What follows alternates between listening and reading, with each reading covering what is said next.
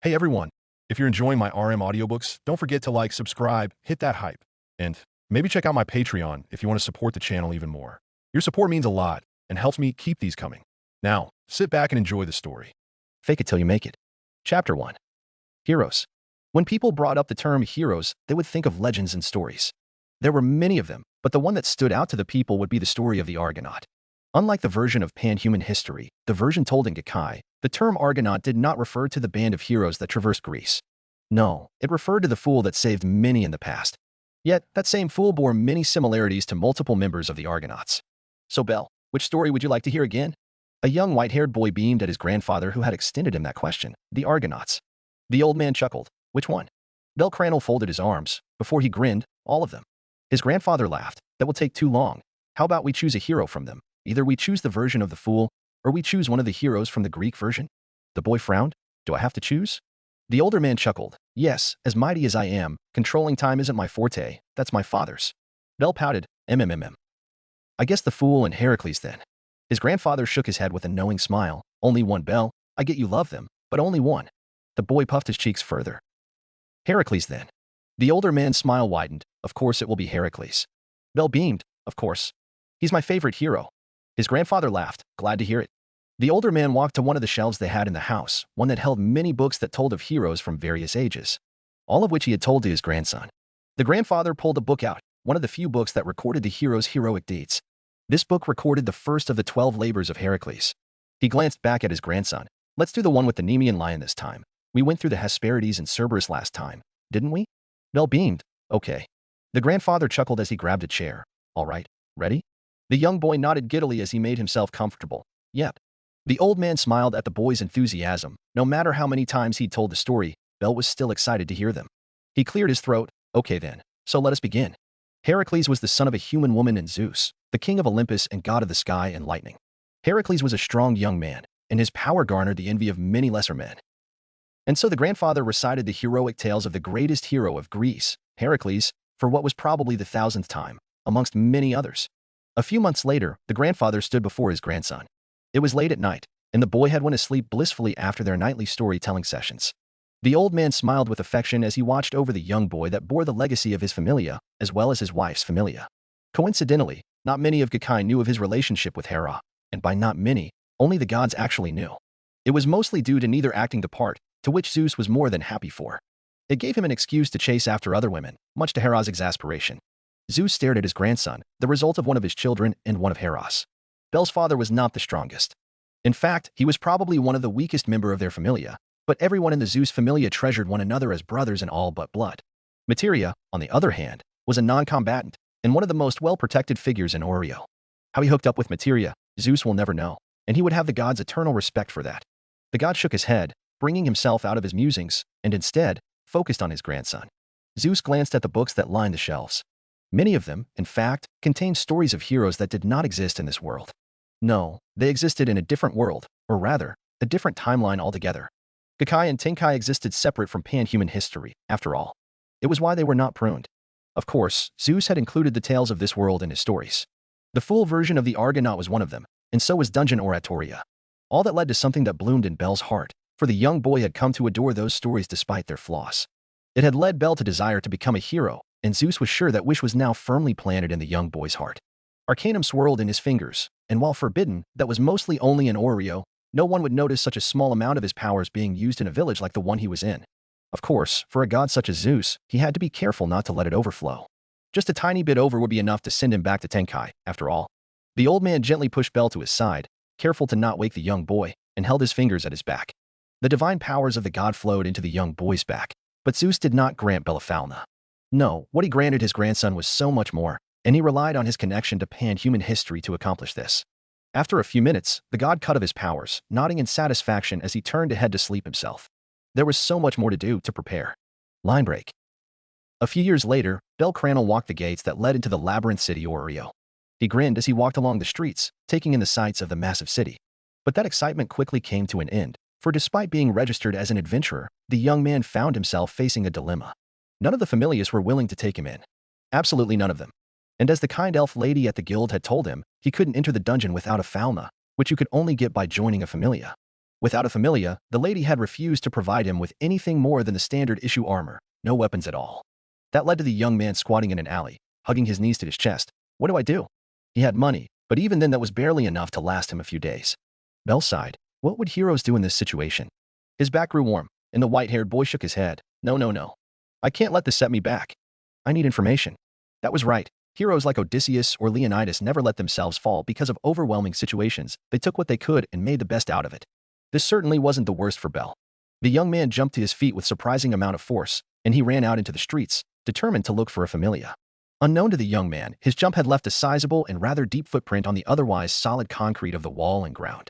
A short moment later, Belle found himself standing inside a basement of an abandoned church. The white-haired boy blinked. Kami-sama, is this the place?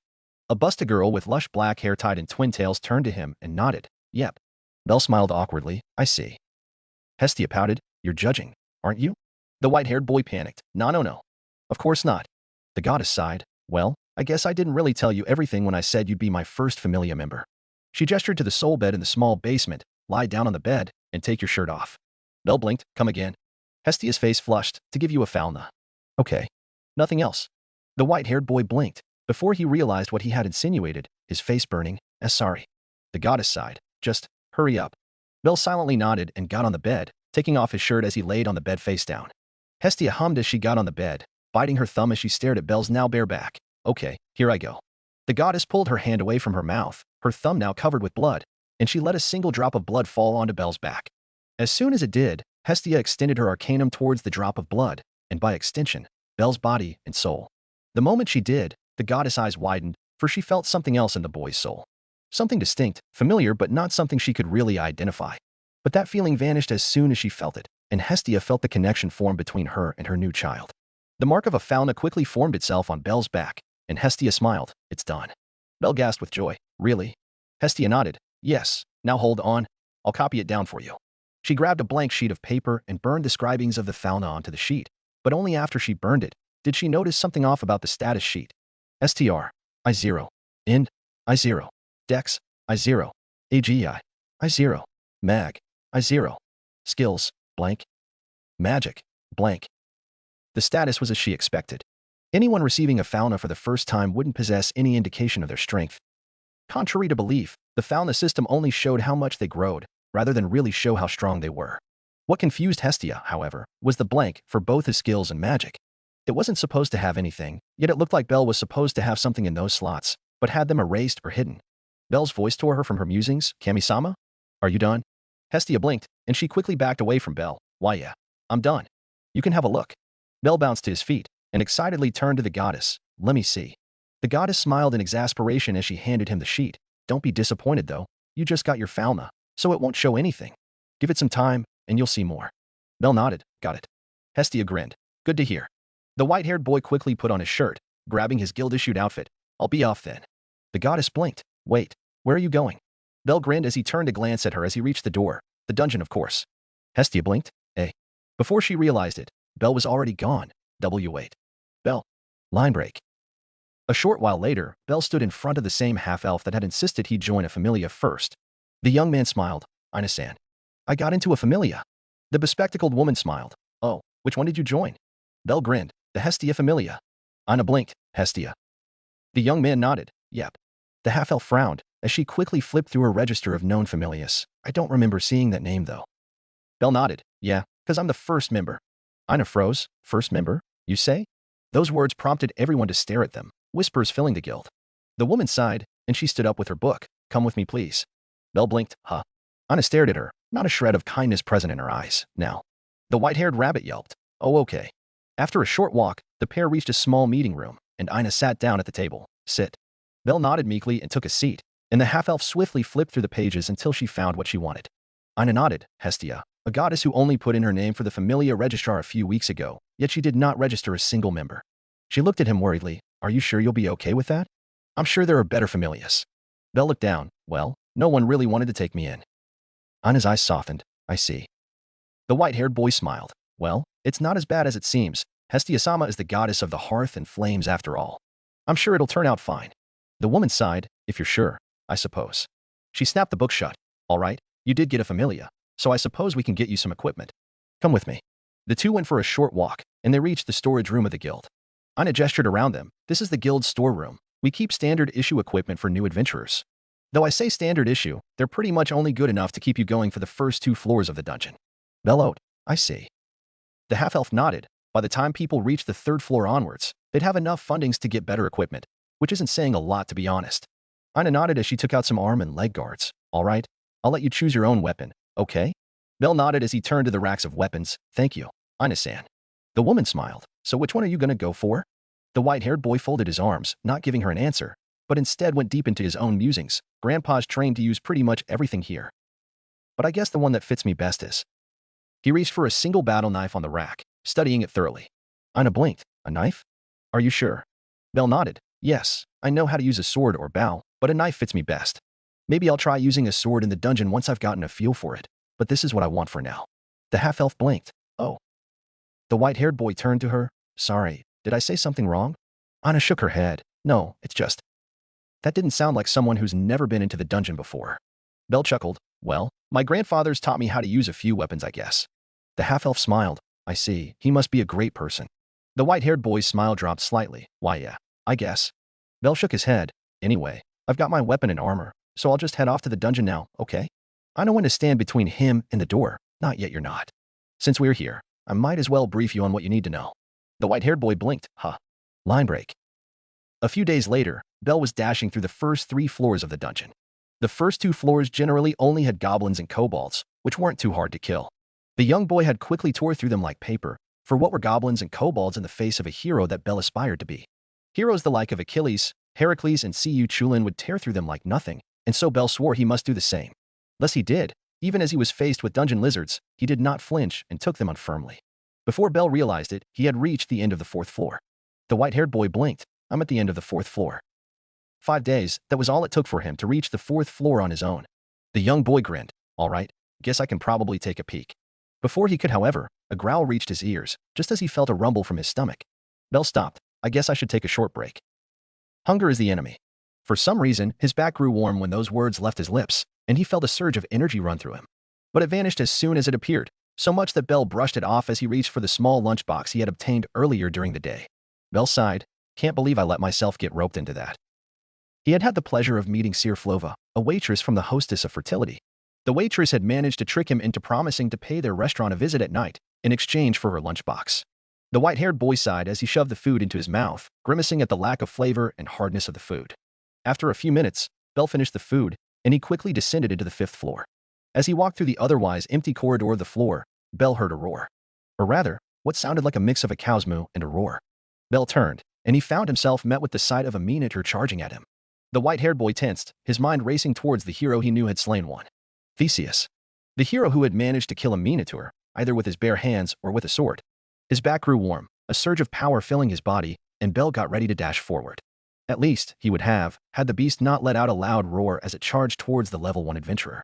The roar, coupled with its intimidating charge, caused the young boy to freeze in place as fear seeped into his mind. At that same moment, the surge of power and the warm feeling on his back vanished, as all thoughts of Theseus vanished from his mind. That was it. That was the end. Those were the thoughts that ran through Bell's mind. Until he caught a glimpse of metal. And the minotaur fell to the ground, as blood splattered all over Bell's figure.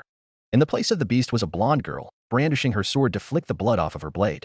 The girl let out a breath. Are you okay? Bell blinked, and he shook out of his stupor. Why, yes. The blonde nodded as she sheathed her sword. Good. I do apologize, though. We let a minotaur slip away. The white-haired boy nodded. I see. Thank you very much for your help. The boy trailed off, to which the blonde tilted her head in confusion. Bell scratched the back of his head, unknowingly staining it with more blood. Sorry, I don't know your name. The girl owed. Ace. The boy nodded. Yes, thank you for saving me, Ace-san. Ace nodded. Don't worry about it. The blonde turned. Are you all right to head back to the surface on your own? Bell nodded. Why, yes. Ace nodded. Good. The floor should be safe now, though. We've cleared out almost everything already. With that said, the blonde disappeared further down into the dungeon, leaving Bell alone. The white-haired boy slumped back onto the ground, before getting up and leaving the dungeon silently. Line break. Later that evening, Bell had gotten an earful from Aina after she had gotten over her initial shock that a minotaur had appeared on the 5th floor. He had, of course, cleaned up, and had asked the half-elf about the blonde who had saved him. Bell walked along the streets, his mind focused on the exact moment Ace had killed the beast. He couldn't see her sword move at all, nor did he even notice her arrival. A single strike, that was all it took for her to defeat the Minotaur, while he froze in fear the moment the beast charged at him. Bell wrecked his brain trying to figure out how he'd reach that level. Or at least, he mulled over it until he reached his destination. The young boy was torn out of his musings when he found himself staring at the doors of a tavern, the host of fertility. Bell sighed as he pushed the doors open, and he found himself staring at the minx of a girl that had roped him into coming. Syr smiled. Ah, you came. Come in. I have a seat ready for you. The white-haired boy smiled in exasperation. Sure. The pair walked into the already busy bar, and Syr showed Bell his seat at the counter. Mia grinned. The owner of the establishment grinned when she saw Syr and Bell. Oh, so you're Syr's friend? Eh? Bell decided to just go with the flow, yes. Soon, the young man found himself face to face with a massive bowl of pasta and an equally large plate of fish. Mia grinned. There we go. Today's special set. The white-haired boy made a complicated expression. I haven't even ordered yet, though? The dwarf laughed. Syr already put them in for you. So just eat up. With that said, Mia turned away to return to work, leaving Bell alone to eat. The white-haired boy sighed, deciding to just suck it up to his bad luck and enjoy the food. As he ate solemnly, Syr's voice reached his ears. Enjoying yourself? Bell turned to look at the gray-haired girl's smiling face. Sure, let's go with that. Apparently the young boy didn't really hide his true feelings too well, as the girl giggled. Sorry, I just couldn't help it, okay? Look, on the bright side, I'll be able to look forward to tonight's pay. Bell sighed. Good for you, I guess. The door opened again, grabbing his attention, only to notice a group of people walking in, a red-haired girl leading them. Yet the moment he laid his eyes on the girl, he knew that she was a goddess. The redhead practically radiated divinity, regardless of how little it may be. Syr followed his line of sight, and she smiled. Ah, the Loki Familia, there's some of our regulars here. Bell nodded as he spotted Ace with them. Is that so? The gray-haired girl nodded. Yep. Anyway, I'd like to talk to you more, but I do have to serve the other customers or Mamma Mia will be mad at me. With that said, Syr turned away to tend to the other customers, leaving Bell to eat in peace and silence. That is, until he heard a loud yell. Hey Ace. How about we tell the others about that one? Bell turned to sneak a glance at their table, spotting Ace's slightly frowning expression. The yell came from a white-haired werewolf, Betloga, having drank a few pints. Ace let out a breath. Enough. Bet smirked. What do you mean enough? Everyone should know just how bad he did. He froze in front of the Minotaur. Riveria frowned. Quiet down, Bet. The werewolf snorted. Shut it, hack. You should have seen what happened when Ace killed the Minotaur. The wimp got himself drenched in blood like a tomato. Bet continued his drunken rant, much to the discomfort of his teammates. Until Bell had enough. The young man looked up, where he found Mia staring at the Loki Familia's table with a distasteful look. Mia-san. The dwarf turned when she heard him. What's up, young man? Bell placed a small pouch of Valis on the table. How much do I owe you? Mia raised an eyebrow. You're not even halfway done. You want to pay now? The boy brought out a pouch of Valis. The food's very delicious, but I just lost my appetite. Sorry. The dwarf glanced back at Bet, and she connected the dots. Don't worry about the bill. It's on the house. Her words seemed to spark something in him, and Mia couldn't tell if she liked it or not. But before she could make a decision, Bell placed a pouch of Valis on the table. No, I can't do that. I'm not sure the exact amount I owe, but I'll drop by tomorrow if I owe any more. With that said, he silently left the bar in a hurry, careful not to let his frustration show. Yet despite his attempt, he was not unnoticed by Ace and Syr. That night, Bell didn't return to his basement in Hestia's church. Line break. A few days later, Bell walked along the streets. The young man sighed. Hestia-sama said she'd be away for a few days. I have been saving up here and there for the past few days. Should I take the day off? Before he could head towards the dungeon, however, a familiar voice reached his ears. Hey, white hair. Bell paused, glancing around until he found himself staring at the entrance of the host of fertility, or rather, the waitress standing at the door. The white-haired boy recognized her from when he visited the pub again after the first time he went, thankfully not bumping into any members of the Loki Familia again. Bell turned and approached her. Good day, Anya-san. Anya grinned. Oh ho, so you remember my name.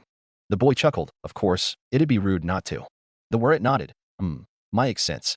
She shook her head. Anyway, I need you to hand this to that dummy Syr. Anya shoved a purse into Bell's hands, much to his confusion. I beg your pardon? Anya, you're confusing him. The two turned to see a green-haired elf walking out holding a bunch of dishes. Anya snorted. That's where you're wrong, Rio. Mew is sure he understands that I want him to bring the purse to Syr at Monsterphilia. Ria sighed. That would be the case, Cranel-san. If you could bring Syr her purse, we would be grateful for that.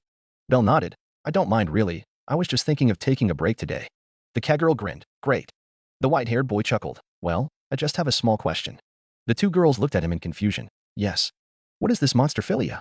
A short moment later, Bell walked with the crowd towards the amphitheatron, where the festival was being held. The white rabbit glanced around in awe. Wow. There really is a lot of people around. As he walked around, Bell felt as if someone was watching him, and he turned to look around for the source of discomfort. The white-haired boy decided to brush it off and just continue searching for the waitress. After 15 minutes of searching for Syr, to no avail, Bell sighed as he sat down on a bench outside the amphitheatron. What was I thinking? Looking for Syr in a place like this would take ages. Before he could continue his line of thought, however, he heard the sound of someone crying. The young boy blinked as he turned to the source, only to find a young girl crying. Bell quickly approached her, getting down to a knee as he asked, "Hey, what's wrong?" The girl sobbed as she answered, I can't find my mom." The white-haired boy blinked. Oh, that's not good. "Do you remember where you last saw her?" The girl just continued crying. "I don't know." Bell scratched his neck. Okay, how about this? I'll look for your mom with you. I lost my friend too, so if we look together, we can find them." The girl sobbed. "Oh, really?" The white-haired boy smiled. "Yep. So try to stop crying. We won't be able to find them if you keep crying." She sniffled. "Oh, okay." Bell smiled. "Okay. Now, let's go." He held out a hand, and the girl grabbed onto it softly. Soon, the two walked around the amphitheatron, and the girl asked, "Mister, how did you lose your friend?" Bell chuckled. "Well, she wanted to look around, and we got separated, I guess." The girl blinked, and she smiled. "Oh, just like me then." The boy smiled and nodded. "Yep, so if we work together, we can find both your mom and my friend." The younger girl just beamed and nodded. The two continued to walk around, until they heard a giant explosion followed by a scream. Bell furrowed his eyebrows. What's going on? As if on cue, they all felt the ground rumble, and they saw it. A giant beast that looked like a white gorilla hanging on the ceiling of one of the hallways of the amphitheatron, a silverback. The monster laid its eyes on Bell and the girl, and it growled, much to Bell's horror. Oh shit.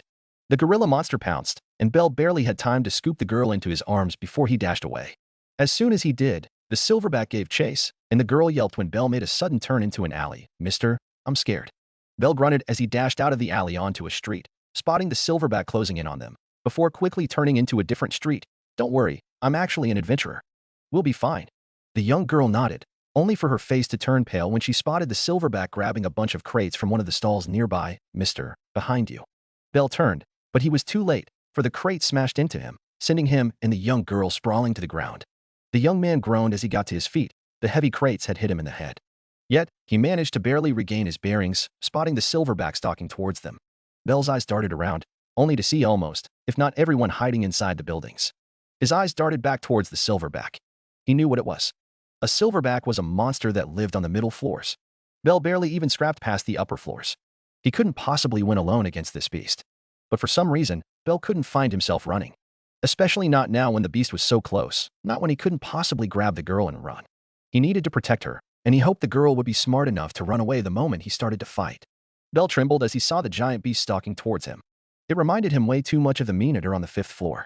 But this time, he didn't feel like running away. He was scared, but not frozen in fear. The only thing on his mind was to keep the little girl behind him safe, despite only having met her in the last hour. "So you want to save her?" Bell froze as those words rang in his mind. It wasn't a voice, but those words rang within him, as if questioning his motives. The young boy didn't answer verbally or mentally, but those words continued, as if reading his soul. "So you wish to save a girl, one you don't even know. You can just run and lead the monster away, but you'd rather stay here and fight it, just because there's a chance it might target her." Bell gripped the handle of his knife, pushing aside that presence he felt in his mind, yet all it did was earn its amusement. "Ignoring us, are you? You would focus on the current situation. Not bad. Then let us begin. Henceforth, the seal shall be gone." The silverback was almost upon him, yet Bell stiffened as he felt his back burn. His lips moved, almost unconsciously. "I am thou. Thou art I. Thou hast acquired a new vow." Mana poured out of Bell's body, one that the silverback easily recognized, for it pounced. Yet, despite chanting, Bell moved, dodging the swipe. But not once did he stop chanting. "Thy body shall serve under mine will, and mine fate shall be thy sword." The silverback swiped again, but Bell slid under it, quickly getting to his feet once he got behind the beast. The beast roared and charged him again, but Bell didn't stop moving, nor did he stop chanting. "Let an oath be sworn here. I shall attain all virtues of all of heaven. I shall dispose of all evil of hell." The silverback swiped at him again, and Bell was forced to block the swipe with his dagger, the blade quickly cracking under the force of the beast. Bell grunted in pain, but continued to chant, "If thou dost accede to this will and reason, then come forth from the rings of restraint, O protector of the balances." The young boy felt power surge into his body, focused on his back, and he gave one last roar. "Load, Heracles." As soon as those words left his mouth, a large surge of energy exploded from Bell's body, blasting the silverback away onto the ground. At the same time, every god in Oreo felt it. Divine power. It wasn't the same as their own, it wasn't arcanum, But the divine properties the power held was undeniable. It was foreign, yet not. And it was something gods that hailed from the Greek pantheon all easily recognized. For whilst only being a small part, what Greek god would not recognize the greatest hero of Greece? Except there was one extra detail that none of them could ignore. The power they felt did not belong to this world, not Tenkai, and certainly not Gekai. Back with Bell, the space around him seemed distorted, as energy radiated off of his body so much that an almost invisible aura could be seen. But that wasn't what the young boy was focused on. Instead, he was more caught up with something else. As soon as he had spoken the name of what was arguably his favorite hero, images flashed before his eyes. Bell, being the hero fanatic that he was, easily recognized them, for he had heard of those stories countless times. But before he could ponder more on what it meant, the silverback's growl pulled him back into the present. For some reason, the beast did not seem so threatening now. Despite its size and appearance, Bell did not felt frightened at all. The white-haired rabbit took a deep breath, and he moved. In the blink of an eye, Bell found himself above the silverback, and he kicked. The monster was quickly sent crashing into a wall, much to his surprise. Bell looked around, and he spotted the young girl some distance away, staring at him in awe. The white-haired rabbit smiled. "Don't worry, it'll be over soon." He turned to the silverback once more, as it managed to get back to its feet, but that was the last time Bell would let it do so. Raising his right arm up, Bell took a deep breath. In a bright white flash, a giant axe sword made of rock appeared in his hand, much to the surprise of every bystander watching. Set, 9 lives. Author note. So that's the first chapter. Yes, it is a story where Bell inherits the powers of heroes from the throne. He won't be getting Liara's freeze. A different skill will take that place. This idea actually came about when I read about the Argonaut skill, which Bell can only use when he thinks of a hero. So I thought, what if he thinks of a hero, and he can actually use that hero's powers? Being the massive Fate fan that I am, I couldn't not do a story like this, especially with DanMachi being a myth-heavy series on its own. I am not sure if I will have him summon any servants at the moment, if at all. But he will have to earn access to each hero one by one, so don't expect him to become overpowered suddenly. Heracles' powers will of course have some restrictions on it, and what Bell used here is the Berserker variant. More will be explained in the future chapters. So do read on.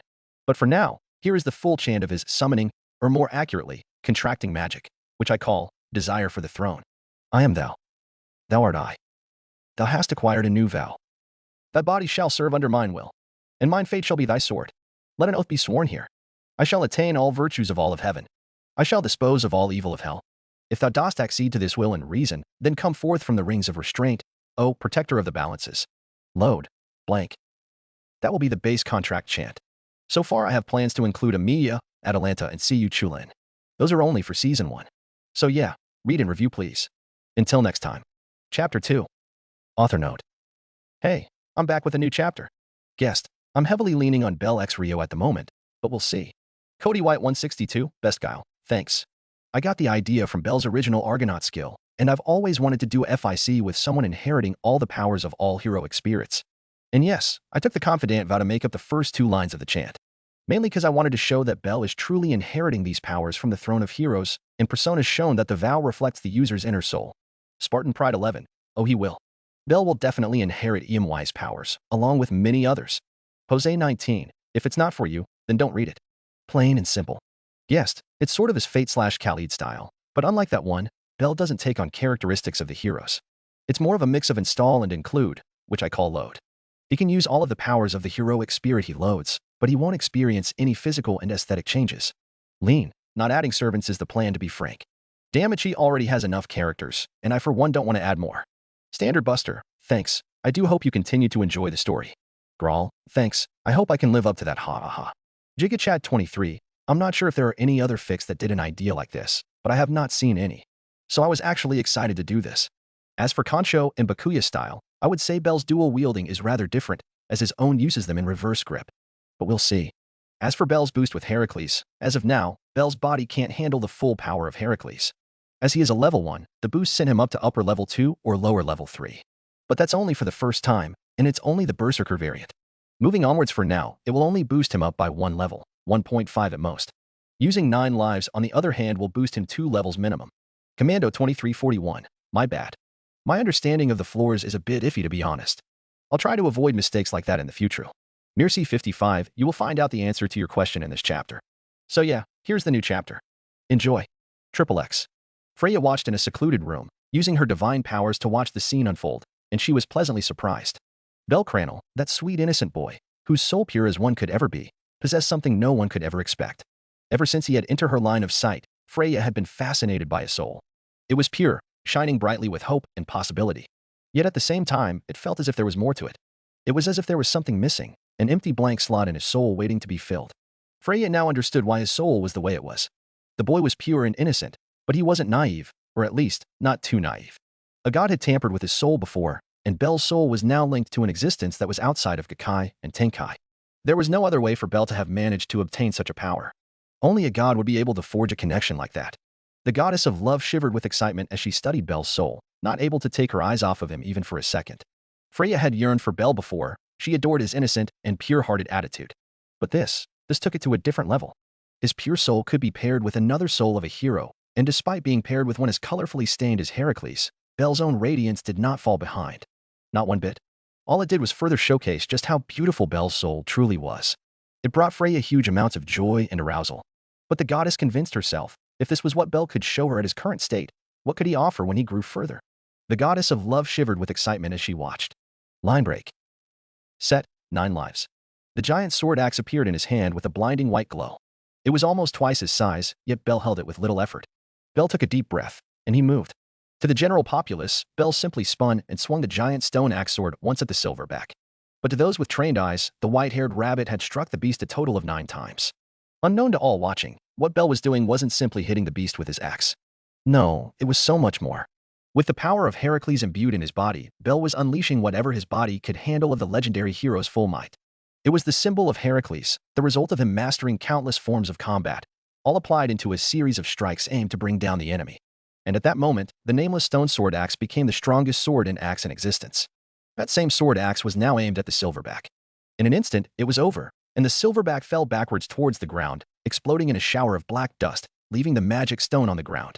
Belle breathed heavily, and he released his grasp on the axe sword, letting it disappear in a swirl of whitish-blue particles. At the same time, the effects of his magic wore off, and Belle barely managed to stay on his feet, the strength of the legendary hero leaving his body. But before he could fall to his back, a round of cheers and applause reached his ears as everyone came out of hiding. Only then did he remember the whole reason he had taken on the silverback in the first place. Belle turned, his body aching with every twitch he made, but he managed to find the young girl he was with before. Belle stumbled in front of her. "Are you okay?" The girl beamed. "Yes. Mister, that was really cool." The white-haired boy chuckled. "You think so?" The younger girl just nodded. "Uh-huh."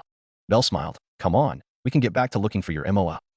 He trailed off, and his vision blurred, before he fell to the ground unconscious, much to the surprise of everyone around him. Line break. Later that day, every god and goddess gathered in the Tower of Babel.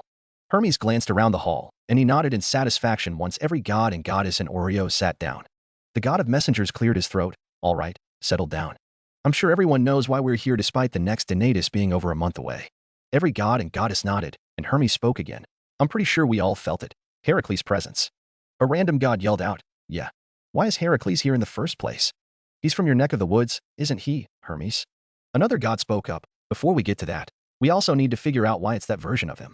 Every god and goddess nodded. They knew the presence was foreign, at least to Gekai and Tenkai. Takamikazuchi folded his arms. A Heracles from pan-human history." Hermes nodded. "Uranus has also spoken. Heracles' presence came from the throne of heroes." That caught everyone's attention, and a random goddess yelled out, "Wait, so we have a heroic spirit here?" The god of messengers nodded. "We might. Heracles' presence disappeared shortly after it appeared, so I'm inclined to think he was summoned." The insect folded his arms. "But by whom?" Hermes looked at him. "That is the question I want everyone to be aware of today." My children and Ganesha's children had a look around. There weren't any signs of a summoning ritual for servants, and even then the signature was too spread out and brief. Another god spoke up. "Speaking of which, what does Ganesha have to say? We can't ignore the fact that his monsters got out of control." Loki chuckled. "Right? My kids had to clean up your mess, you know?" Ganesha laughed. "Worry not. I fully take responsibility for the incident today, for I am Ganesha." Hermes nodded. "Uranus has decreed that Ganesha pay a fine and be held responsible for all damages suffered from today's incident. So unless anyone has a complaint about that, that issue has been dealt with. Everyone with losses will be compensated, of course." Mummers could be heard around the hall, but no one really voiced out their complaints. Hermes nodded. "Then that's all. The main point was to see if anyone knows where Heracles was summoned from." "I don't think I need to explain why." Everyone nodded, and Freya stood up. "If that is all, I shall excuse myself. I am a busy woman after all." Hermes nodded. "Of course." The god of thieves eyed the goddess of love, before glancing at Hestia, his lips curving upwards. Line break. Meanwhile, Belle groaned as he came to. "Ugh. What hit me?" He opened his eyes groggily to see an unfamiliar ceiling. The white-haired boy grunted, "Where am I?" "Ah, you're awake." Bell turned his head to his side, and he spotted Rhea entering the room. "You're Rhea-san." The elf nodded as she walked in, setting a set of fresh clothes on the table. "Yes, how do you feel?" The white-haired boy groaned, "Like shit." Rhea nodded, "I suppose so. Fighting a silverback must have been tough for a level 1. Bell blinked. "Huh? How did you dash?" The elf answered, "Syr told us. She said you protected her and a young girl from the silverback, but you collapsed afterwards." The boy blinked. "Oh. He furrowed his brows. He was sure he didn't see Syr at all, so perhaps she was somewhere in the crowd. Bell snapped his head at the elf. "What about that girl?" The elf's lips tugged upwards. "She's safe." Syr said the girl was reunited with her mother. The boy sighed in relief. "That's good." Rhea backed away from the bed. "Once you're rested, do come down. Mamma Mia's prepared some food for you." Bell blinked. "W8? Am I at the hostess of fertility?" The elf raised an eyebrow. "Yes, Syr brought you back after you collapsed." The boy nodded. "I see." Rhea studied his face for a moment, before turning away. "If that is all, I shall be going back to work." Bell blinked. "All right. Sorry for taking your time." The elf sighed. "Don't worry about it." As Ryu closed the door, Bell sat up, grimacing from how sore his body felt. His mind then went to the fight with the silverback, Heracles. I used his powers, didn't I? He wasn't an idiot. Whilst a blur, Bell remembered what he did. 9 lives. Bell knew what it was. His grandfather had told him all about Heracles. The hero's ultimate technique was one of them. Bell's lips curved up with anticipation. I can use Heracles' powers. But his excitement quickly came to a halt when he realized he didn't exactly know how to call on them. The white-haired rabbit scratched his head. That was an issue. He had no idea how to call upon that power again. He shook his head. He could worry about that at a later date. The young boy got off the bed and put on the set of clothes Rio had given him, a simple shirt and pants. Bell took a breath. Okay, time to head down. The white-haired boy walked down the stairs, and sure enough, he was in the hostess of fertility. He quickly spotted Mamma Mia at the bar, and evidently, she noticed him too. The dwarf's lips tugged upwards. There you are. I was wondering how long you were going to be up there. Bell lowered his head. Sorry for imposing, Mia-san. Mia snorted. Think nothing of it. It's the least we could do after you went through all that trouble just to bring Syr her purse. The dwarf sighed. Seriously, that's some bad luck. Your first monster philia and you have to fight a rogue silverback of all things. The boy chuckled. It wasn't that bad. I think. And I didn't even get to give her the purse. Mia snorted. Having to fight a silverback not even a year after starting? I'm surprised you're even alive.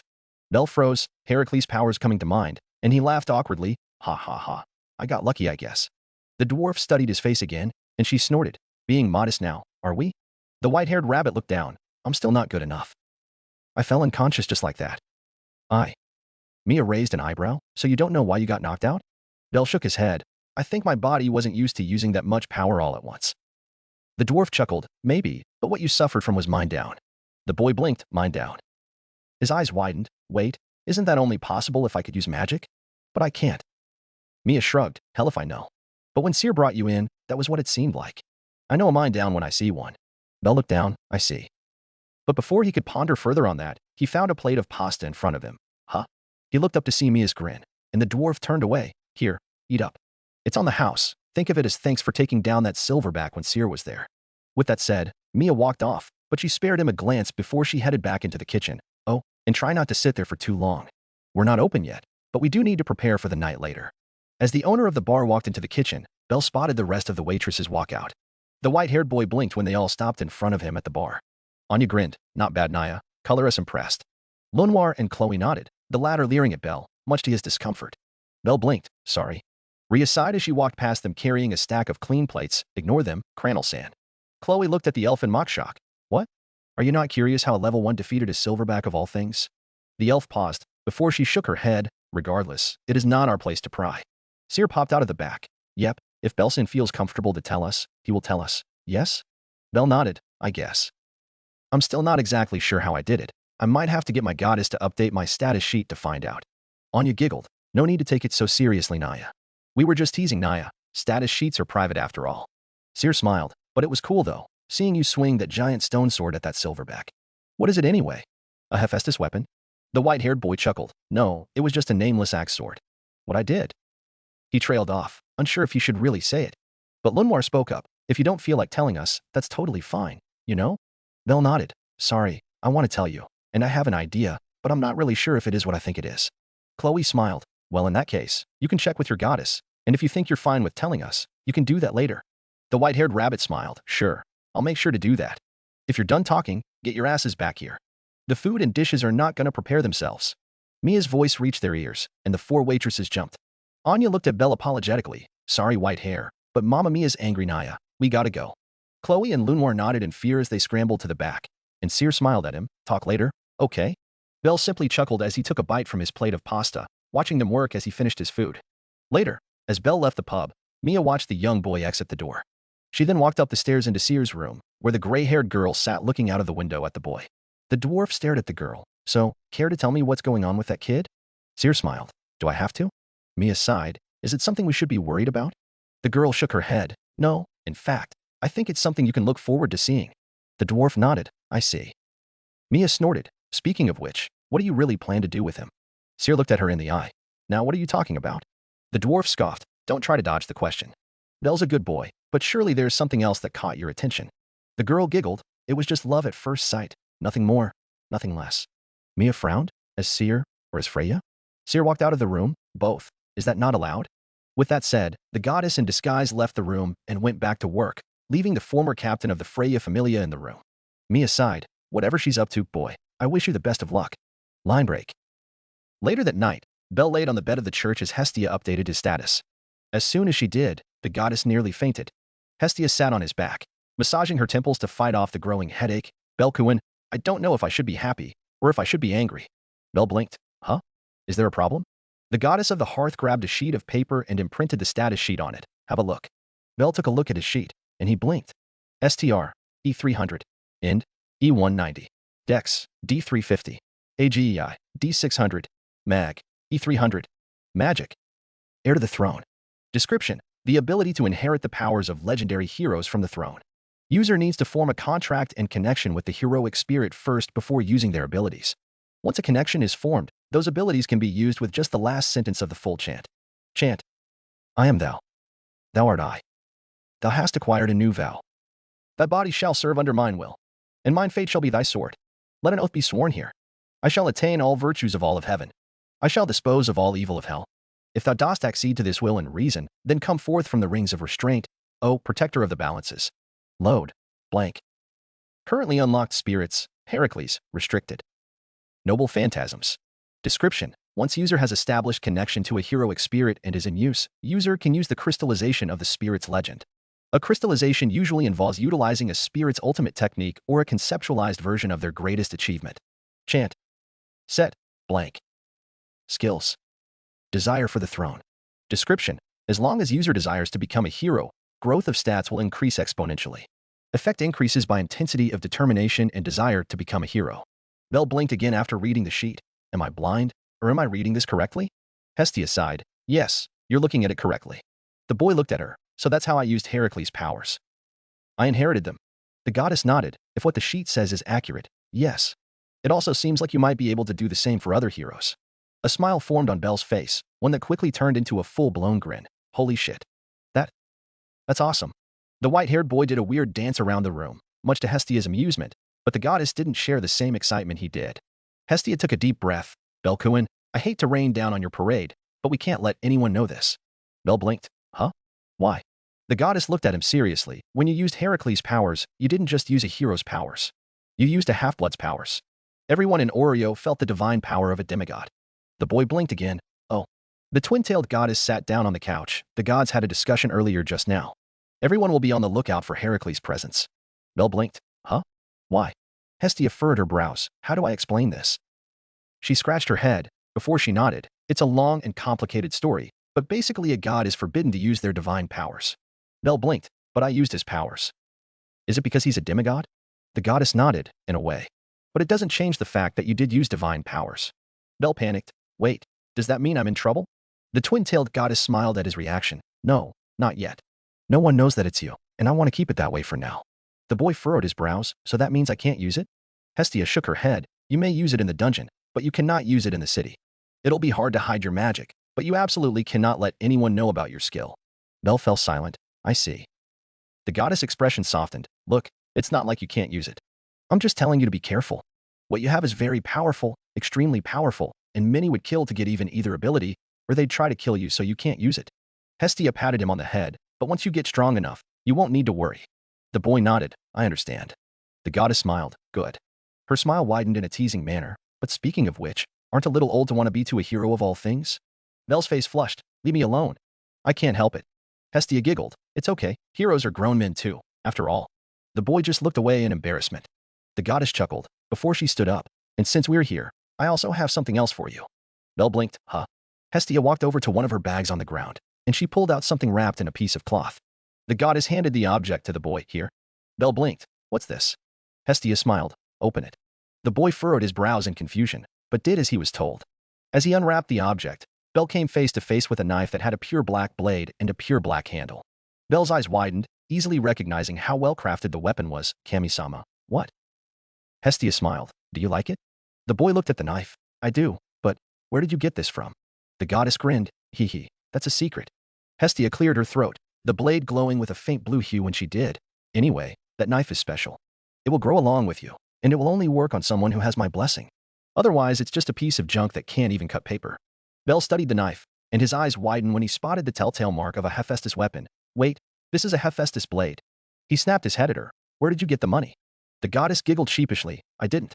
I got Hephaestus to forge it with a few conditions, one of them being a loan. Belle's eyes shone with worry. How much do you owe? Hestia huffed. That's none of your business. It's between us goddesses. The boy frowned, but dash. The goddess cut him off as she shook her head violently. No buts. It's my gift to you for being my first child. So use it and get strong. Make yourself famous. Are we clear? Belle blinked when her tone turned serious. Why, yes, ma'am. The goddess nodded, before she remembered something Hephaestus words some time again. Speaking of which, Belle, lie down again. I need to do something. The boy blinked. Huh? Okay, I guess. He did as he was told, and Hestia got on his back once more. Belle blinked as he felt her finger on his back. What are you doing? Hestia bit her thumb, coating it with blood. I'm locking your status. People can see your status sheet, if they can read it, of course, but they won't be able to read your magic and skills. Belle blinked again as he felt his back grow warm once more. Oh. Hestia smiled, getting up as she wiped her thumb clean of blood. Good. Now get some rest. You've had a long day. Once you're rested, you can head back into the dungeon if you want. The boy beamed. Got it. Line break. The next day, Belle went down to the 3rd floor. The young boy looked around, finding the area to be clear of adventurers, and he took a deep breath. Okay, this should be fine. As if on cue, goblins and dungeon lizards spawned from the dungeon, and Belle grinned, just in time too. He let out a breath. All right, if I remember correctly. Belle widened his footing. Load. Heracles. In an instant, the white rabbit felt the strain on his mind, but he also felt a massive surge of power flow into his body. It didn't feel as much as when he used it the first time, but it was still a lot of energy. Belle gripped the knife he'd obtained from Hestia, and the blade glowed with power. The boy charged, and to his surprise, the monsters all felt incredibly slow to him. Even before the first goblin could swing at him, Belle's knife was already in motion, slicing it in half. A dungeon lizard tried to pounce him from behind, but the white rabbit simply spun, kicking it in the face. But to his surprise, the kick didn't just send the monster flying. It destroyed it the moment his feet touched the lizard's face, leaving a cloud of black dust and the magic crystal. The young man blinked in surprise, for in the blink of an eye, only 2 monsters were left, 2 dungeon lizards. Belle stared at the 2 monsters, growling at him as they circled him warily. The white-haired boy slowly sheathed his blade, and he spoke. Set, 9 lives.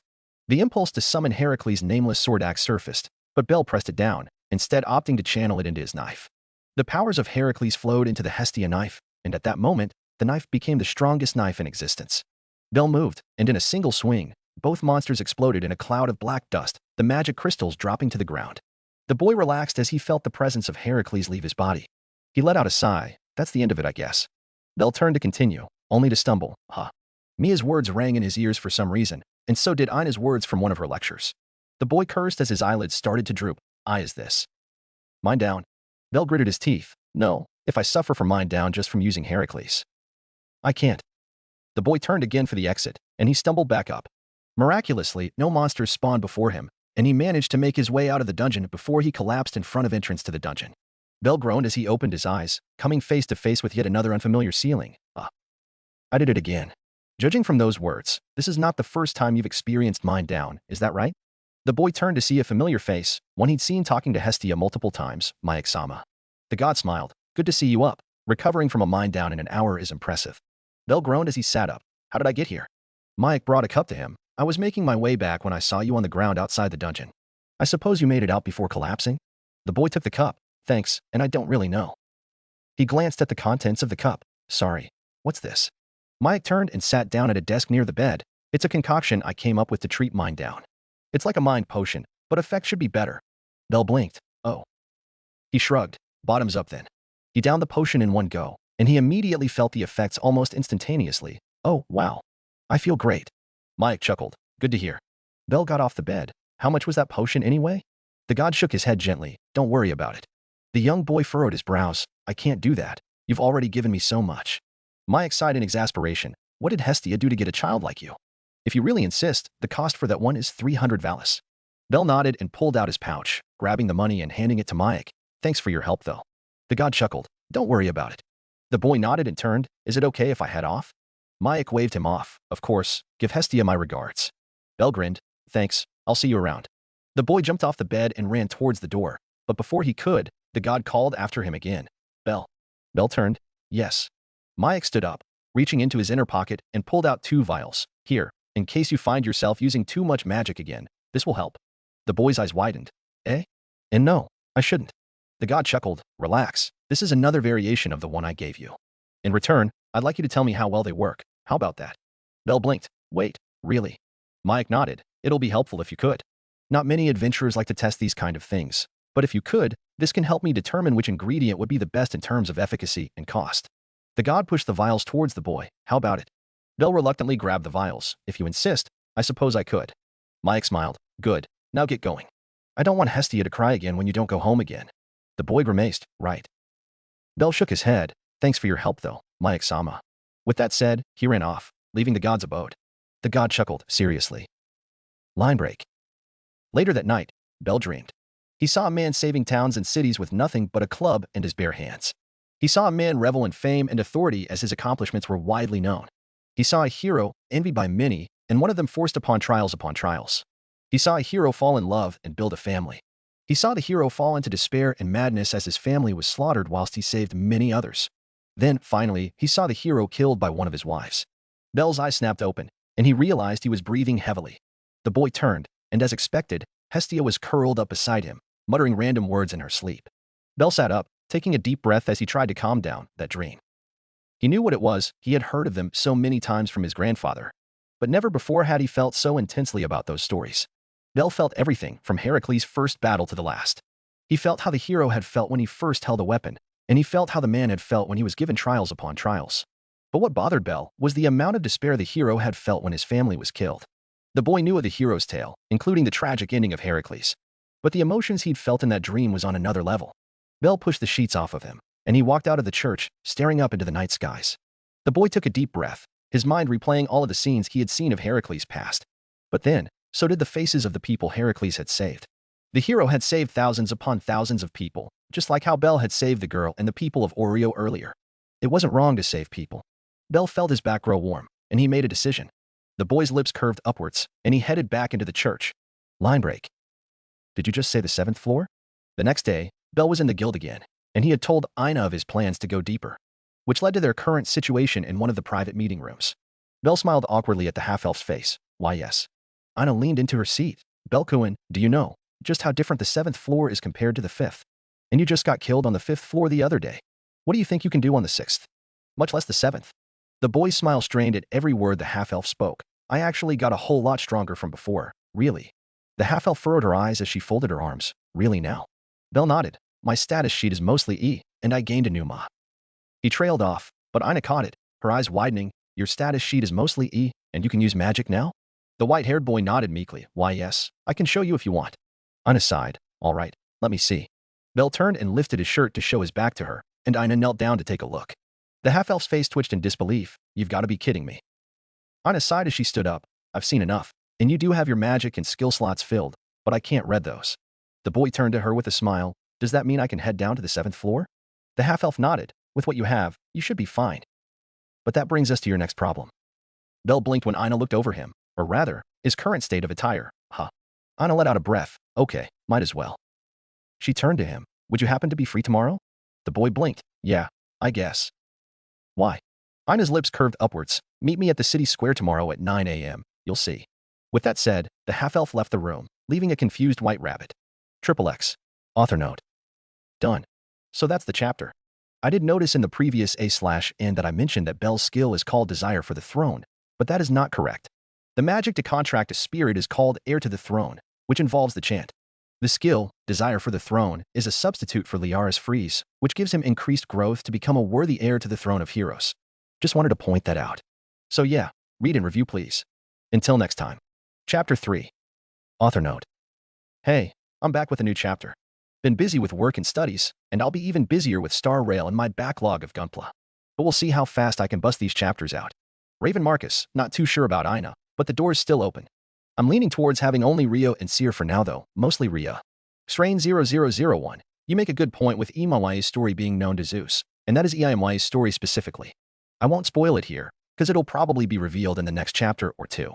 However, I don't agree that Amiya's story being too much to tell a kid. For one, Imawai, as in the Counter Guardian story, isn't really that bad. If you consider something like Heracles' story, Achilles or Siyu Chulin, I don't see why Zeus wouldn't tell Belle Amiya's story if he knew it. It would be a good way to stop Belle from going too far in his dreams to be a hero. As for Imawai being too overpowered, let's face it. Belle inheriting every heroic spirit from the throne is already very overpowered, despite the limits he has with them. Imawai's access to the copies of noble phantasms is something Belle can already do. No offense meant in my response, just my reasoning behind this decision. Cody White 162, thanks. The idea is Belle being a vessel, or like a cup. His soul fills up maybe half of that cup, and the heroic spirit's powers will definitely overfill it. So what happens is the amount of powers that flows into Belle's body is limited, and it will increase as Belle grows. Same with the end-piece, he can't use what he doesn't have. As for the gods knowing the throne, the idea is that the gods are aware of their counterparts in pan-human history in the gist of it, just like how the servants will know the true identity of enemy servants thanks to the Grail. Except here, they are aware of the concept of pan-human history. Again, Belle summoning servants is something I'm not keen on doing.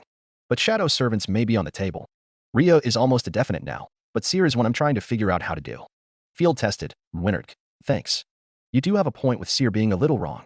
I may or may not ditch that idea, but for now, she is considered to be a love interest along with Ryuu. I do want to make it more of a one-man ship thing too, but we'll see how it goes. Anyway, here's the new chapter. XXX. Belle stood in front of fountain near the city square, waiting nervously. Belle. Until he heard a familiar voice call out his name, and Belle turned, only to freeze. The reason was simple. Standing before him was a different half-elf, or rather, it was the same half-elf that he'd see every day. Except, she didn't have her glasses on, and was dressed in a white blouse and short red skirt, black leggings running up to her thighs. Aina smiled when she saw him. Good morning. Belle blinked. Gee, good morning. The gilded visor giggled at his obvious nervousness showing, and she decided to tease him a bit. So, how do I look? Aina held her hands up, twirling slightly to show off her outfit. Much to her satisfaction, Belle's face reddened up slightly. Why, you look much younger than usual. The half-elf raised an eyebrow, before puffing her cheeks. That one only works for older women. I'm only 19, you know? Belle yelped, and he bowed 90 degrees down. Sorry. Aina giggled. Well, as punishment, how about we hold hands for today? The boy's face reddened. Huh? The half-elf just giggled at his face. I'm just joking. Come on, we don't have all day. With that said, Aina walked past him, and Belle blinked, before yelling out, wait for me. A short moment later, Belle asked as he walked beside the half-elf. So, where are we going, exactly? Aina smiled. Tell me, how many weapon shops have you been to so far? Belle blinked. Huh? He counted with his fingers, I guess, 3 in total? The half-elf nodded. I'm assuming they're all located in the city, yes? The boy nodded. Yes, I couldn't exactly afford any better weapons. Aina smiled, which brings us to the answer to your question. Before Belle realized it, they were standing outside the Tower of Babel. Wait. The half-elf's smile widened. Yep, we'll be heading for the Hephaestus Familius shops. Panic made itself evident on his face. Huh? Aina's smile didn't waver. Yep, we'll be heading for the Hephaestus Familius shop. Belle shook himself out of his stupor. Wait. I don't even have the kind of money to buy even a piece of armor from those shops. The half-elf giggled. Stop complaining and let's go. With that said, Aina grabbed him by the wrist and pulled him towards the shop with a surprising amount of force. Soon, the two were inside the tower, and they stood in a glamorous corridor with various shops and weapons on display. Belle marveled at the interior design of the floor. Wow. Aina smiled at his reaction first time. This is the part of the store where the higher-ranked weapons are being sold. What we're looking for is at the upper floors though, but we might as well have a look since we're here. The boy's face blanked. Up. The half-elf held back a giggle when she saw his expression. Come on. The two walked along the corridor, and Belle barely held back his shock when he saw each weapon costing over hundreds of thousands of valis, each one going up more and more as they walked towards the elevator. Aina saw his expression and decided to tease the boy. So? See something you want? Belle hung his head. Nothing that's within my reach. The half-elf giggled. I think that's enough teasing you for one day. Let's head up. The boy sighed and followed her into the lift, and soon they found themselves on the upper floor. Bell blinked in confusion, however, when he was met with a rather run-down-looking floor instead of a luxurious-looking interior. Ina smiled, surprised. The lower floors are for blacksmiths who've proven their products to be high tier. This floor, on the other hand, is for those who are not as good. Bell looked around. I see. Sure enough, the weapons and armor around them were very different from the ones downstairs. The half-elf nodded, of course. They're screened by the higher-up members of the Hephaestus familiar and the goddess herself, so they're definitely trustworthy to some extent. The boy walked further in. Wow. Ina chuckled. Not so bad, right? Bell nodded. Yeah, this is what I was looking for. He looked at her. I'll go look what they have deeper in, okay? The half-elf smiled. Sure. With that said, Bell ran off, leaving Ina chuckling in exasperation. The white rabbit browsed the shelves, taking in many of the products on display, and to his surprise, most of the items were well within his financial ability. They certainly weren't the best as compared to the ones on display from the lower floors of the shop. Bell grabbed a set of light armor from the shelf, giving it a brief look over, before placing it back. It was well made, at least for someone wandering around the top floors. But it wasn't what Bell was looking for. The boy continued walking around, until a glint of light gray caught his eye. Bell bent down and picked up a set of light gray armor, and he blinked in surprise. Whoa, this is actually good. Unlike the other pieces of equipment he'd seen, this was by far one of the better ones. The boy smiled to himself. He had his knife. What he lacked now was a good set of armor. Bell picked the chest piece from the box, turning it around. Welf Kratzo. The boy's lips curved upwards. He wasn't ignorant of the Kratzo name, for it was one he easily recognized from the story of Argonaut the Fool. He then glanced down at the box where the price tag hung at his side, 9,900 Valis. He had the money, though it would take a relatively sizable chunk from his savings. Bell looked up, giving the surrounding shelves a brief scan, and despite not being an expert, he could see that the armor was one of the better ones. A giddy smile appeared on his face. For him to find a set of armor made by a Kratzo, surely it meant he was well on his way to become a hero. Bell, here you are. The boy turned to see Ina walking into his aisle. Ina-san. The half-elf smiled. I found something good over there, oh? She easily noticed the chest plate in his hands, and Bell smiled at her. I'll be getting this one. Ina smiled at him knowingly. Light armor again. Huh? Well, I guess it makes sense for you. Bell chuckled. Yep. The half-elf sighed with a smile. Okay, if that's what you want. The boy nodded as he picked the box up. Yeah, this is what I need for now. Ina giggled at his giddy expression. As long as you're happy. She gave the aisle she came from a brief glance. Speaking of which, are you heading for the dungeon tomorrow? Bell hugged the box of armor up. Of course. I need to test this bad boy out. Ina smiled in exasperation. Well, if you're planning to head onto the lower floors, you might want to look for a party. The boy blinked. A party, you say? The half-elf nodded, her hand reaching up to push her non-existent glasses, only to realize she wasn't wearing them and folded her arms instead. A party essentially consists of adventurers of different familias for various reasons. Bell nodded in understanding. I see. Ina nodded. Not every familia have good interrelations, so some of them tend to party up with people from other familias to make dungeon exploring easier. The boy owed. I see. I didn't know we could do that. The half-elf raised an eyebrow at him. I'm pretty sure I covered that during one of our lessons. Have you been slacking? Bell yelped as he shrunk away. Ina giggled. I'm kidding. I might have missed it anyway. The boy breathed out in relief. Oh. The half-elf let out a breath. But in all seriousness, I mean it. You should look for a party, or hire a supporter at least. Bell blinked. A supporter? Ina nodded. Yep, they won't fight on the front, but they'll make things a whole lot easier. If you want, I can look for one for you. The white rabbit smiled. Thanks, I'll let you know if I'm looking for one. The half-elf giggled. Make sure you do, okay? Bell nodded. Gotcha. Ina nodded. Good, now let's go. Line break. A short while later, Bell and Ina were in front of the same fountain they were at earlier. Ina looked up. I really didn't expect us to take this long. Bell nodded. Yeah, we spent most of the afternoon in there. The half-elf nodded. Well, it was time well spent, I'd say. The boy grinned as he glanced down at the small trolley he'd gotten from the shop. Of course, thanks for coming with me, though. Ina smiled. Anytime. The young woman then pulled out something from behind her. Speaking of which, Bell blinked when he was presented with a shiny silver vambrace. Huh? Ina pushed it towards him. Here? A present from me. The white-haired boy blinked. Wait, what? Bell shook his head frantically. No, I can't possibly take this. The half-elf didn't back away. Take it, please, for my sake. The white-haired boy blinked. Ina's face flushed when she realized what she'd said, and she shoved the vambrace into his arms. Just take it, okay? The half-elf took a deep breath. It's just. I've seen so many people die in the dungeon, I don't want you to be another one of them. Bell stared at her for a while, and Ina's face flushed again. Say something. The boy smiled, and he tightened his grip on the vambrace. Got it. I'll do my best not to die in the dungeon, not when you've done so much for me. Ina smiled and nodded. Good. I'll find a way to bring you back and kill you myself if you did.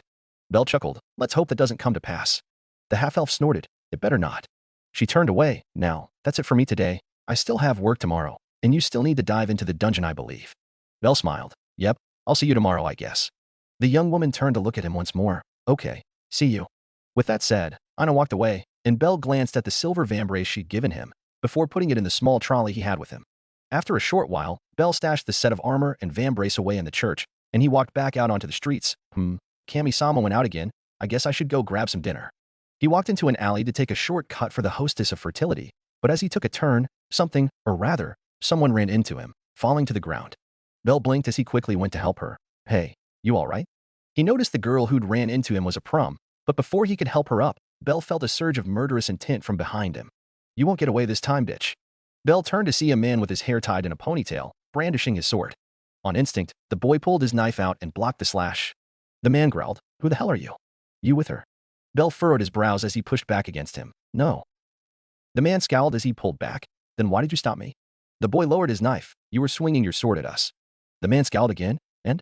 I wasn't aiming at you. I was aiming at her. Belle narrowed his eyes. You came out of nowhere and started swinging a sword at someone. Of course I'm gonna stop you. The man glared at him. Son of a bitch. Enough. A familiar voice rang through the alley, and both Belle and the man stopped, turning to see Rhea standing some distance away from them. The elf sighed. Clashing blades is not something you want to do in town, you know? The man scowled. Who the fuck are you? If you have something to say, dash. Silence. Her voice wasn't loud, but both males froze at her tone, and Belle could have sworn he saw Rhea's eyes glowing. The elf took a step forward, and despite holding a bag of groceries, Belle never would have thought the elf could look so frightening. Rhea took a breath as she slowly walked towards them. Do not make me resort to violence. The man gripped his sword tightly, slowly backing away as the elf continued. I've been told I tend to go too far at times. The man cursed. Fuck it, I'm out of here. He turned and stormed away, leaving the two alone. Belle let out a breath in relief as he turned to Rhea. Thank you. He turned around. Speaking of which, huh? The elf raised an eyebrow. Is there something wrong? Belle sheathed his knife. Why, yeah, that prom, she's gone. Rhea glanced around, noting that she too did see a female prom. I see. The white rabbit hummed. Guess she got scared and ran away. Belle sighed. Well, whatever. He turned to the elf. But still, thanks for helping. Rhea's lips curved upward slightly. It's fine. Rather, I do apologize for stepping in. I'm sure you could have handled it, but I'd rather you not get hurt. Syr wouldn't be happy if that happened. Belle chuckled sheepishly as he rubbed the back of his head. Is that so? The elf nodded. Yes. The white rabbit just chuckled awkwardly. I see. But thank you, though. Rhea let out a breath. Do be careful. Not all adventurers are kind. Belle's gaze fell. I see. The elf studied his expression for a while, before she spoke again. I'll be off then. Mamma Mia will be mad if I'm late. To be careful on your way back. With that said, the elf left the alley, leaving the boy alone, both unaware of the very same prom they'd saved, hiding near them while eyeing Belle. Line break. The next day, Belle walked along the road towards the dungeon, until his eyes landed on a number of adventurers in front of him, along with the few people carrying less equipment but larger backpacks with supplies. The boy's mind went to Aina's advice, and he muttered, a supporter, huh? Now that Aina had mentioned it, Belle easily noticed the many supporters around him walking with groups of adventurers. That, and none of the adventurers carried backpacks like he did. Belle hummed. Perhaps I should ask Aina-san if she can find one. Excuse me, Mr. Adventurer. The white-haired boy turned to see a giant bag, and he blinked when the bag seemingly spoke. Nice to meet you, mister. Only then when he looked down, did he notice the hooded brown-haired girl carrying the giant bag, huh? The girl smiled. Sorry to bother you, but would you happen to be looking for a supporter? Belle blinked. Sure. No, wait. You're the one from yesterday. The shorter girl blinked innocently. Sorry. Did I confuse you? It's nothing much really. Here you have a poor supporter looking to sell her services to pick through the leftovers of an adventurer. Belle almost frowned when he heard her words, and even more when he noticed her smile not reaching her eyes, but he brushed it off. And no, I get that part, but you're that prom girl from that alley yesterday, aren't you? The girl blinked innocently, before pulling down her hood. But Lily's a Chianthrope, though? The white-haired boy blinked, before he bent down to take a closer look. Oh, you're right.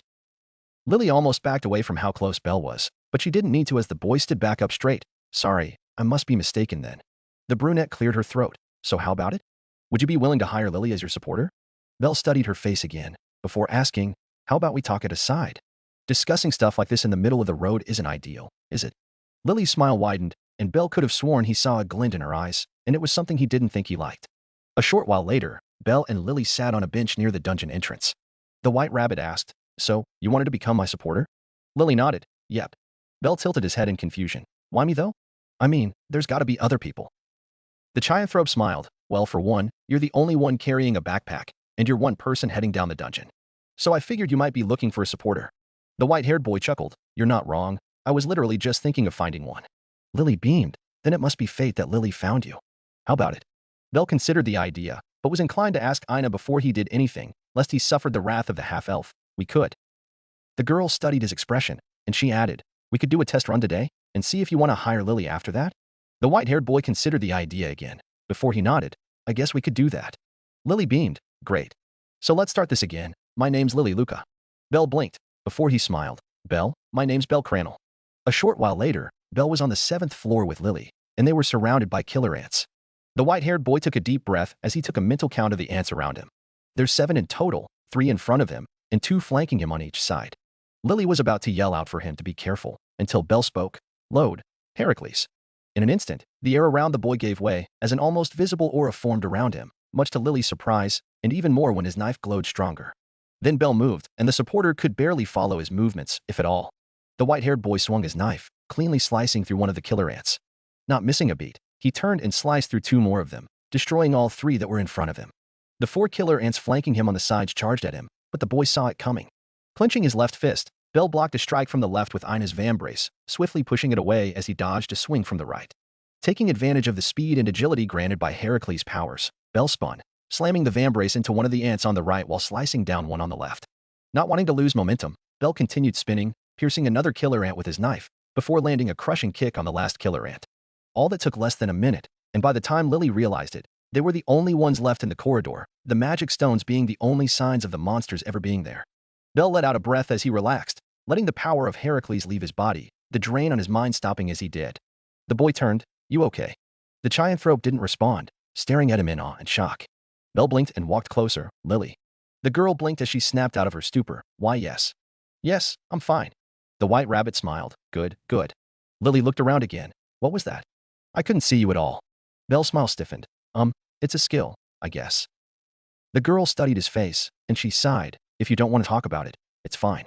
The white-haired boy shook his head frantically. No. It's not that I don't want to tell you. It's just my goddess has forbidden me to tell anyone about it. Lily hummed. I see. Well, then we can't have you breaking that promise now, can we? Bell chuckled sheepishly. Sorry. The Chianthrope stared at him again, as if he'd grown a second head. It's fine. And you shouldn't apologize for having to keep your abilities a secret.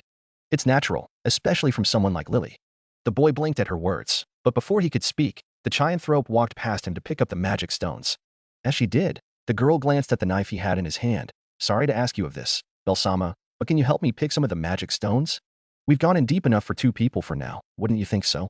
The boy considered the thought. Before he nodded, sure, we can call it a day here. Bell sheathed his knife and went to help Lily pick up the magic stones, not noticing the smile on Lily's face as they picked the stones together. Line break. After a while, Bell was in the guild exchanging the magic stones they'd gotten from the dungeon.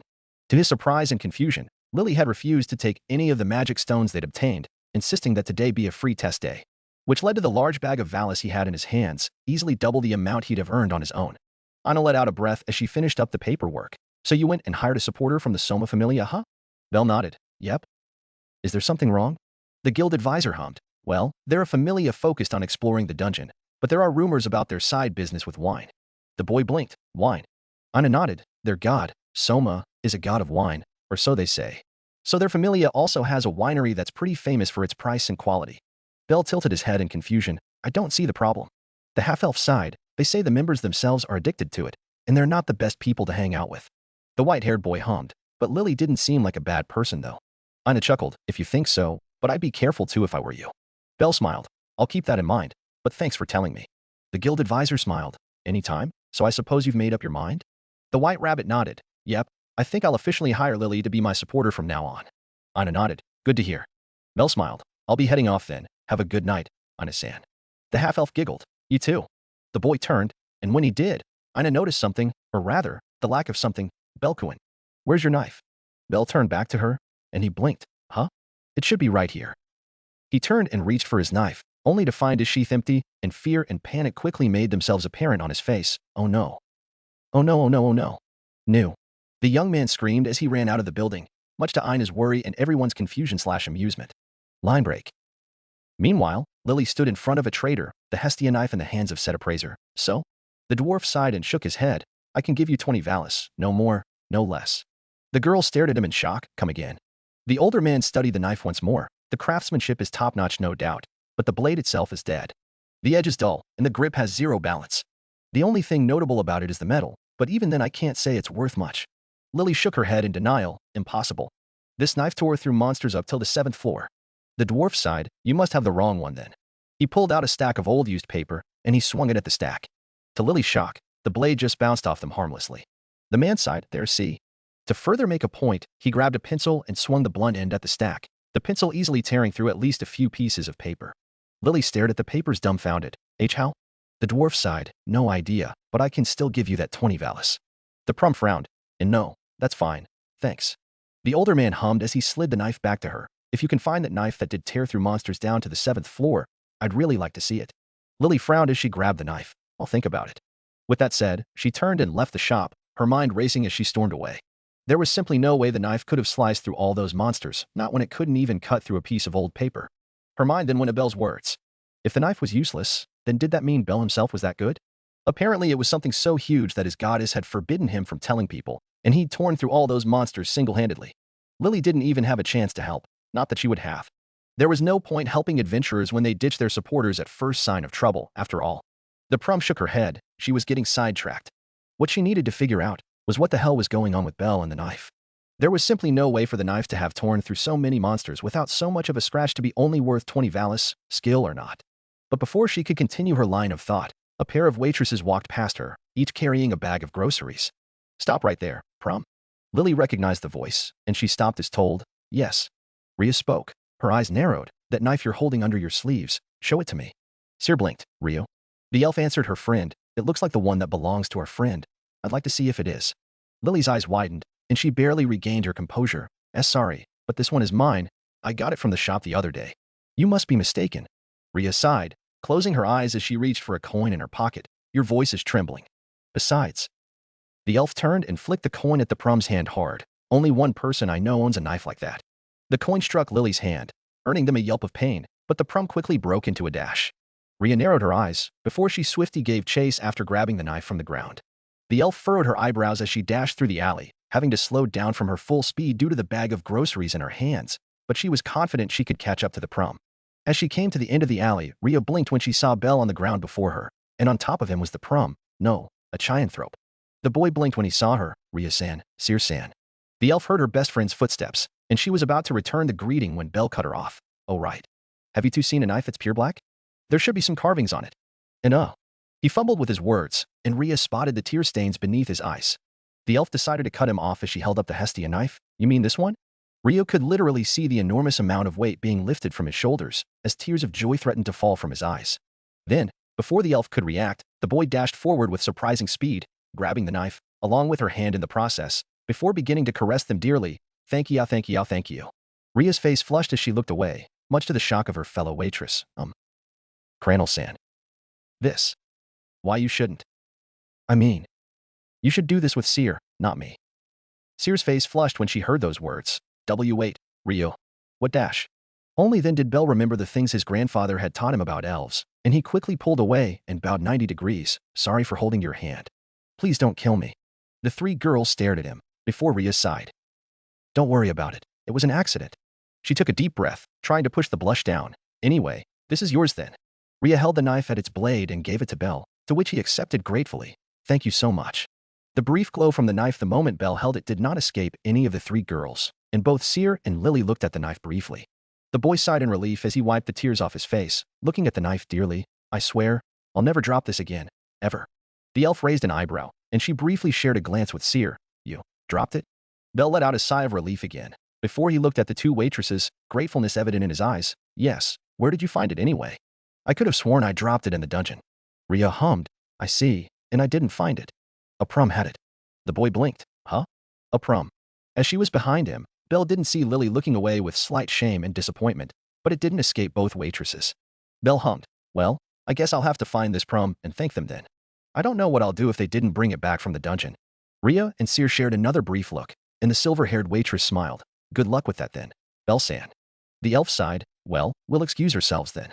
Take care, Cranel-san, and do be careful with who you have with you. Bel blinked in confusion. Sorry. Ryuu didn't answer him and instead turned away, and before joining her friend, Syr bent down to beside Lily's ears and whispered, For your sake, Let's hope you'll stop being naughty from now on, okay?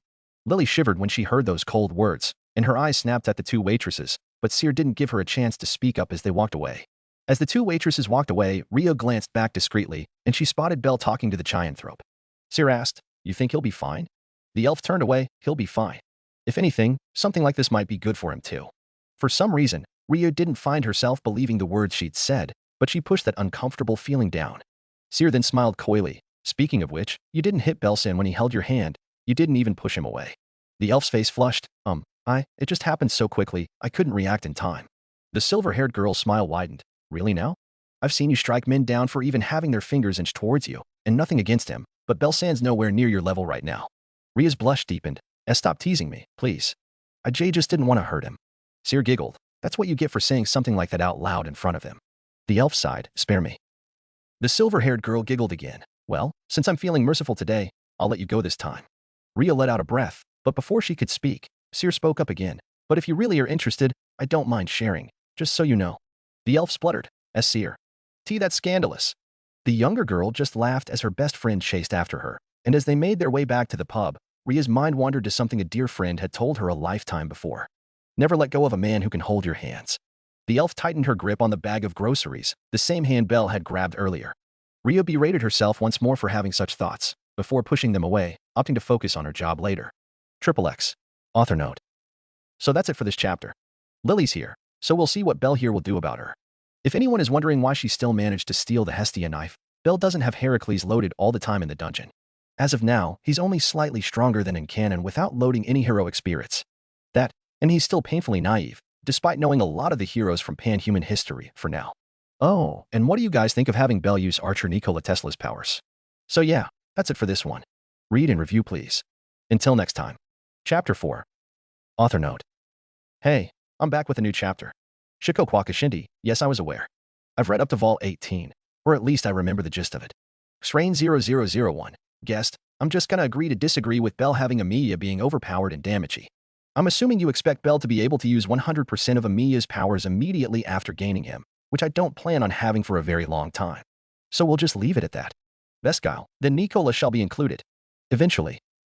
Modnaved 863, I can't remember where, and I might be wrong, but I was under the impression that the rank and numbers are different and separate. What I have here is having the rank to be a level, and the points to be like EXP points for that level. Cody White 162, the main reason I even considered Belle having Nikola Tesla is because of Zeus. Field tested, Syr will never do anything to hamper Belle's growth, especially if she is to steal the chance. Ryuu on the other hand doesn't want to interfere too much. Lily is something I'm working on showing, and yes, other fanfics have it shallow. I am generally basing my story loosely on canon. Some if not a lot of concepts in canon will be altered here, and so too will plot points. As for Excelia gain, you would be right in a way. Compared to just Belle fighting in his base state, he will gain lesser Excelia. But even then, considering the difference in achievements, speed, rate, and the boost from his skill, the diminished gain will not be too noticeable. So if he explores the same floors, kills the same amount of monsters, he will get less with Heracles loaded. But because he's doing more with Heracles loaded, he will close that gap. Erixafly, Tiona huh? I can see why now. I'll have to think about it. So yeah, here's the new chapter. XXX. The next day, Belle and Lily were down in the dungeon again. Now, the White Rabbit was facing a number of goblins on the 4th floor. Lily watched as the boy dashed forward with an impressive amount of speed, for a level 1 anyway. Belle swung his knife at the goblins, taking them down easily. The corpses of the goblins exploded into ash, and the magic stones fell to the ground. The boy let out a breath as he regained his breath. Okay. Lily quickly went to pick the stones up, and Belle looked at her. By the way, isn't that bag of yours heavy? I know we agreed you'd carry all of the supplies, but still. The girl paused as she grabbed another stone from the ground, and she muttered under her breath, why does it matter to you? Belle blinked, pardon? Lily turned to him, a smile on her face that didn't quite reach her eyes. It's a skill. The white-haired rabbit blinked. Oh, well, that explains it. And you don't need to tell me the specifics, I was just curious. The girl stared at him again, before she nodded slowly. I see, okay then. Lily turned back to pick up the rest of the stones. He didn't force me to tell him. The girl shook her head, pushing those thoughts away, before speaking up again. Speaking of which, Belle-sama, how far down are we going today? Belle blinked, huh? Lily glanced back. We pretty much came straight down without setting a target, so I just wanted to know how far we're planning to go. The boy owed, I see. He folded his arms and did a thinking pose. How far do you think our supplies will last us today? Lily raised an eyebrow, probably a few floors. Why? Belle smiled. I'm thinking we should try the 9th floor today. The prum in disguise blinked. Wait, What? The boy nodded. We've done the 7th floor already, so I want to go deeper. Lily blinked again, staring at him bewildered, before she palmed her face. I guess we can try. Belle beamed. Great. We'll keep moving then. The girl stared at his almost glowing smile, and she nodded. Okay. The moment the boy turned, Lily wanted to scratch her head. How in the dungeon can an adventurer look so innocent while fully armed? Lily shook her head and pushed that line of thought away. It was probably just her. Belle was just another adventurer, and they were all the same. The Chianthrope pushed down a frown as she followed the white rabbit further down the dungeon. Moments later, the two sat at a table near the fountain, and their eyes were trained on the 4 bags of Valis on the table. Belle stared at the bags as he asked, Lily, I didn't hear wrong, right? Lily nodded, still in shock that they'd made so much money. Yes, you heard right. The boy blinked. 30,000 Valis. I'm not dreaming, am I? The prum in disguise giggled. Nope. And considering you're the one who got us this much, you're amazing. Belle grinned, and we'll be getting a lot more from now on. Lily laughed alongside him, and her smile dropped slightly. Speaking of which, let's split the loot. Belle nodded, sure. The Chianthrope opened her mouth to speak again, only for the boy to hand her 2 of the 4 bags. Lily blinked, huh? Belle grabbed his own bags and smiled widely. Let's see, I might as well get my goddess something good to eat too. The Chianthrope blinked as she stared at her 2 bags again, before back at the boy. But the white rabbit didn't hear her and instead continued, I don't think I brought her to the hostess. Maybe I should. Speaking of which, Lily dash. The prum in disguise cut him off. Belle-sama. The boy blinked, huh? Lily furrowed her brows at him. Why are you splitting it 50-50 with me? Belle blinked in confusion. What do you mean why? The Chianthrope wanted to scratch her head in frustration when she saw his genuinely confused face. I mean, aren't you planning to take most of it? The white rabbit blinked, before he smiled. No, of course not. It's only thanks to you we got this much. I could never earn even half of this on my own. Lily stared at him, before she nodded slowly. I see. Belle smiled, and speaking of which, I do hope we can keep working together from now on.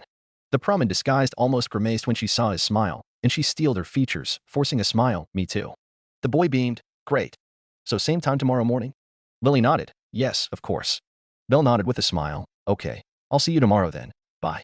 With that said, the boy turned and broke into a jog, heading back to his church, unaware of said supporters staring at him until he disappeared amongst the crowd. Lily turned away, and she sighed to herself, glancing at the bags of Valis she now had. 15,000 Valis. Her features steeled as she pulled her hood down to cover her face. Let's hope this continues for a while. A short while later, Belle was back in the basement of the church, and he blinked when he spotted Hestia on the bed. Kami-sama, are you okay? The goddess groaned. No. Hephaestus overworked me again. The boy chuckled awkwardly as he placed his 2 bags of Valis on the table. Well? I mean. Hestia sighed loudly, before she glanced at her only child. So, how was your day? Belle grinned widely. Better than ever. We earned up to 30,000 Valis today. The goddess' eyes widened to the size of saucers. 30,000? The boy giggled cheekily. Hee. Yep.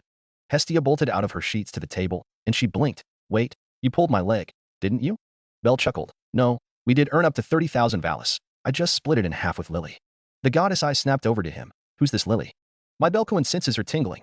Her twin tails straightened upwards almost in a sharp manner, and Belle's smile turned forced. Lily's my supporter. The one I told you about the other day. Hestia visibly calmed down. I see. How old is she? Belle blinked. Huh. The goddess' eyes gleamed dangerously. Is she a human? Has she tried anything with you? You don't spend the day alone with her, do you?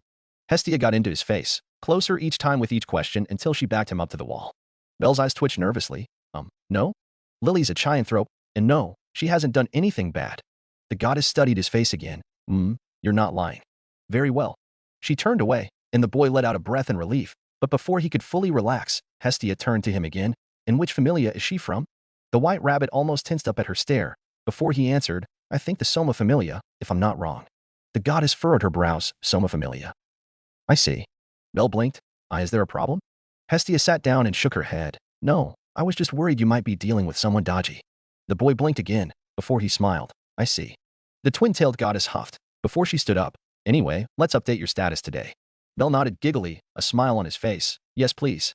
Hestia giggled at his enthusiasm. We've done this so many times already, and you're still excited every time. The boy chuckled sheepishly as he got on the bed. Sorry, I just want to know how much I've grown every time I go into the dungeon. The goddess smiled. Well, that's one thing that I like about you. Hestia got on top of Belle's back, and she bit her finger, letting a single drop of blood fall onto the falna. After a brief moment, the goddess copied it down onto a sheet of paper and passed it to the boy. Here we go. Another big jump.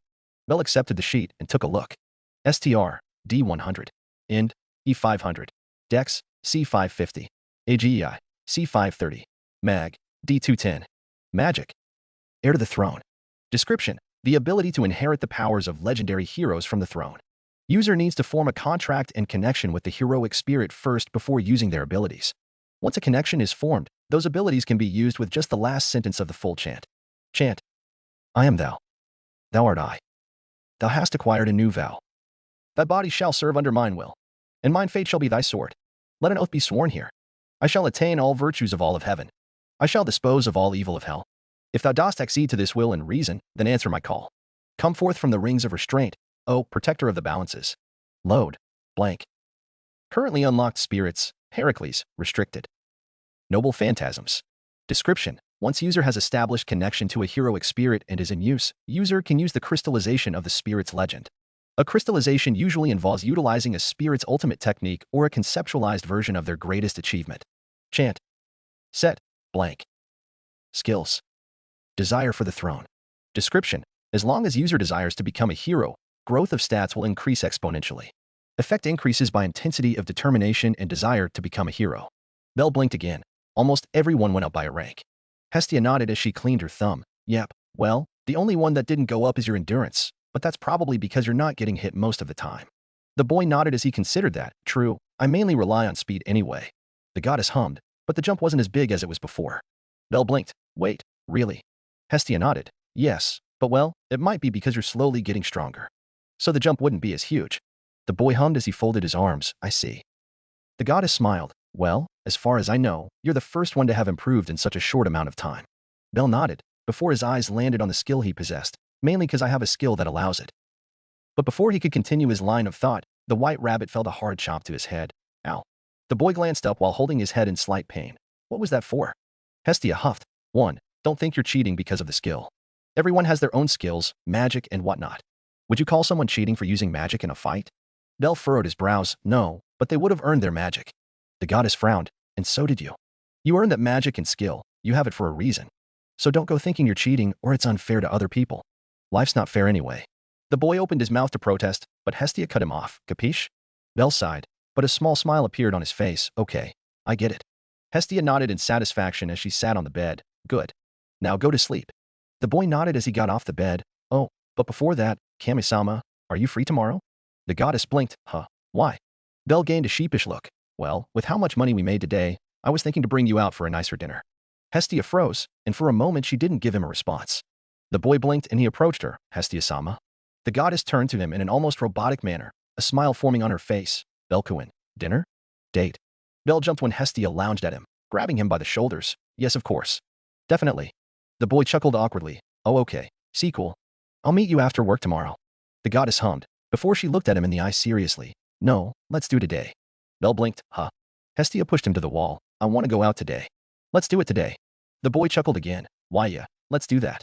The goddess smiled widely and turned to their shared wardrobe, looking at the dresses she had with her. Where are we going, by the way? Bell went to sit on the couch. I was thinking of bringing you to the hostess of fertility. I don't think I've ever brought you there, have I? Hestia hummed. Nope, I have heard of it though. Well, if that's where you want to go, then that's where we're going. The boy smiled. Okay. Line break. A short while later, Bell and Hestia stood outside the hostess of fertility, and the goddess hummed. So this is the place, huh? Bell nodded with a small smile. Yep, come on. Hestia just followed him in, and they were quickly greeted by Ryuu, welcome, Cranel-san, and the elf stared at Hestia, quickly identifying that the Busta girl was a goddess. The boy smiled brightly. Hello, Ryuu-san. Oh, and this is my patron goddess, Hestia-sama. The elf gave the goddess a respectful nod. I see. Pleased to meet you, Goddess Hestia. I assume you would like a seat for two, yes? Bell nodded with a smile. Yes, please. Ryuu smiled softly at his expression and gestured to one of the empty tables for two people, then right this way. Hestia followed Bell and Ryuu to their table, and the goddess and child sat down. The elf swiftly grabbed a menu from the counter and placed it on the table. Please let me know when you're ready to place an order. The goddess smiled. Okay, gotcha. Hestia glanced at the menu, until she noticed her only familia member wasn't even so much looking at it. Bell, don't you want to see what you're having? Bell smiled sheepishly. Oh, I already know what I want. Ryuu hummed. The usual, I take it. The boy giggled. Yes, please. The elf nodded. Understood. The goddess stared at him with narrowed eyes. Just how often do you come here? Her eyes darted around. Cute waitresses dressed in frilly maidish uniforms, overly friendly too. For the most part, Bell panicked. I don't really come here that often, right? Ryuu-san? The elf gained an amused smile. Enough for us to know what your usual order is, I suppose. Hestia stared at him. I see, often enough to have a usual order. Belcoin, you cheater. The boy spluttered. What do you mean, cheater? Rhea just kept her small smile. Before she decided to spare Belle further embarrassment, have you decided on your order, Hestia-sama? The goddess blinked. Oh, right. I'll have a signature steak then. Medium rare, please. The elf nodded and noted the order down. Done. It won't be long. Belle smiled. Thank you, Rhea-san. Rhea nodded as she passed the order note down to the kitchen, before she spared him another look. Speaking of which, how have you been? Are you still seeing that Chianthrope? Hestia's twin tails jumped up, and her eyes snapped at her child. Chianthrope? Belle blinked. Huh? Oh, you mean Lily? She's my supporter, I guess, so yeah. The goddess blinked. Oh, that supporter from the Soma Familia. The elf raised a delicate eyebrow. A supporter from the Soma Familia, you say? Belle nodded. Yep, it's why I've been able to get as much loot as I have in the last few days. Rhea nodded. I see. Hestia studied her face. Is there something you want to tell us? The elf glanced at the goddess. No, or rather, yes. Cranel-san, to be careful about people from the Soma Familia. I've heard rumors that they aren't the best bunch to be around. The boy furrowed his brows. Ina-san told me that too. The goddess blinked. That advisor did? Belle nodded, before he smiled. Well, but Lily should be fine. She's a nice person. Rhea studied his face for a while, before she nodded. If you judge her to be trustworthy, then I shall not pry any further. Hestia huffed. If the people are saying not to trust her, I say you should ditch her. Belcoin. The boy furrowed his brows. But Lily has done nothing wrong, and it's really thanks to her that we're getting more money every time I go dungeon diving. The goddess looked like she wanted to argue further, but before she could open her mouth, a yell reached their ears. Hey, I'm not paying you to stand and talk, damn it. Ryu grimaced, and she apologized to the pair. Mamma Mia's angry. Do enjoy your evening, Cranel-san, Lady Hestia. She gave Belle one more look. I understand if you still wish to keep your current partnership, but do keep an eye out for anything suspicious. She may not wish it, but the ones around her may not mean well. With that said, Ryu walked away, leaving Belle and Hestia waiting for their food. The goddess huffed. Well, whatever.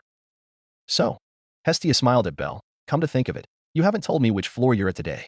The boy beamed. We went to the 8th floor today. I think we might be able to get to the 10th floor soon. The goddess giggled at his enthusiasm. Good to hear, but try to be careful to not burn yourself out. Belle grinned. Of course. The two continued in having small talk, mostly Hestia complaining about work, until Anya brought their food to the table. Line break.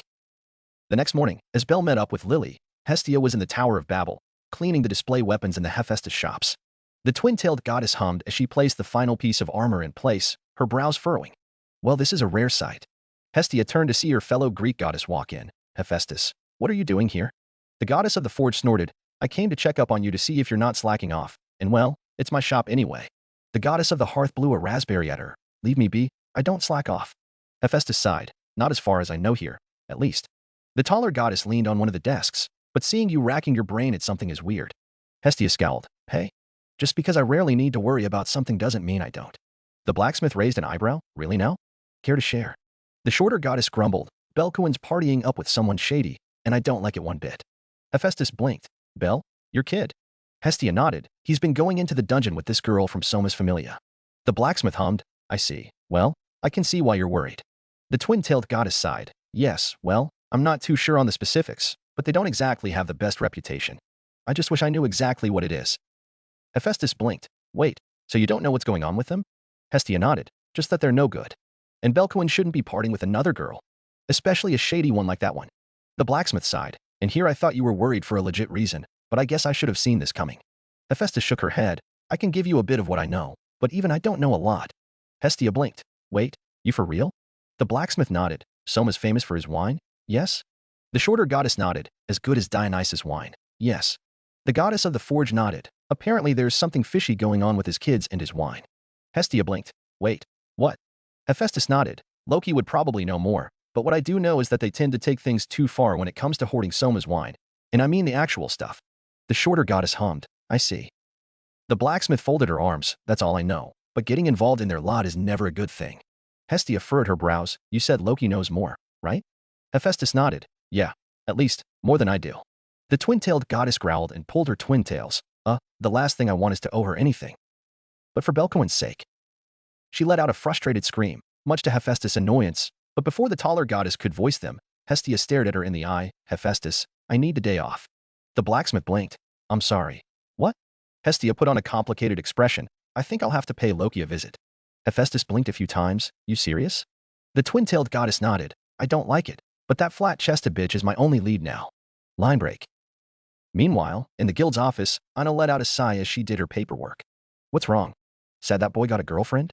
Misha's voice reached her ears, and the half-elf jumped. H huh? W what? The pink-haired girl snickered at her reaction. I guess I got my answer. Anna scowled lightly. I'm not sad. Misha raised an amused eyebrow. Really now? The half-elf sighed. I'm more worried than anything. Belkuin's supporter is from the Soma Familia, and you know as well as I do what they've been up to recently. The pink-haired girl sighed as she dropped a stack of paperwork on her desk. Of course I do. And speak of the devil. The two glanced over to his side where the guild's banker was, and they heard him before they saw him. The man in armor was slamming his fist on the counter. This can't be all that it's worth. The banker held back her annoyance. It is what it is. Take it or leave it. The adventurer started to argue even further, until several the man just had enough and left with the money. Misha scoffed. Seriously. Anna stared at the adventurer's shrinking back, and her frown deepened. She turned to her colleague. Misha, I have the afternoon off today, don't I? The girl blinked. Huh? I mean, yeah, today's your half-day shift anyway. You just like to stay back and work every day anyway. Anna nodded. I'll be taking that half-day off, if you don't mind. Misha raised an eyebrow. Sure. I don't mind really. Why? The half-elf made a mental note to look up everything she could on the Soma Familia. I'll be having a little side project to work on. A short moment later, Anna was in a general store, looking at the bookshelves. The half-elf glanced down at her notes. It should be around here somewhere. Her research had brought her to this store, which was said to have something to do with the Soma Familia. Anna let out a breath. This is getting nowhere. Oh. Riveria. We got some Soma wine. The half-elf blinked. Riveria? Wait a minute.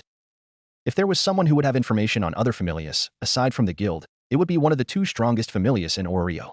Anna rushed over to the aisle, and sure enough, a familiar green-haired elf and a red-haired goddess were standing before her.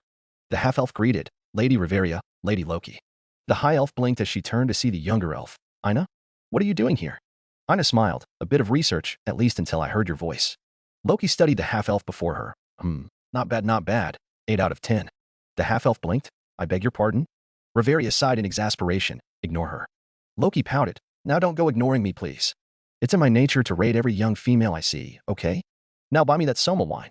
The high elf massaged her temples. And how many times do I have to tell you? We're here for supplies. The goddess grumbled loudly, and that wine is one of those supplies. Riveria looked like she was about to smack her goddess, until Aina spoke up. Sorry to interrupt, but on the topic of Soma, I was hoping if you could help me out with a question regarding his familia. A glint appeared in Loki's eyes, and Riveria felt a headache coming. Oh, now what would that be? Information from us don't come cheap, you know? Loki giggled. Depending on the question, it might cost us a bottle of Soma wine. Riveria sighed. Loki. The red-haired goddess stared at her. What? It's a fair trade. The high elf shook her head in exasperation. If I buy you the wine, will you answer Aina's question? The half-elf blinked. Wait, what? Loki grinned. Now we're talking. But perhaps it would be better if we bring our conversation back to our home. Info on other familias aren't meant to be shared in public.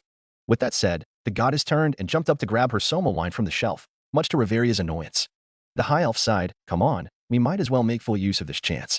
Oh? What do you have here? If it isn't lowly big boobs.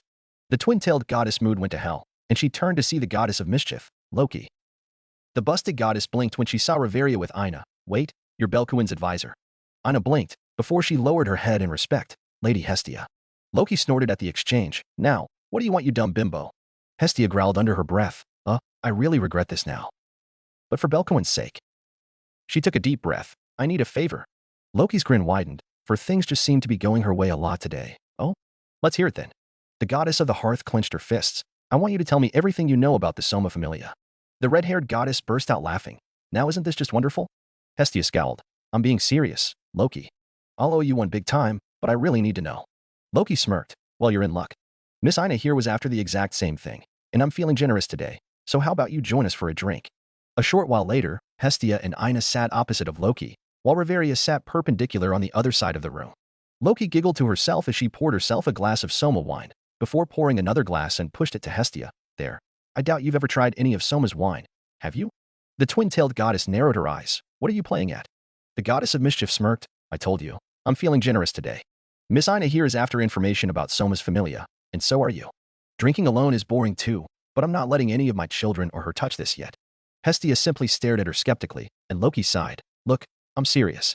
You'll owe me a favor anyway, so might as well make the most of this, no? The goddess of the hearth sighed. Fine.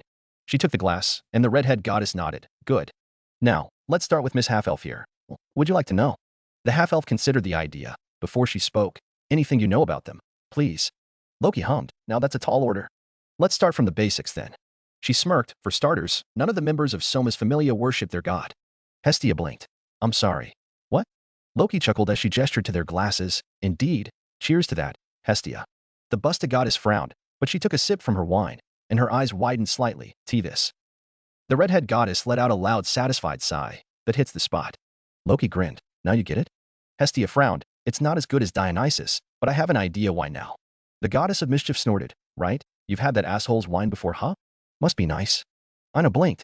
I'm sorry, I don't follow. Loki chuckled. This wine we're drinking? It's Soma's work. To us gods, it is one of the best wines you can ever find. But to mortals? A sip will get you wasted.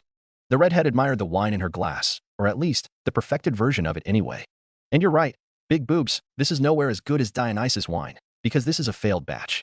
Hestia's eyes widened. A failed batch? Loki grinned. Glad to see you're not as dumb as I thought you are, for once. The twin-tailed goddess frowned. So you're saying the children in Soma's Familia are there for the perfected version of his wine? The goddess of mischief nodded. Bingo. Those kids in that Familia? They will do anything to get their hands on that wine. But that perfected wine doesn't come cheap, nor does it come easily. She gestured to the glass in her hands. That's why there's so many of these failed ones. Soma doesn't make his perfected wine as often as your buddy. Loki swirled the wine in her glass. But anyway, point is that it ain't cheap. So those kids will do anything to get the money to even have so much of a sip. And when they do, they want more. Anna stared at her cup of tea, digesting that bit of information. I see. The red-haired goddess hummed. Well, I hear they do literally anything. They'd sell anyone out, sacrifice anything and anyone to get the money. Or so I've heard. Hestia stared at her own glass, a sickening feeling forming in her gut. This is a problem. The half-elf nodded. Yes. Loki studied the two. Now, that's pretty much the gist of what I know. Which brings us to our next question. The two blinked and looked at her. Huh? The goddess of trickery pointed at them. I doubt there'd be two people looking for the same answers on the same day, so I'm pretty sure there's something going on. Anna looked at Hestia. I'm not sure if I should tell. Hestia sighed. Well, considering Flat-Chested here has already given us this much, might as well. She looked at Loki. Belkuin's recently got a supporter from Soma's Familia. Loki hummed. Now this is interesting. I'd tell your kid to get the fuck away from them, but well, where's the fun in that? She grinned at the last part, much to Hestia's annoyance. The goddess of mischief chuckled. Well, that's the gist of what I know. Feel free to take your time with that wine. I'll be updating my A-stand status. The red-haired goddess skipped towards the door, leaving Hestia, Aina, and Riveria in the room. The green-haired elf sighed. That idiot. She looked at their two guests. I hope you two got what you're looking for. Hestia nodded. I think so. This just confirms it. Aina nodded. Belkuin should stay away from his supporter. The high elf raised a delicate eyebrow. Lady Hestia, I understand. But why are you so invested in this? Aina. The half-elf barely suppressed a blush. I'm Belkuin's advisor. I need to make sure he doesn't get into trouble or anything. Hestia huffed. That better be all there is to it. Aina nodded her head frantically. It is. Riveria chuckled. Well, whatever it is, as long as you don't get too attached. The half-elf nodded. Of course. Hestia downed the wine, and she was about to stand up when a yell reached their ears. AIS-10 is a level 6? Aina spat out her tea in disbelief, and both Hestia and Riveria sighed in exasperation. A few moments later, Hestia left the Twilight Manor with Aina, and the goddess looked at the guild member. Miss Advisor, I need a favor. The half-elf blinked. Sure. Hestia sighed. I need you to help me convince Belkuin to stay away from that supporter of his. Aina blinked again, before she smiled. Of course, I was planning to tell him that anyway. The goddess grinned. Good, then we are in agreement. I'll wait for him with you at the guild. Does that work? The half-elf nodded. Sure, we can use one of the meeting rooms. Hestia nodded. Very good. Let us be off then. Later that day, Belle walked towards the guild building. They had ventured down to the 8th floor today, and Lily and Belle decided they'd just split the loot in terms of material instead of Valis today. But his mind wasn't focused on the money, rather, what had happened before they went into the dungeon. Belle had seen the adventurer that approached Lily behind the trees, and despite having joined up with Belle, the boy still worried for her. Not to mention that same man who'd attacked him and the prom the other day. The white-haired rabbit narrowed his eyes. There was something going on, and he was sure he didn't like it one bit. Belle shook his head when he walked into the guild building, deciding to think about it later as he went to Aina's counter. The boy smiled. Aina-san, I'm here. The half-elf looked up and smiled when she saw him. Hello, Belkuin. How was your day? Belle grinned. Good. I'm just here to cash in my loot. Aina smiled and nodded. Of course. Let's see what you have today. The boy pulled out the bag he'd gotten from Lily, which was surprisingly hefty for its size. The half-elf took the bag with both hands and headed for the cash counter, and after a brief moment, returned with 3 bags of Valis. Aina dropped the bags of gold onto the counter. There, that comes to 25,000 Valis today. You're earning more and more as you go, huh? Belle chuckled. It's mostly thanks to Lily that we're progressing at the rate we are at. The half-elf smile thinned. I see. The white-haired boy nodded as he grabbed the bags. Well, if it were me alone, I wouldn't be able to clear the waves as fast as I am now. Ina nodded. About that, Belcoin. Belle blinked. Yes. The half-elf looked at him. Do you mind if we talked in private? The boy nodded. Sure, I guess. Ina nodded. Let's take this to a meeting room. Belle followed the half-elf to a meeting room, and the boy blinked when he saw Hestia sitting at the table. Hestia-sama. The twin-tailed goddess greeted. Hello, Belcoin. The white rabbit looked at Ina. Why is Hestia-sama here? Hestia stared at him seriously, because we both wanted to talk to you about the same thing. Belle blinked. Huh? Ina sighed. Belcoin, it's about your supporter. The boy blinked again in confusion. Lily? Why? Hestia let out a breath. I'm just gonna cut straight to the point. Belcoin, we want you to stop working with her. Chapter 5. Author note. Hey, I'm back. Gods, it has been a while. I've been busy with work and studies, not to mention my Gunpla backlog that's still sitting there. I barely touched one of them and only did the legs. Not to mention Lost Belt 6, just dropped. 700 SQS for Morgan, NP2 Bargast, and NP5 Babe and Sith. Hopefully I have enough for Melusine and Koyanskaya. Anyway, guest, Achilles is someone I'm still considering. I have plans where Achilles may be used in a specific scenario, but it's basically down between Achilles and Penthesilea. Exodus 1, 2, 3, 4, 5. I'm still thinking if I should make this a full-blown harem FIC. Ryuu is definitely a yes, and Syr/Freya is more of a side thing. Ace is a no-go in this one, simply because their relationship is fundamentally different. Hestia, she is infatuated with him like in canon, but again, it depends. Cody White 162, glad you like the story so far. Anime Fan 13579, now a bit of a misconception I want to clear up. Bell inherits the powers of heroes from the Throne of Heroes, but he is not ready to use all of them, not by a long shot. His body is still very weak, so he can only use what his body can handle. In most heroes' cases, their strength is mainly in a physical sense. For example, Heracles for his physical prowess and technique. Bell can't use even a fifth of that power. The same is for the other heroes. Until Bell becomes strong enough, his access to Yemai's armory, which is his point of strength, would be extremely limited. He will mostly be able to use weapons that are considered to be Yemai's signature ones, like Kancho and Bakuya, at least in the beginning. So yes, you are right in that a lot of the fights will go differently depending on which weapon Bell can use, but it is a matter of if he can use them. Also, I want to point out that he does not own the unlimited blade works, not in a true sense. With enough mana, he can use it, but he cannot add to it. Or at least, not yet. Neon Gamer 973, Bell's development is something we'll find out as we go, so do read on. So yeah, here's the newest chapter, slightly longer than the ones before. Triple X. Bell blinked. I'm sorry, come again? Hestia stared at him in the eye. Bell, the Soma Familia's members, they're bad people. They will do whatever they need to get what they want. The boy furrowed his brows. But Lily hasn't done anything bad. Rather, if you're saying her familiar is bad, I think she's caught up in some trouble with them. The goddess folded her arms. Then even more so that you stay away from her. Ina spoke up. Belcoin, we're worried that you will get caught up in whatever that's happening with the Soma Familia. Bell frowned. But I can't just up and leave Lily alone. Hestia grumbled, before she stood up, her twin tails straightening. Damn it, Bell. I don't care about that supporter. For all we know, she could be scheming something with her familia to do something bad. The boy's frown deepened, but he took a breath. You don't know that. Both women blinked. Huh? Bell stared at them in the eye. Lily hasn't done anything wrong so far. I have no reason to just up and leave. Hestia grumbled under her breath, before she spoke out loud. And I'm telling you her background is bad. I know this is harsh, but do you really think she is trustworthy? The white rabbit opened his mouth to respond, but the goddess cut him off. I know you lost your knife before. Bell froze. Hestia scoffed, folding her arms again. You weren't exactly quiet about it either. Everyone heard you on the streets. The goddess shook her head. But that's beside the point. You lost your knife right after you started teaming up with her. Do you really think you would drop your knife so easily? Bell frowned again. But we still don't know if it was her. It could be anyone. Ina could only watch as Hestia spoke up again, steel evident in her voice. And you don't know if it wasn't her. If other adventurers are after her, there must be a reason. The boy let out a breath. Then I'll figure things out. If there's a reason, then I'll make sure she doesn't do anything wrong. I'll make sure nothing goes wrong. Bell stared at them in the eyes again. What kind of hero would I be if I can't even do this much? Hestia growled. You just became an adventurer not even a year ago. You're not ready to be a hero. The boy clenched his fists, and he turned away to the door. Watch me. With that said, Bell left the room, leaving Ina and Hestia in the room. As soon as the door closed shut, the goddess let out a frustrated growl. Gods damn it. The half-elf shifted uncomfortably in her seat. Is it really a good idea to let him go? I can ask other adventurers to help. Hestia took a deep breath. No, don't bother. Once Belkuin makes up his mind, he won't budge even a single bit. The goddess leaned into her seat. Besides, it's not like he doesn't have the power to hold his own. I just panicked from what Flat-Chested told us. Ina stared at the goddess. Before she spoke out carefully, I don't think it's a bad thing though.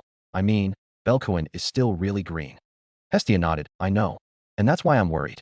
The two fell into a comfortable silence before the goddess glanced at the half-elf. And speaking of which, why are so worried about him anyway? I thought guild advisors are supposed to keep a professional relationship with their advisees. Ina jumped from the sudden question. I mean, she trailed off when she saw Hestia's judging stare, and the goddess asked, Are you sure you two are really just that? The half-elf found herself unable to answer before she turned to the door. Excuse me, still have you load of work though. Have you good day? With that said, Ina left the room, and Hestia chuckled to herself. Younglings these days. She caught herself. Wait, no. I can't let her get to my bell. I should have also asked for more backup. The goddess jumped to the floor and dashed out of the room. Wait up, half-ELF advisor. Line break. With Bell, the boy found himself heading to the hostess of fertility, and he sighed to himself when he stopped outside the bar. Guess I might as well eat dinner too. The white-haired boy walked into the bar, and he immediately found Syr greeting him. Why, hello there. Bell smiled softly when he saw the waitress' cheerful smile. Good evening, Syr-san. The silver-haired waitress beamed. Table for one? The boy chuckled. Yes, please. Bell followed Syr to his table, and as he sat down, Syr asked, So, the usual? The boy almost said yes until he remembered it was Syr serving him and not any of the other waitresses. No, just a plate of Mamma Mia's signature pasta and a glass of juice, please. The silver-haired waitress stared at him. That's your usual order. Bell almost chuckled. If I said yes, I'd be broke tonight. Syr stared at him again, before nodding approvingly. Good, you're learning. I'll let this go tonight then. With that said, the waitress gave him another smile before turning to put in his order. As she did, Bell sighed in exasperation. God, seriously? Well, that's Syr for Naya. Consider yourself lucky though, Naya. You're the only one she does that to, Naya. Bell turned to see the Chianthrope, and he greeted. Hey, Anya. The boy made a complicated expression, but I don't know if that's a good thing or a bad thing. Anya giggled. Me neither, Naya. The waitress walked away to serve other customers, and Bell simply sat there waiting for his order. His mind immediately went to Hestia's words, and he let out a breath. His goddess wasn't wrong, and he knew she was just looking out for him. But it just didn't sit right with him, especially what with those other men he'd seen earlier in the day. However, before the boy could continue his line of thought, Bell found a plate of pasta and a glass of juice before him. Bell blinked, before he looked up to see Ryuu. Oh, thanks, Ryuu-san. The elf nodded, before she asked, You seem to be deep in thought. The boy nodded. Yes, I guess I was. Ryuu hummed. Would you like to share? I believe Mamma Mia would be okay if it's quick. Bell gave a brief glance to the bar, and he quickly saw said owner of the establishment giving him a brief snort and a nod. The boy looked at his food, before he nodded. Remember that Chianthrope with me when you found my knife? Ryuu's face stiffened. Yes, I do. She is your supporter, and if I remember correctly, from the Soma Familia. Bell made a complicated face. My goddess and advisor from the guild believes that I should stay away from her. Apparently the Soma Familia isn't good, and Lily may be plotting something against me. The elf fell silent, before she responded. I see. From your perspective, she's done nothing wrong, so you don't see any reason why you should stay away from her. The boy nodded. Yes. I think she may be in some sort of trouble. That's why I want to find out what is wrong and help her if need be. Ryuu nodded, before she spoke again. Objectively speaking, what your goddess and advisor said isn't wrong, especially the part about that familia. Personally, I think you should do just that. Bell stared at his food. I see. The elf studied his expression, before she sighed. Judging from your expression, I suppose that is the exact opposite of what you want. The boy smiled humorlessly. Am I that obvious? Ryuu snorted. Yes. The elf shook her head. But my advice is to do what you believe is right. Just because your goddess and advisor are correct, doesn't mean they are right. For some reason, those words seemed to resonate with Bell, and he felt his back grow warmer slightly. Just because they're correct, doesn't mean they're right. Ryuu nodded. But well, it also depends on what you plan to do. Bell looked at her, and he smiled. I think. I'm going to party with Lily for a little longer. The elf returned that smile slightly when she saw the fire in his eyes. If that is what you believe is right. The boy quickly dug into his food, eating with vigor, and Ryuu turned away, shaking her head slightly as she chuckled. As the elf walked back to the counter, she noticed the looks she was getting from Syr, Anya, and Lenoir. Ryuu blinked. What? The three responded in unrehearsed unison before walking away. Nothing. The elf just tilted her head in confusion, before she approached Mia. Mamma Mia, is it okay if I take the next few days off? The dwarf gave her a weird look, before she sighed. Do what you want. Line break. Meanwhile, Lily walked through the alleys, careful to make sure she wasn't followed. Unfortunately, luck wasn't on her side today, and as the prom turned, she bumped straight into the very people she was trying to avoid. There you are. We were just looking for you, you know? Panic made itself evident on her face, not that the three men before her noticed. The largest man amongst the three, Canoe, a raccoon, smirked at her. So, where have you been? Lily panicked, and fortunately, she'd left her bag at her hideout, bringing a pouch of Valis with her. Unfortunately, that same pouch hung by her waist. Canoe snorted and grabbed her by the arm, snatching the pouch from her waist. Lily tried to take it back, but the larger man simply held her away with his arm and squeezed on her shoulder tightly, earning a yelp of pain. The raccoon smirked as he weighed the pouch in his hands. Oh, not bad. This is more than what you usually get. He smirked at her as he pushed her to the ground. But this ain't enough. Not even close, eh? Lily grunted as she regained her bearings, backing away from the raccoon. I know. Canoe scoffed. Do you? The only reason a useless piece of shit like you is in this familia, do you know what that is? The prom swallowed a curse and spoke out shakily. It's all thanks to you. The raccoon smirked. So you do know. Good. Then be a good girl and earn some more for us, yeah? Lily took a deep breath. Yes, I understand. Canoe nodded, and before the girl could react, his leg lashed out, landing a kick on her face, sending her sprawling to the ground. The raccoon smirked and turned away. I'll let you off today with just that, but I expect more on the next round. With that said, he turned to his companions. Let's go. I know this place with some pretty hot chicks. As the three men left, Lily sighed to herself, not even bothering with the bruise on her face. Soon. I'll pay off that debt soon. The prom turned and picked herself up from the ground, slowly making her way back to her hideout. As she walked, Lily's mind went to Bell, or rather, his interaction with the previous adventurer she had scammed. Tomorrow. Once we're done. But before she could continue her line of thought, Lily paused, her time with the white rabbit surfacing her mind. The prom took a deep breath, steeling herself. I'm not wrong. He's the odd one. And he's an adventurer anyway. She continued her way back to her hideout. And all adventurers. They're all the same. Line break. The next morning, Bell met up with Lily in front of the dungeon entrance. Bell blinked when he heard Lily's words. Huh?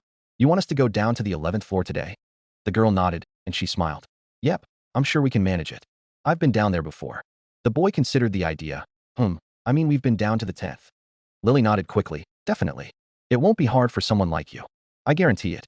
Bell stared at her, and his conversation with Hestia and Ina came to mind. Yet as soon as it did, so did his exchange with Ryuu. The boy smiled. If you say so, then I believe you. The prom in disguise almost regretted her words, but she pushed it down and put on a smile. Thanks, Bell-sama. Let us depart then. Bell nodded, and the two walked into the dungeon. As they descended into the dungeon, neither of them noticed the group of men staring at them from afar, nor did any of them notice the hooded figure behind one of the pillars. The first 5 floors were easy, especially when the pair didn't plan on clearing each floor entirely. They simply made a beeline for the entrance to the next floors, and Bell easily took out any monsters that got in their way. Soon, they made it to the 9th floor, and Bell now stood before a horde of kobolds and goblins. Gripping the Hestia knife in his hands, the white-haired boy dashed forward. Load. Heracles. The air around him gave way, as the almost invisible aura formed around him again. Bell swung his knife, taking out a few kobolds in a single swing, before taking a moment to scan the area. As he did, more goblins and kobolds spawned from the dungeon walls, bringing the total number of enemies to a total of 15. Lily yelled out in concern, Bell-sama. The boy took a deep breath, and he decided to switch the Hestia knife to his left hand, holding out his dominant right hand above him. To the prom's surprise, a large sword made of stone appeared in his hands, yet the boy showed no signs of strain holding it. What dash? Bell brandished the sword axe, and he swung, taking out 5 of the goblins in a single swing as they came close. Not missing a beat, the boy dashed forward and spun, quickly taking out 6 of the kobolds. The boy's eyes darted around, mentally noting where the remaining 2 goblins and 2 kobolds were. 2 in front, 1 each on both sides. He moved, and the nameless sword axe danced to his will. Before any of the monsters could react, the stone blade was already upon them. All the while, Lily could only stare in awe and shock as the white rabbit surprised her once again. Simply because, despite the many level 1 adventurers she'd seen, none of them had ever come close to matching Bell's prowess. Hell, she doubted any of the level 2 adventurers she'd seen could do a fraction of what Bell was capable of doing. Bell had mentioned that his abilities came from a skill of some sort, and she'd seen it in action before. But this whole thing with the giant stone weapon that seemingly came out of nowhere? Bullshit. Absolute bullshit. He had shown absolutely zero difficulty swinging that monstrosity of a weapon around. 15 monsters mixing armed goblins and kobolds? They were nothing before the white-haired boy. Lily was brought out of her musings when Bell turned to her, and to her shock once more, The giant sword disappeared in a swirl of blue and white as if it wasn't there. The prom in disguise blinked, and she blinked again. What in the dungeon? Yet, the boy simply smiled at her as if nothing happened. You okay? Lily reminded herself to respond, and she nodded absent-mindedly. Why yes. Thanks for asking, Belle-sama. Belle smiled, before reaching into his pouch. Good to hear. Gimme a sec, okay? He pulled out a vial, popping the cork off before downing it in one go, and Lily barely recognized that it was a mind potion. The girl asked, was that magic, Belle-sama? Belle blinked, before he looked at the vial he was holding, and he smiled awkwardly. Ah, this gave it away, did it? Lily nodded. Yes, sort of. The boy chuckled. That's amazing, getting it just from me drinking a mind potion. The prom in disguise almost snorted. Well, when you see as many adventurers as I have, you pick up these sort of things. Belle almost missed the distaste in her voice, but he didn't react to that, and instead chuckled again. That's amazing. He pocketed the empty vial. And yes, that was magic, or at least, the part with the sword. Lily hummed. So it is a form of enhancement magic, I presume? Belle smiled awkwardly. You're not wrong, but I prefer not to talk about. My goddess might get mad. The prom in disguise nodded in understanding. Ah, that ability of yours your goddess forbid you to tell anyone. The boy nodded. Why yes, and well, using it to its full extent drains my mind a lot, so I prefer to save it for when I really need it. Lily nodded. That is a smart idea. She tilted her head. But why did you use it just now? Belle blinked, before he laughed sheepishly. Well, I mean, I still need to practice using it, right? The Chianthrope stared at him, before she sighed. Seriously. The boy laughed. Now come on, the next one is the 10th floor. Lily nodded as she picked up the magic stones. Right, just give me a mo. Meant. She turned, trailing off when she found Belle holding a handful of magic stones in his hands. The remaining ones she had yet to pick up. Huh. Belle smiled. Here, that's the rest of it. Lily blinked as she accepted them. Thanks. The white-haired boy smiled. You're welcome. The prom stared at the pile of magic stones in her hands, before at Belle again as he scanned their surroundings again. Belle-san? The boy blinked. What's wrong? Lily furrowed her brows. Why did you pick up the magic stones? Belle blinked. Huh? What do you mean? The prom in disguise stared at him with a frown. That's my job.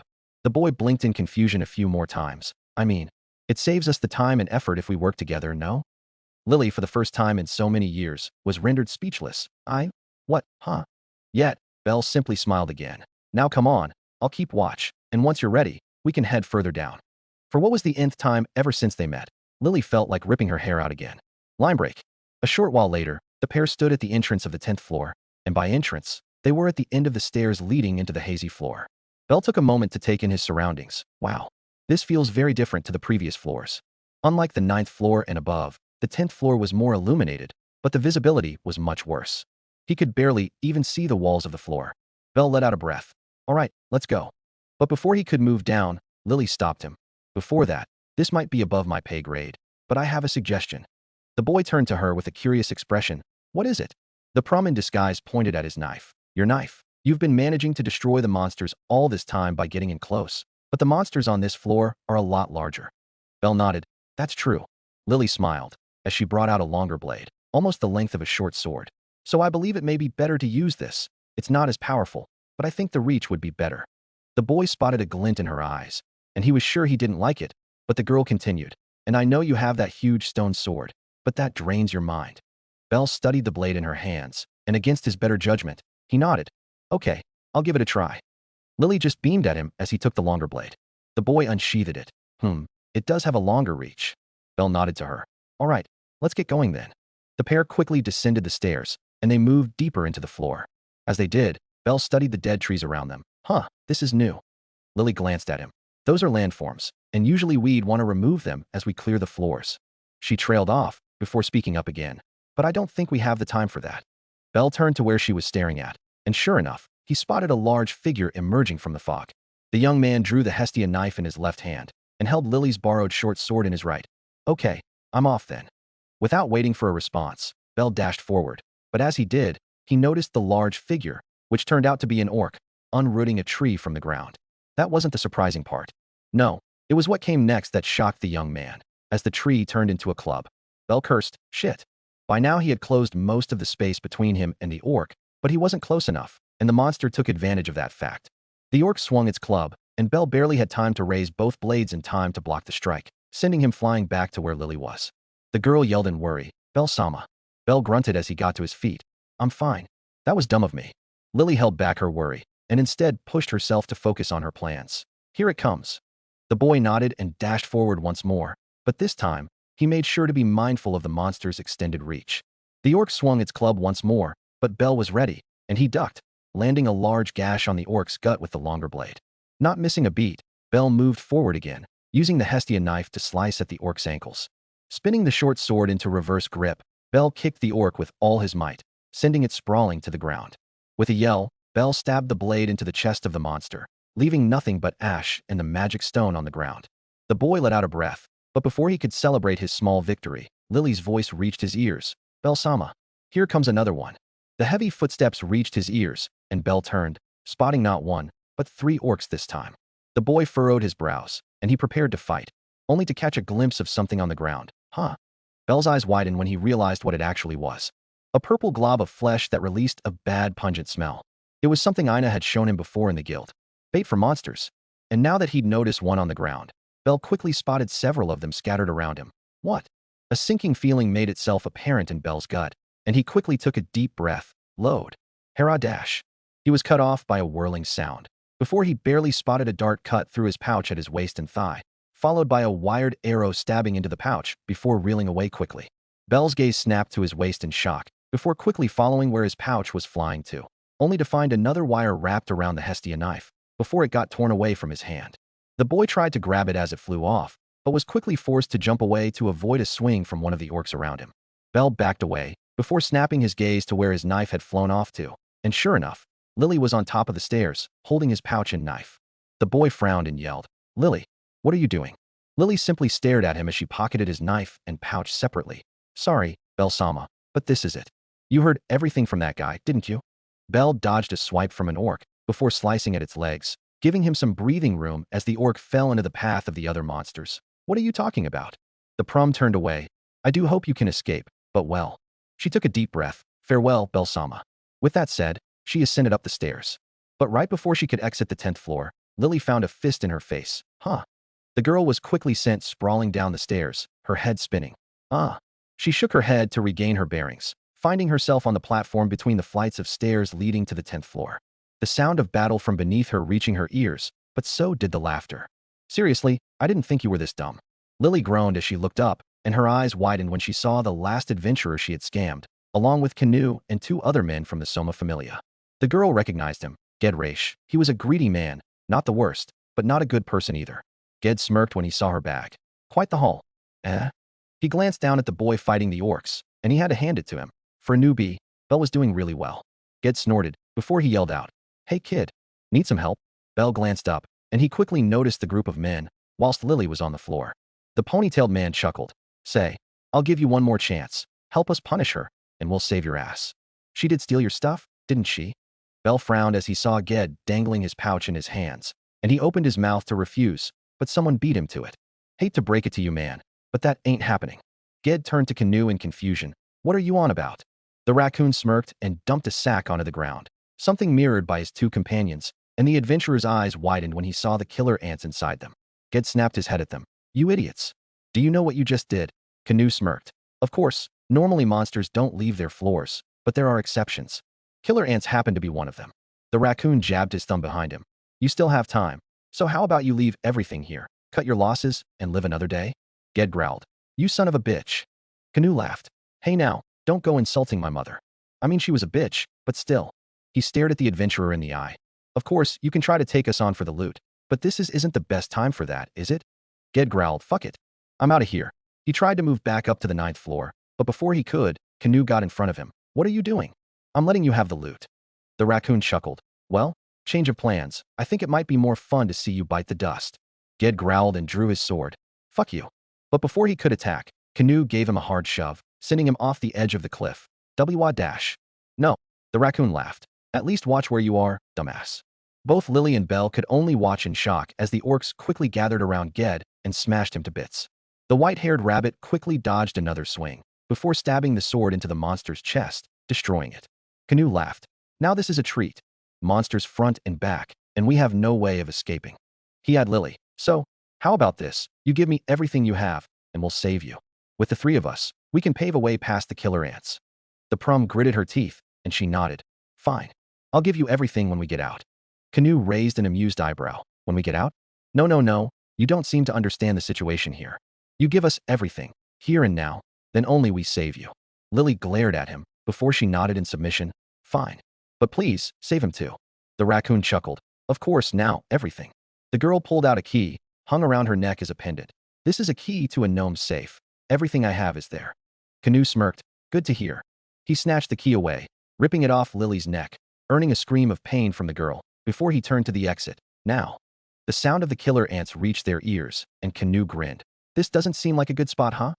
The raccoon leered down at the girl. We're surrounded. Behind us are stairs leading down to more monsters, and we have a bunch of killer ants in front of us.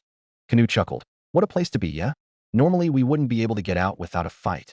He reached into Lily's bag and pulled out something wrapped in cloth. We saw this, you know? You used these to lure all those orcs out for the boy. Cheeky little fella, aren't ya? Lily looked at him. What are you planning to do? Canoe smirked. Why? We're going to use this to lure the ants away. Fortunately, this platform is big enough once we get all of them gathered at one spot. He chuckled as he grabbed Lily by her hair, lifting her up, earning a scream of pain. But you know, I'm not too sure about how well your bait will work, so we're going to use real bait. What do you say? As the raccoon spoke, he shoved the monster lure into Lily's pocket, before holding her arms to stop her from taking the lure out. Canoe turned to the exit. Now, off you go. With that said, he threw Lily to the edge of the stairs, the killer ants backing off warily in case they were attacked, but they were quickly attracted to the lure in Lily's pockets. Taking the chance, Canoe and his two lackeys dashed up the stairs, batting away the few killer ants that remained and vanished into the upper floors. With Belle, the boy dodged yet another swing for the orcs, and he glanced up. Lily. The girl barely regained her bearings, and she realized she was totally surrounded by the killer ants, with zero openings for her to escape. Her bag laid some distance away from her, but she couldn't possibly reach it, and behind her was a cliff leading to a fall that would surely kill her. Lily sighed. I guess this is it. Don't give up, Lily. Belle's yell reached her ears, and the prum glanced down at his side, where the boy was still fighting the never-ending army of orcs. The prum sighed to herself again. It's hopeless, Belsama. I'm not strong enough. Besides, I guess this is punishment for me. She stared at the killer ants, all squeaking eagerly as they surrounded her warily in case she did anything. With Belle, the boy growled at himself, and he breathed. Load. Hera dash. Everything stopped around him. Every monster around him froze. The orcs, the killer ants, everything stayed still. Even now, even after knowing she's deceived you, you would try to save her. A presence, one much like the one he'd felt when he first used Heracles' powers, appeared in his mind. But this time, he heard a clear voice. A male voice. Belle furrowed his brows. Of course I will. Why? The boy's frown deepened. What do you mean, why? I don't have time. I need to help her now. The presence made itself more apparent, and Belle almost froze. Answer me. What? The voice sounded in his mind, but instead of anger, Belle felt that it was more curious, even amused.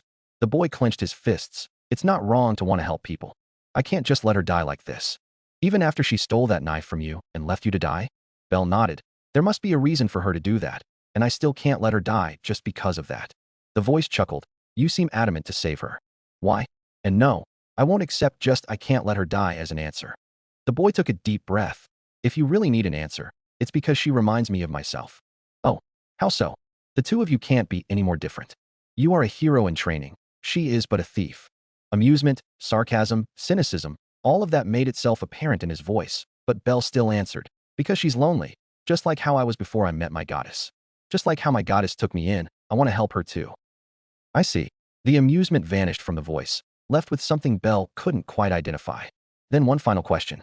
You're trying to save a girl who tricked you, just because she reminded you of yourself, if only a little bit. Will you try to save everyone who fits that criteria? Belle blinked, before he shook his head. No, I'm not that arrogant. I won't be able to save everyone. I'm not trying to be some savior. But for those that I meet, those that need help, those within my reach. He clenched his fists again. I will do everything I can to help them. The voice laughed. I see. Very well. Then burn. Burn yourself out as you try to save them all. And until you do, I shall watch over you, hero. With that said, the presence vanished, and time resumed. At the same time, Belle's mouth moved, almost involuntarily, and he realized what was happening. I am thou, thou art I. The orcs closed in on him, but before Belle could move, they all exploded into ash. The boy's eyes darted around, and he barely caught sight of a shadow, a green hooded shadow vanishing into the mist. Thou hast acquired a new vow. But the boy paid the shadow no heed, and instead, focused on chanting as he dashed towards the stairs. And as he did, images appeared in his mind. Thy body shall serve under mine will. Mine fate shall be thy sword. Images of a hero of justice appeared in his mind, a hero who wanted nothing more than to save everyone. Let an oath be sword here. I shall attain all virtues of all of heaven.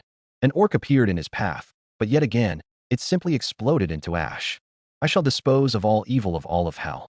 Bell didn't stop, and the images continued to appear in his mind, as the hero sold his soul to the world to save everyone, only to meet despair. If thou dost accede to this will and reason, then answer my call. It was a story Bell was familiar with, a story Bell's grandfather had told him before, but a story that was vague in details, for even the god didn't know the hero's true name, only calling him a nameless hero. Come forth from the rings of restraint, O protector of the balances. It was frankly a story his grandfather only knew vaguely, and was told to Bell to stop him from becoming a hero who cared not for his own well-being. Now, Bell found a name for that nameless hero, and that name was Lode Amiya. The air around him gave way as a small aura formed around him, not as obvious as Heracles, but it was still there. Once more, Bell moved his lips, trace, on.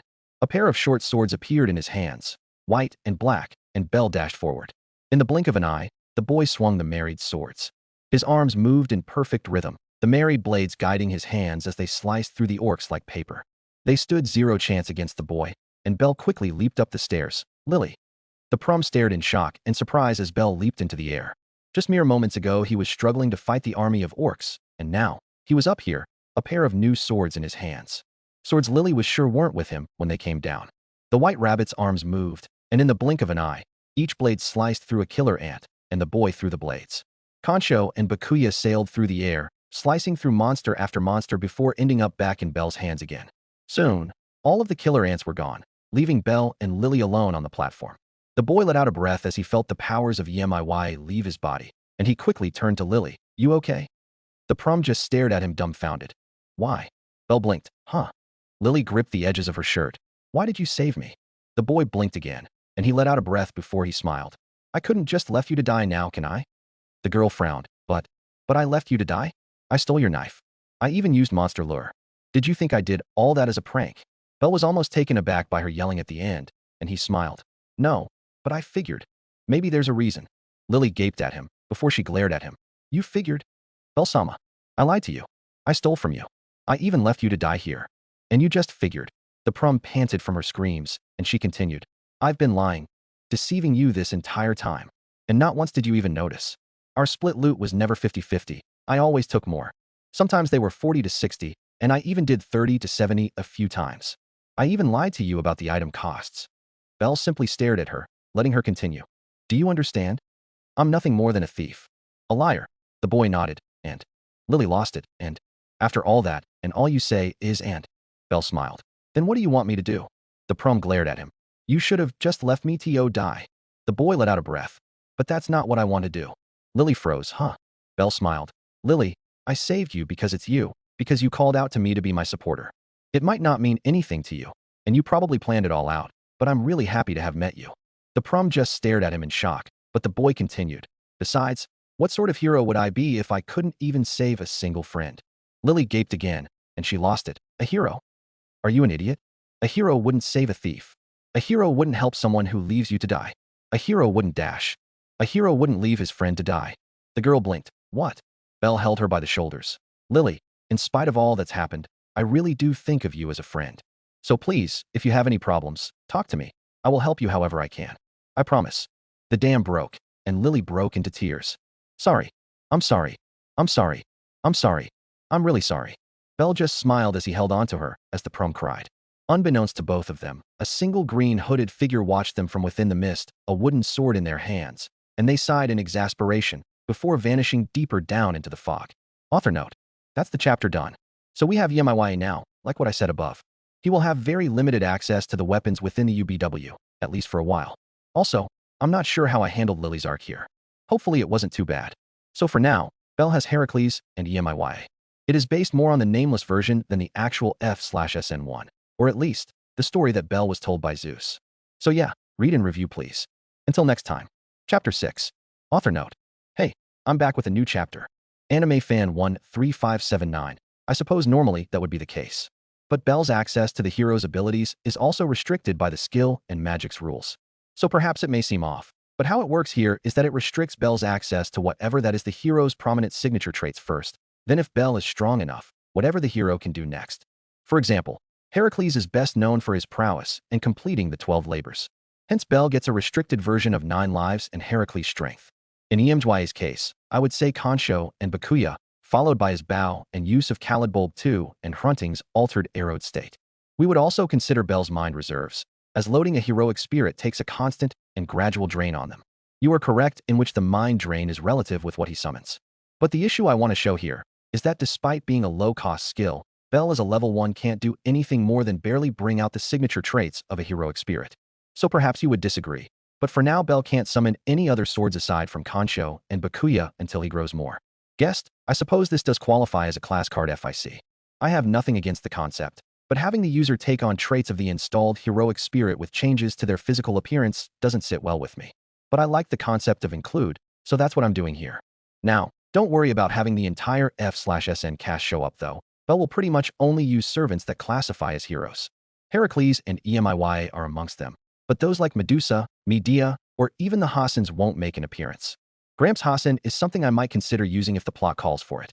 However, I make no promises with altar servants. Hint hint. Anim helps depression. In Season 1, yeah, I didn't like her too. But Season 2 onwards, or at least when Belle gained the title of Rabbit Foot, I guess I sort of found her to be tolerable. Cody White 162, glad you liked the chapter. Honestly with UBW, I suppose it is possible. I mean, with what I have planned, and suppose that nothing happens and I am still working on this FIC, UBW would work very well in conjunction to what I'm planning. But it is still something in progress, so we'll see. Based on the rules of the magic and skill I have made for Belle, it is a high possibility though. Anyway, here's the newest chapter. Hope you enjoy this one. XXX. The next morning, Belle walked with Lily away from the dungeon. The boy had been persistent in having Lily as his supporter, much to her surprise, which led them to their current situation. The prom in disguise glanced at him as they walked, making sure her face wasn't revealed. Are you sure this is okay? Belle nodded. Of course, trust me. Lily nodded slowly as they headed for the church that Belle and Hestia lived in. Why were they headed for the church?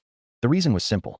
After their little moment in the dungeon, Belle had reassured Hestia that everything was okay now, and the goddess of the hearth had requested, demanded, that Belle brought Lily to meet her to confirm that fact. Soon, the pair stood in front of the abandoned church, and the girl blinked. Is this where you're living? Belle scratched the back of his head sheepishly. Well, Hestia-sama isn't exactly the wealthiest goddess, and whatever money I have isn't enough to buy a place, and renting a new place would be good, but too costly. Lily hummed, I see. She understood his reasoning, for she too camped out a lot in the abandoned buildings and rooms that were scattered around Orio. The pair entered the church, and they quickly saw Hestia waiting for them. Belle smiled. We're back. Hestia beamed when she saw him. Welcome back, Belle-kun. But her smile dropped when she noticed the Chianthrope beside him. Lily approached the goddess and lowered her head in respect. Hello. It's nice to meet you, Goddess Hestia. My name is Lilaruka Arde. The twin-tailed goddess hummed. So you're this infamous supporter I've been hearing about. Lily nodded. Why yes. Hestia hummed. I see. Belle, unaware, or rather, choosing to ignore his goddess-judging gaze, turned to head down to the basement. I'll go make some tea, okay?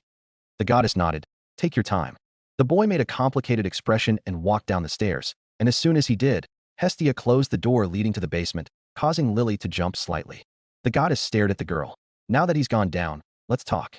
Lily felt nervous, for despite the boy having forgiven her, she was sure the goddess wasn't as forgiving, especially when she knew he was her only child. The prom in disguise asked, what did you want to talk about? Hestia sat down on the altar of the church. Belle's told me about you, and I've done some digging myself. Tell me, do you crave Soma's wine? Lily's eyes widened, and she snapped her gaze at the goddess, staring firmly at Hestia. Not at all. In fact, I hate it. Hestia studied her expression for a while, before nodding. Good. You're not lying. That means I won't have to worry too much. She folded her arms. Now, the next thing, can you swear that you won't make the same mistakes again? Lily blinked, and she nodded. I swear that I will never betray Belle-sama, ever again. She looked down. Despite all that, he still saved me. I can't betray that trust. Hestia smiled. Good to hear. Her smile dropped. Now that we've established that you won't turn on him, I can rest easy. Lily blinked. The goddess glanced at the doors leading to their basement. Belle? He wants to be a hero. He adores heroes, and he will do everything he can to join their ranks. But at the same time, he's naive, he's innocent, and he will always choose to do whatever he believes to be the right thing. Hestia looked at Lily. It's frustrating, but that's the kind of person he is. That's why he chose to save you. The prom nodded. I know. The goddess nodded. I will be honest here. I don't like you, not one bit. You stole from him, not once, but twice. And that's just whatever that he's told me. You yourself know just how much and what you've done to him. Yet he still chose to help you. Lily looked down. I know. Hestia sighed. Seriously, that boy will be the death of me one day. She shook her head. But for now, he's shown to me that he can handle things, if only in a weird way. The goddess stood up. So, Lilaruka Arde, can I trust you to watch over him for me? The prum blinked. Huh. Hestia huffed. It's really just because I can't be with him all the time, not when he's diving into the dungeon all the time. Besides, you would be more familiar with the shady-ass people than the both of us. Lily blinked again, before she nodded. I understand, and I'll make sure to keep him safe from those sort of people. The goddess nodded. Good, and one more thing. The prum blinked in confusion as Hestia got in front of her face. Yes. The goddess made a very serious face. Know your boundaries, and know your place. With that said, Hestia pushed open the door. Now, come on in. We have something more important to talk about, and I don't want to talk about this up here. Lily blinked in confusion, before she followed the goddess down to the basement. As she did, the prum blinked again when she saw what was essentially a small studio room. A double bed sat in the middle of the room, while a couch was placed at the other side of the basement, next to a small counter with a kettle, sink, and some cutlery. Bell smiled as he heard them. Just in time, the tea's ready. Hestia chuckled. Thank you, Belcoin. Lily asked. So, what was it you wanted to talk about? And why couldn't we talk about it upstairs? The boy made a complicated face. Hestia-sama, do you want me to tell her? Or do you? Hestia sighed. I'll tell her. Besides, she's already seen it in action. She turned to the prum. I'm sure during your time with Bell in the dungeon, you've seen him use some sort of skill or magic that boosted his prowess several times over. Lily immediately realized what they were referring to. Yes, Bell-sama has mentioned it to me before, that it is something you forbid from telling anyone. I'm guessing it's something that is dangerous or so strong that would put him at risk. Hestia nodded. Exactly, and what we're about to tell you is the truth about that. The prum frowned. Are you sure you want to tell me? I mean, Bell smiled. I do. If we're going to work together, I want you to know what exactly I'm doing. Hestia sighed. I was against it, but well, it is his choice. And you've already shown to me that you won't betray him again. Lily nodded slowly. I guess. The goddess sat down on the bed, grabbing a cup of tea as she sipped on it. To give you brief rundown, Belcoin has the ability to summon and inherit the powers of famed heroes from the past. The prum blinked, and she blinked again. I'm sorry, what? Hestia chuckled. I know it sounds absurd, but it is true. Belcoin can call upon the powers of legendary heroes that existed in the past, and use them. Bell smiled. Yes, I mean, you've seen me use Heracles' sword, and I'm pretty sure you saw Concho and Bakuya yesterday. Lily considered the thought, thinking back onto the times when she'd seen those weapons. I see. So those weapons, they're part of those powers of these heroes. The goddess nodded. As of now, Belcoin can use the powers of 2 different heroes. I doubt you will know of them, for they are heroes that existed so far back in the past that only the gods know of them. The prum blinked. Oh. Hestia sighed, which is a troublesome thing to hide. If any of the other familiars hear of this, we will be in big trouble. Lily nodded in understanding. I can see where you're coming from. The girl nodded again. Okay, I swear I'll help keep this a secret. The goddess smiled, detecting no lies from the prum. Thank you. Her smile dropped. But that doesn't mean you're off the hook. Bell blinked. Hestia-sama. But surprisingly, or at least to him, Lily just nodded. I understand, Lady Hestia. I'll do my best. Hestia nodded in approval, before she did a shooing action as she hugged Bell's arm. Now get out of here. I tolerate you, but you're interrupting our private moment. Bell blinked. Yeah? Private? What are you saying? Hestia-sama. The prum blinked, before she giggled. Understood. I'd hate to impose. I mean, after all, I'm spending the entire day tomorrow with Bell-sama anyways. With that said, Lily turned to leave the church. I'll see you tomorrow, Bell-sama. And it was nice meeting you, Lady Hestia. Bell blinked, feeling nervous when he noticed Hestia's seething look. Oh okay. See you tomorrow, Lily. As soon as the prum left, disguising herself as a chianthrope once more, Hestia fumed. I am so regretting this now. She snapped her head to Bell. Be wary of her, you hear me? Don't let her get too close. The boy smiled awkwardly. I'm sure. I guess. Hestia nodded a few times. Good. Now go shower, please. I'm not complaining, but you're rather sticky. Bell just sighed in exasperation and nodded. Okay. The boy went to take a shower, leaving Hestia in their shared basement/room. The goddess smiled as he walked upstairs. He's growing so fast. Her mind went back to the status sheet she had updated last night, and her lips thinned. EMI. A nameless hero, a hero that shouldn't be known to this world. A counter-guardian. Hestia furrowed her brows. How did Bell find out about him? Heracles was one thing, for there were multiple gods from the Greek pantheon in Gekai. Stories of the demigod might have been leaked from when the Zeus or Hera familius existed. Hell, there was quite a number of Greek gods in Oreo itself, and Hestia wouldn't put it past Hermes to spread word of him for fun. But a counter-guardian. Bell had mentioned that he had never really been told the specifics of the nameless hero aside from vague stories. All he knew was the gist of things.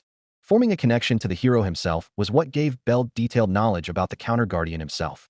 Before, Hestia hadn't been sure how Bell obtained such an ability to inherit the powers of heroes from the throne.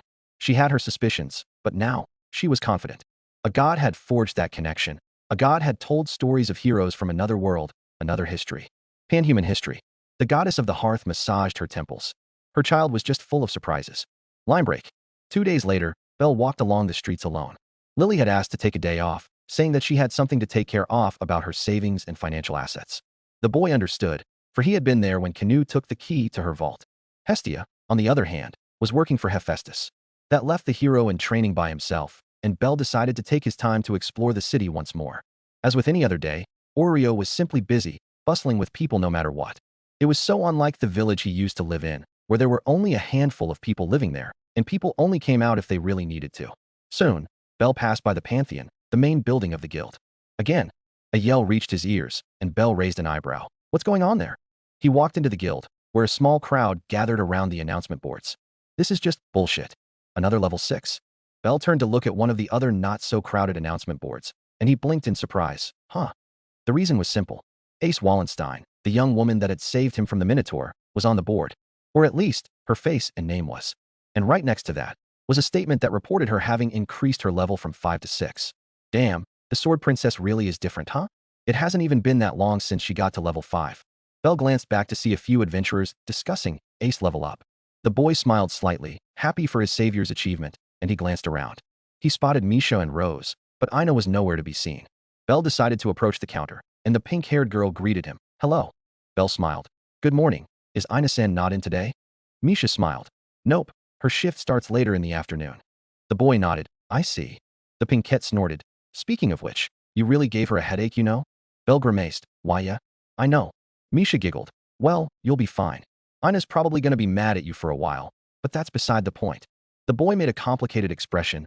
No, that is the point, isn't it? The pinkette just grinned. But before she could continue, Rose spoke up. Do you not have more work to do, Misha?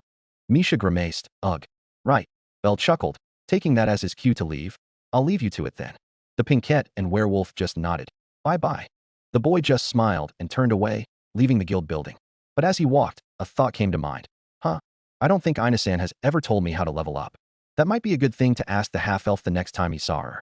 But as soon as the thought came, Ina's lecturer mode face too came to mind, and he was sure the half-elf would admonish him for even thinking about leveling up so soon. Bell grimaced. That might not be a good idea after all. He shook his head. If you didn't ask, you wouldn't get.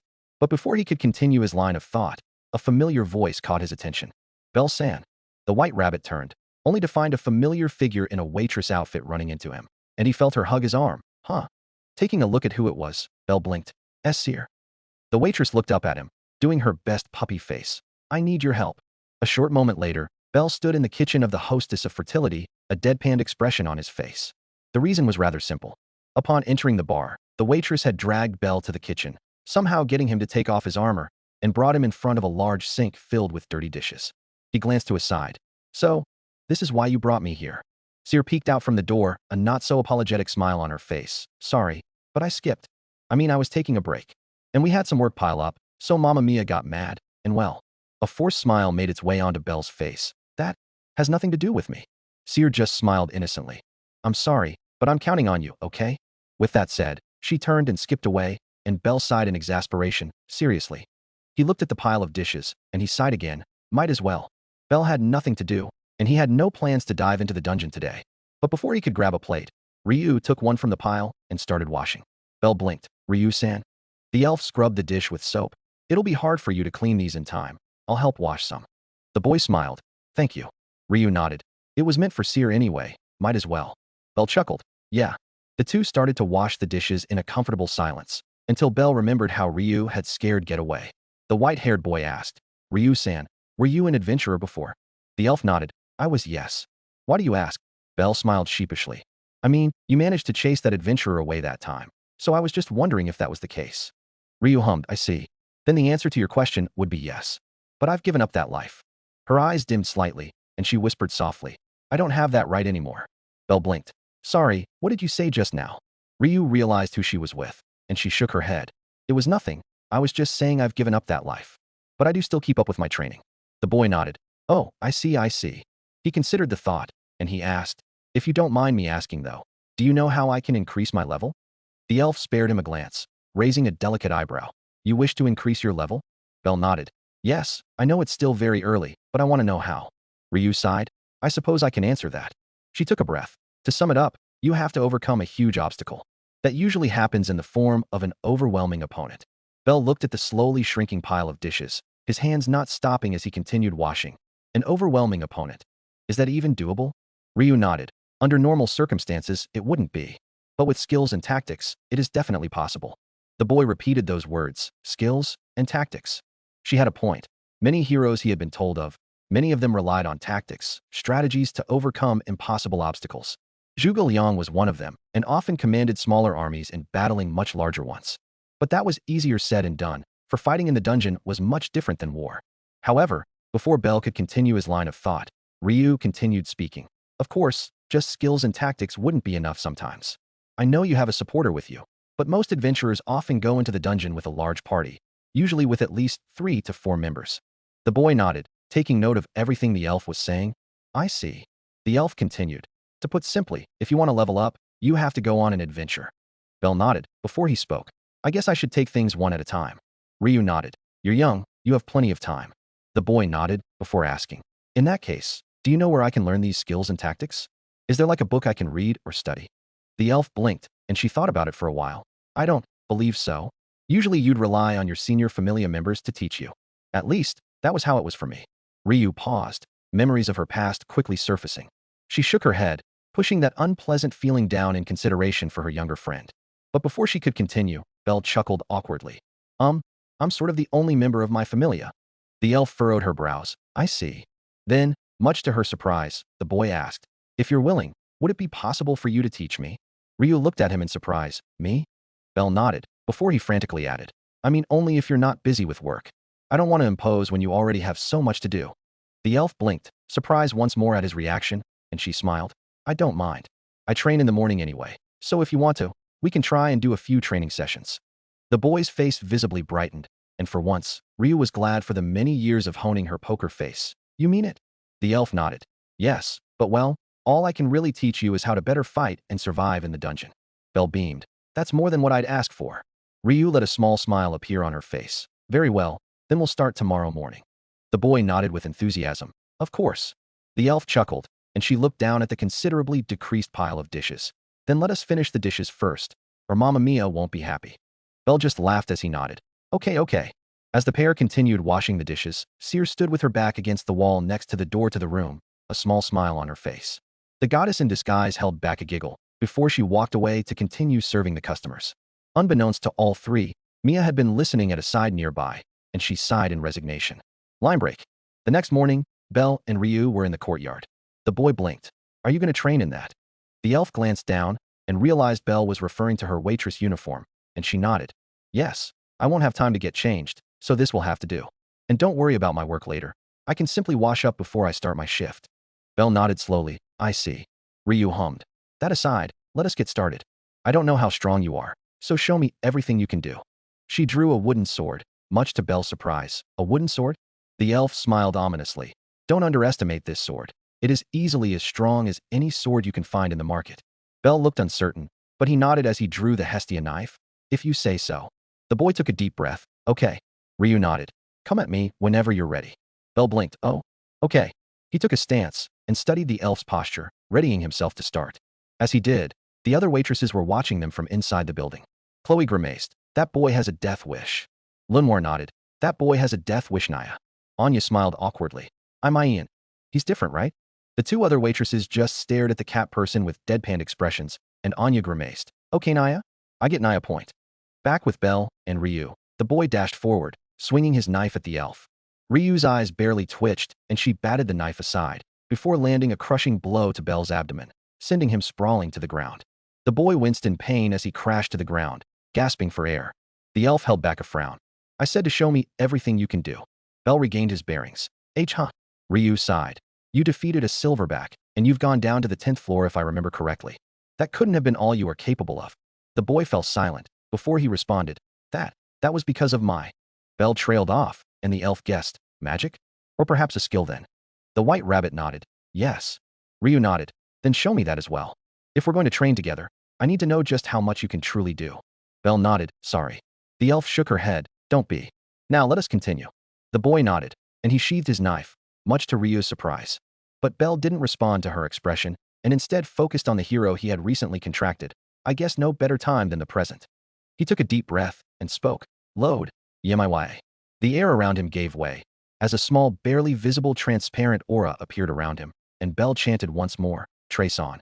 In the blink of an eye, Kansho and Bakuya appeared in his hands, and Ryu nodded in acknowledgement. Whenever you're ready. Bell nodded, and he dashed forward with much more speed than before. The elf's eyes widened when the boy was almost immediately upon her, and she raised Alv's lumina just in time to block the married blades. Narrowing her eyes in focus, Ryu pushed back, noting the sudden increase in strength from Bell's strike, before kicking him back. But this time, the boy didn't fall to the ground, and instead, quickly regained his footing and broke into a dash to circle around Ryu. The elf easily followed his movements and swung her blade at him when he got close, immediately going on to offense. The young woman easily overwhelmed Bell, who quickly found himself doing his best to fend off her strikes. The pair traded blows constantly, which generally involved Bell trying, and somewhat failing to block or dodge her strikes. That went on for a short moment, until Ryu found Bell starting to block and dodge more and more of her strikes.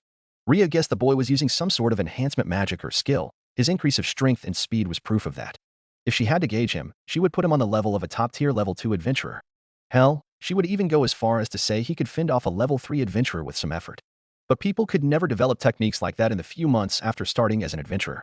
The elf backed away as she dodged and parried a few slashes from the boy, before she returned her own attacks. Again, Bell blocked them, almost as if he knew where she was going to strike. The same process repeated again and again, until Ryu realized what exactly was happening. She didn't like what she found. Not a single bit. The elf stared at Bell's stance once more, the boy holding the married swords in a slightly strange stance. Ryu had seen dual-wielding swordsmen before. She'd faced them before. Most, if not all of them, generally had their swords level to their chest or shoulders. One would always be facing the front, the other always guarding their sides. Some would have them spread out to form a wider guard. But Bell's stance had something else, or rather, lacked something. There were openings in his guard, glaring openings. It was as if he was goading her into attacking those spots, and when she did, he would parry those strikes. But that would only work if Bell was fast enough to stop those blows. And that wasn't the only problem she'd found. This particular way of fighting, it was clearly meant for human opponents, or at least, intelligent humanoid species. It wasn't designed for monsters or dungeon diving. Rhea narrowed her eyes, and she moved. This time, she moved with her full speed, and as expected, Bell couldn't keep up. Kansho and Bakuya tried to intercept Alv's lumina, but they were too slow, and the wooden sword found its mark on Bell's waist. The boy almost immediately sprawled to the ground, groaning in pain as his magic wore off. Rhea let out a breath. Let us stop here for now. Bell groaned. Oh, okay. He got up, but before he could get off the ground, he found the elf staring at him, almost coldly. Now, what was that? The boy blinked. Huh? What do you mean? Rhea spoke. That manner of fighting. Who taught you that? Bell blinked in confusion. I don't understand. The elf recognized his genuine confusion, and she let out a deep breath. Cranel-san, that style of combat you used, do you know what you were doing? The boy blinked again. Sort of. I don't know what you're talking about, though. Frustration filled the older girl's mind. You had a lot of openings in your guard, very obvious ones. An enemy would obviously take advantage of that, just as I have. Bell blinked in realization, false realization at what the elf was referring to. Oh. I guess that is bad, huh? I mean, I guess I do need to cover my bases. Rhea frowned. I'm not talking about that. You're doing it subconsciously, I suppose, but you're leaving openings in your guard for the enemy to strike, and you would use that to predict where you'll be hit. The boy blinked again, and only then did the information flow into his mind. Bell blinked again. Oh. The elf sighed. That is a dangerous way of fighting. If you face someone, or something that is faster, then you will die. The boy nodded. Why, yeah, I suppose that would happen.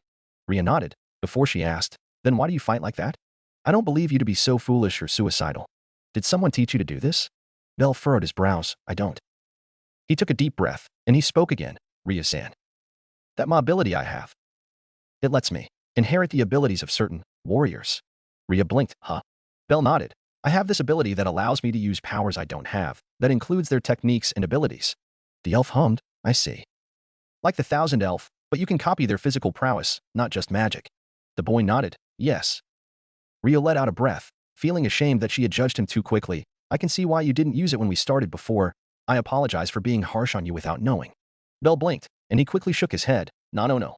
I'm sorry for hiding it from you. It's something my goddess forbid me from telling anyone.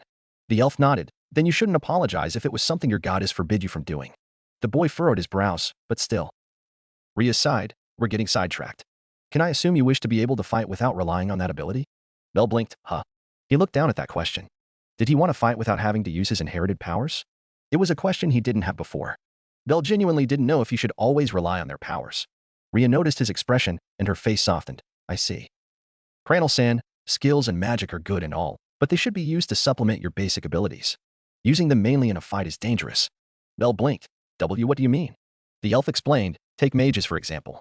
They have the power to fight enemies with range, but they lack the ability to fight in close combat. Of course, the same could be said for adventurers with long-ranged combat.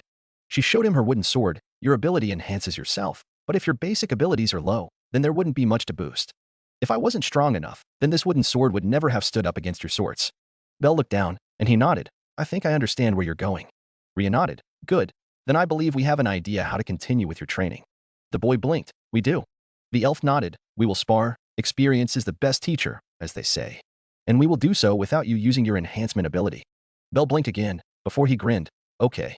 He got up, but much to his surprise, Ryu turned away and walked towards the building. Bell blinked again. Where are you going? The elf glanced at him with a raised eyebrow. To wash up. Why? The boy blinked in confusion. But aren't we going to continue? Ryu looked at the clock nearby. Time's up, and I have to start my shift soon. Bell followed her line of sight, and he realized it was already almost 10 a.m. Oh. The elf nodded. I'll see you later then. The boy blinked, before he nodded. Why yes, of course. Thank you for your time, Ryu-san. Ryu just smiled as she walked towards the washrooms, and Bell went to leave the establishment, only to find Mia standing in front of him. Bell blinked. Mia-san. The dwarf stared at him, as if contemplating something, before she sighed and held out a uniform. Here, go put this on. The boy looked at the uniform in her hands. I'm sorry, I don't follow. Mia snorted. What? Did you think I'll just let you and that dumb elf train in the courtyard for free? Bell blinked. Eh? The dwarf huffed. One time is one thing, but if you're gonna be doing this every now and then you will have to work for it. The boy nodded. I guess that's fair. Mia nodded in satisfaction. Good, now go put this on. Bell made a complicated expression. It's a girl's outfit. The dwarf raised an eyebrow, and the boy pointed to himself. I'm a guy. Mia scowled. Your point? This is the hostess of fertility. We don't hire males, and for good reason. Now are you going to put this on? Or do you want to stop training with one of my girls?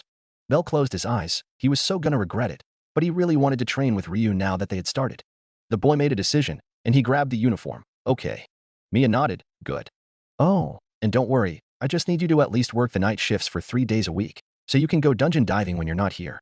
Bell nodded, a conflicted expression on his face. I understand. A short while later, Ryu stood at the bar in shock. Cranel. San. Bell's face flushed as he stood there in the hostess uniform. Anya and Lunmar were laughing their asses off, and Chloe was leering at the cross-dressed boy with a smile. Anya laughed. Naya looked good. Naya. Syr smiled. Yep, I fully agree. Bell sighed. How did you know what size I needed? Mia snorted as she put some clean plates away. Thanks, Syr, for that. The girl gave her fellow waitress a look. How? Syr just smiled and giggled. Trade secret. Bell ran his hands through the long silky hair he now had, and a wig too? Seriously. Chloe giggled. Well, we can't have people recognizing you now, can we? The boy sighed. I guess not. Rhea palmed her face. I am having conflicted feelings about this. But I guess I should have seen it coming. The 3 other waitresses just laughed, while Syr smiled not so innocently. But before they could continue, Mia yelled, now that's enough. We're opening shop in 3 minutes. So get your asses to work. And Ryu, show our newcomer how we do things here. The previously 5, now 6 waitresses nodded, and Bell sighed. Might as well. What's the worst that can happen? The boy sighed once more and went to follow Ryu to work. As he did, Bell felt his back grew warm slightly, but he ignored it as he focused on following the elf's instructions. Author note. So that's it for this chapter. I've hinted another potential heroic spirit we may see in a not-so-combat-oriented manner at that last part. It may even be a good one for the Harrowheim arc. So let me know what you think might be that heroic spirit. On that note, the next chapter is the Quest X Quest short arc, so do look forward to that. Until next time. Read and review please. Chapter 7. Author note. Hey, I'm back with a new chapter. Now if anyone reads my other Fate FIC, I'm not abandoning it. I simply want to finish Season 1 of DanMachi at least before I get back to it. Starting a new FIC whilst one is running, whilst I have to work full-time and study full-time, probably wasn't the best idea. But well, I'm just doing this for fun anyway, so I'll update that one when I can. Just don't expect it to be anytime soon. Erwin Giark, I'm glad you like her so far. She's actually not meant to be too different from Can and Freya, probably less sadistic and more attached, but I guess we'll see. Guest, Medusa is a definite no here. Belle will only inherit heroes. Astolfo is a maybe. Timpson, thanks, I did say it will be more in a non-combat oriented way. So I guess consider which one has an ability that is not so combat oriented. Guest, I'm not limiting it to servant classes. Belle can technically access every ability of the heroic spirits he inherits. But it still depends on how much his body can handle. For now, he can only take on a limited amount of power from a specific class of the heroic spirit. For example, Heracles would be only Berserker, and Iamawai would be just Archer. So, Shinji Muramasa is a maybe. I'm still thinking about him. Arthur/Artoria is one I'll eventually do, just need to figure out how. As for Solomon, that one is debatable. Exodus 1, 2, 3, 4, 5, Tamamo no Me is not a hero, so no. Cody White 162, glad you like how I'm implementing Belle's skill with the heroic spirits. Now I don't want to spoil it, but he won't inherit Ishtar, simply because she is not a hero, but a divine spirit. Regulus Cetus, Belle having a harem is still to be decided. I may consider doing an unwanted harem-style ending, where he just gets together with one girl, most probably Ryuu, and leave it at that. Gamma 102, non-combat-oriented aspect of that. So maybe? Maybe not? Anime fan 13579, you're right in the sense that having Belle inherit Tamamo will open up a can of worms I really don't want to open. So no, he won't. Besides, she's not a hero, so Belle shouldn't really have access to her. Now, the Arrow of Orion arc is something I will definitely do. I've already mentioned one heroic spirit I will have Belle inherit in the earlier chapters, and this will be where she comes in. Maybe we'll also see Belle inherit Orion. As for EMY, let's agree to disagree. I understand where you're coming from, and your arguments are all valid, but that simply isn't what I have in mind. Anim helps depression, for Belle indeed. Or in a way, lucky him. Euro Winters, Fate, and Kamen Rider game do not fit together in my humble and honest opinion. That is all I shall say on that matter. Triple X. A few days later, Belle was in the hostess courtyard once more, with Rhea standing before him with Alv's Lumina in her hands. The white-haired rabbit dashed forward, the Hestia knife glistening with power as Belle swung it at the elf. In response, Rhea simply leaned back slightly, just enough to let the knife pass by her harmlessly. Then she moved. The elf had purposely left a small delay in her response to allow her new training partner to react, if only barely. Belle clenched his teeth as he quickly backed away, or at least, tried to. But the older girl was just faster, and he winced as the wooden sword slammed into his side. Unlike the past few days, however, Belle managed to stand his ground, pushing through the pain and pushed on his attacks. Rhea blinked when the boy swung his knife at her once more, forcing her to block the swing at his wrists. But the boy wasn't going to let that be the end of it, for he quickly spun, swinging his free arm in an attempt to land a back fist to the elf, only to hit a wall, or rather, a wall in the form of Rhea's palm. The elf let out a breath. All right, let us take a break. Belle blinked, huh? Rhea stared at him. You're tired, you're panting already. The boy blinked again, and he realized he really was having trouble catching his breath. Oh. The elf let go, and she smiled softly. I see your tolerance for pain has gone up. Belle made a complicated expression. Yeah, well, it has to go up somewhat when I'm training with you. Rhea snorted. Being able to withstand the pain is good, but it's not the best idea to push through the pain when you're hurt. The boy smiled sheepishly. I mean, this is just training. I won't do that in the dungeon. The elf chuckled. See that you do. You're finally done. The pair turned to see Syr approaching them, and Belle nodded with a smile. Yes, well, we're just taking a break for now. The silver-haired girl pouted. Just because Rio has a day off doesn't mean you can keep her to yourself, okay? That's not fair. Belle's face flushed. H-ha. Rhea's face too turned red, but not as much as the boy did, and she cleared her throat, teasing Cranel aside. Don't you have work to do, Syr? The goddess in disguise giggled. Why yes, but I just thought I'd come see my two favorite people before I head off to deal with all those troublesome customers. She brought out a basket she'd been hiding behind her, and since you two were busy fighting, I thought you'd be hungry too. The elf's face stilled, and she did her best poker face. I see, I'm not feeling too hungry, but I'm sure Cranel would appreciate it. Belle's eyes snapped at his training partner, and he opened his mouth to speak, only for Ryu to flick a small pebble at his legs, earning a silent wince from the boy. Ryu smiled forcefully. Is that right, Cranel? The boy almost glared at the elf, but he caved in. Why yeah, thank you, Syr-san.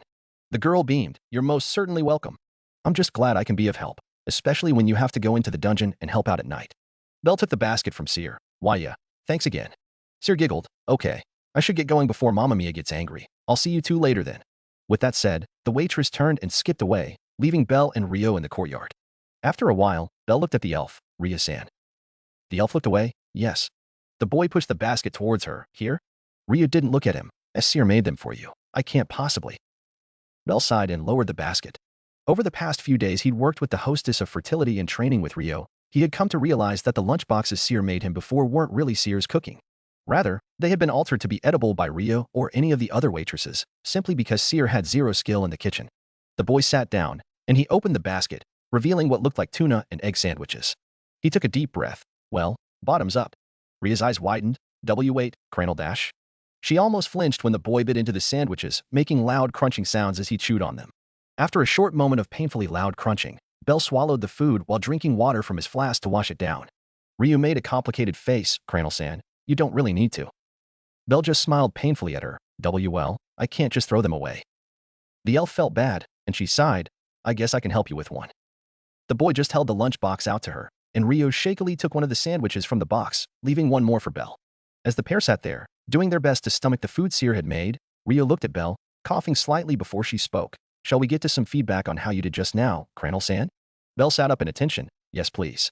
The elf almost smiled again at his reaction. You performed better than before, and while you couldn't quite react to my attacks, you were aware of them. I'm still not happy that you took the hit and pushed on to attack, but sometimes that is necessary, so I'll leave it at that. The boy nodded. I see. Thank you. Ryuu chuckled. As of now, I don't believe you would have any issues besting most level 2 adventurers even without your enhancements just based on skill alone. The only difference that would make it hard for you would be your lack of real combat experience, but I'm sure that can be rectified easily. Belle nodded again. I understand. So I suppose I'll just have to keep diving into the dungeon. The elf nodded. That would be the most simple course of action. Yes. The boy glanced at Alv's Lumina at her side. Speaking of which, I've been meaning to ask you. Ryuu raised an eyebrow. Yes? Belle pointed at the wooden sword. Why do you always use a wooden sword? I mean, I understand if you want to hold back against me, but do you have, like, a sword or something? The elf glanced down at her trusty weapon. Ah, you mean this? Ryu's lips thinned, and the boy quickly added, if you don't want to tell me, I'm okay with it, really. The elf smiled and shook her head. No, it's just that I'm remembering some stuff from the past. She let out a breath. To answer your question, I believe I told you I can use magic before. Yes? Belle nodded, in passing, yes. Ryuu nodded. I am an elf, and you will find that some, if not most elves, will know some form of magic. We don't use the same type of magic though, not usually. The boy hummed. I see. The elf continued. Magic spells in general can be casted any way the caster wants to, but we elves have found to be able to cast at a more efficient manner using wands. Belle, I see. So your wooden sword doubles as a wand? Ryuu smiled, if only barely. Yes. The boy hummed. So is it like an offensive spell? The elf chuckled. When we get a chance, I'll show you how it works. Belle's eyes gleamed with excitement. Really? Ryuu just giggled. Really? But let's just hope that doesn't come to pass. The boy pouted. Why? The elf's smile almost wavered, but she managed to push those unhappy memories down, because that will mean you will be in danger. Belle giggled. Does that mean you'll come save me if I'm in danger? Ryuu nodded, of course. She realized what she'd just said, and quickly stood up to avoid letting Belle see her reddened face. Now, break's over. The boy blinked, and her words quickly sunk in. Wait, what? Already. Ryuu grabbed her sword and walked to the center of the courtyard. Yes, and you'll spar using your enhancement magic this time. Belle quickly swallowed the last of the food and went to join the elf. Huh? Why? The elf brandished Alv's Lumina, the wooden sword resting comfortably in her hands. We've been sparing the past few times with just your basic abilities, so I want to see how much you can do now. The boy paused, and he nodded. I see. Okay then. Belle patted his hands clean, and he thought for a brief moment. He'd shown her EMOI's abilities, and Ryuu hadn't exactly been happy with the results, mainly because of the heroic spirit's fighting style. The boy nodded to himself. Might as well see how he'd fare against her with Heracles' abilities. Belle took a short breath. Load. Heracles. To Ryu's surprise, the aura around the boy changed, even more so than the first time she'd seen him use the ability. Seeing it again also confirmed something for her. Ryuu suspected that Belle was using magic rather than a skill, and the flow of magical energy she'd felt from Belle pretty much confirmed those suspicions. The elf made a mental note to talk to him about Mind Down, but that could come later. Ryuu pushed away her thoughts when she saw Belle draw the Hestia knife, and she nodded to him. Whenever you're ready. The boy nodded in return, before he dashed forward. Line break. Later that day, Freya sat in her chambers, sipping on a glass of wine. The goddess swirled the wine in her glass, and her mind went to Ryu's conversation with Belle a few days ago. She was happy that her two favorite mortals were getting along so well, especially what with Ryu's growing affection for the boy. Freya nor Syr felt no amount of jealousy, of course. In fact, she welcomed it. But that was a topic for another day. No, the goddess was more focused on the contents of their conversation. Belle's desire to level up. She wasn't an idiot. To raise one's level, they had to overcome an obstacle, and not just any simple one. It had to be overwhelming, to the point that it would be something that can catch the eyes of the gods. Freya sighed as she glanced down from her chambers, straight at Bel's soul once more as he made his way to the shopping districts. Her lips thinned when she studied his soul. Like before, Bel's soul was radiant, pure, and innocent. Within that laid an empty slot, or a void, to be more accurate. That void had been filled with two different souls thus far, or as far as Freya was aware of. Heracles and Imawai. Two similarly stained souls that, when paired with Bel's own, made the boy shine brighter than ever. But that wasn't what she focused on. No. The goddess was staring at a tiny speck in his soul, almost unnoticeable to her. It would definitely be missed by anyone else, but not Freya. She instantly knew what it was. Fear. Of what? She had an inkling of an idea. And she was sure it would hinder his growth. Freya desired none of that.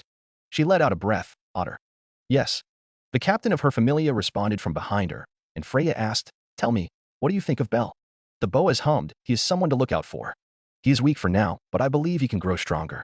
The goddess nodded. If you were to put him against yourself? Otter closed his eyes. As of now, I would crush him. But I cannot say for the future. Especially with his unique abilities. Freya giggled. I see. You don't seem to hate him as the others do. The strongest man of the Freya familia let out a breath. I do not. Your love is yours to give, and he has not done anything to warrant my hate.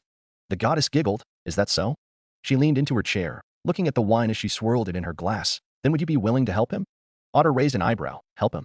Freya nodded. My dear Bel wishes to level up. But at his current position, I don't believe he has the resources to do it the normal way. The Boaz nodded. I see. The goddess glanced back at him. Can I leave that in your capable hands? Otter nodded. Of course. Freya smiled, before she stared at him. But if he dies?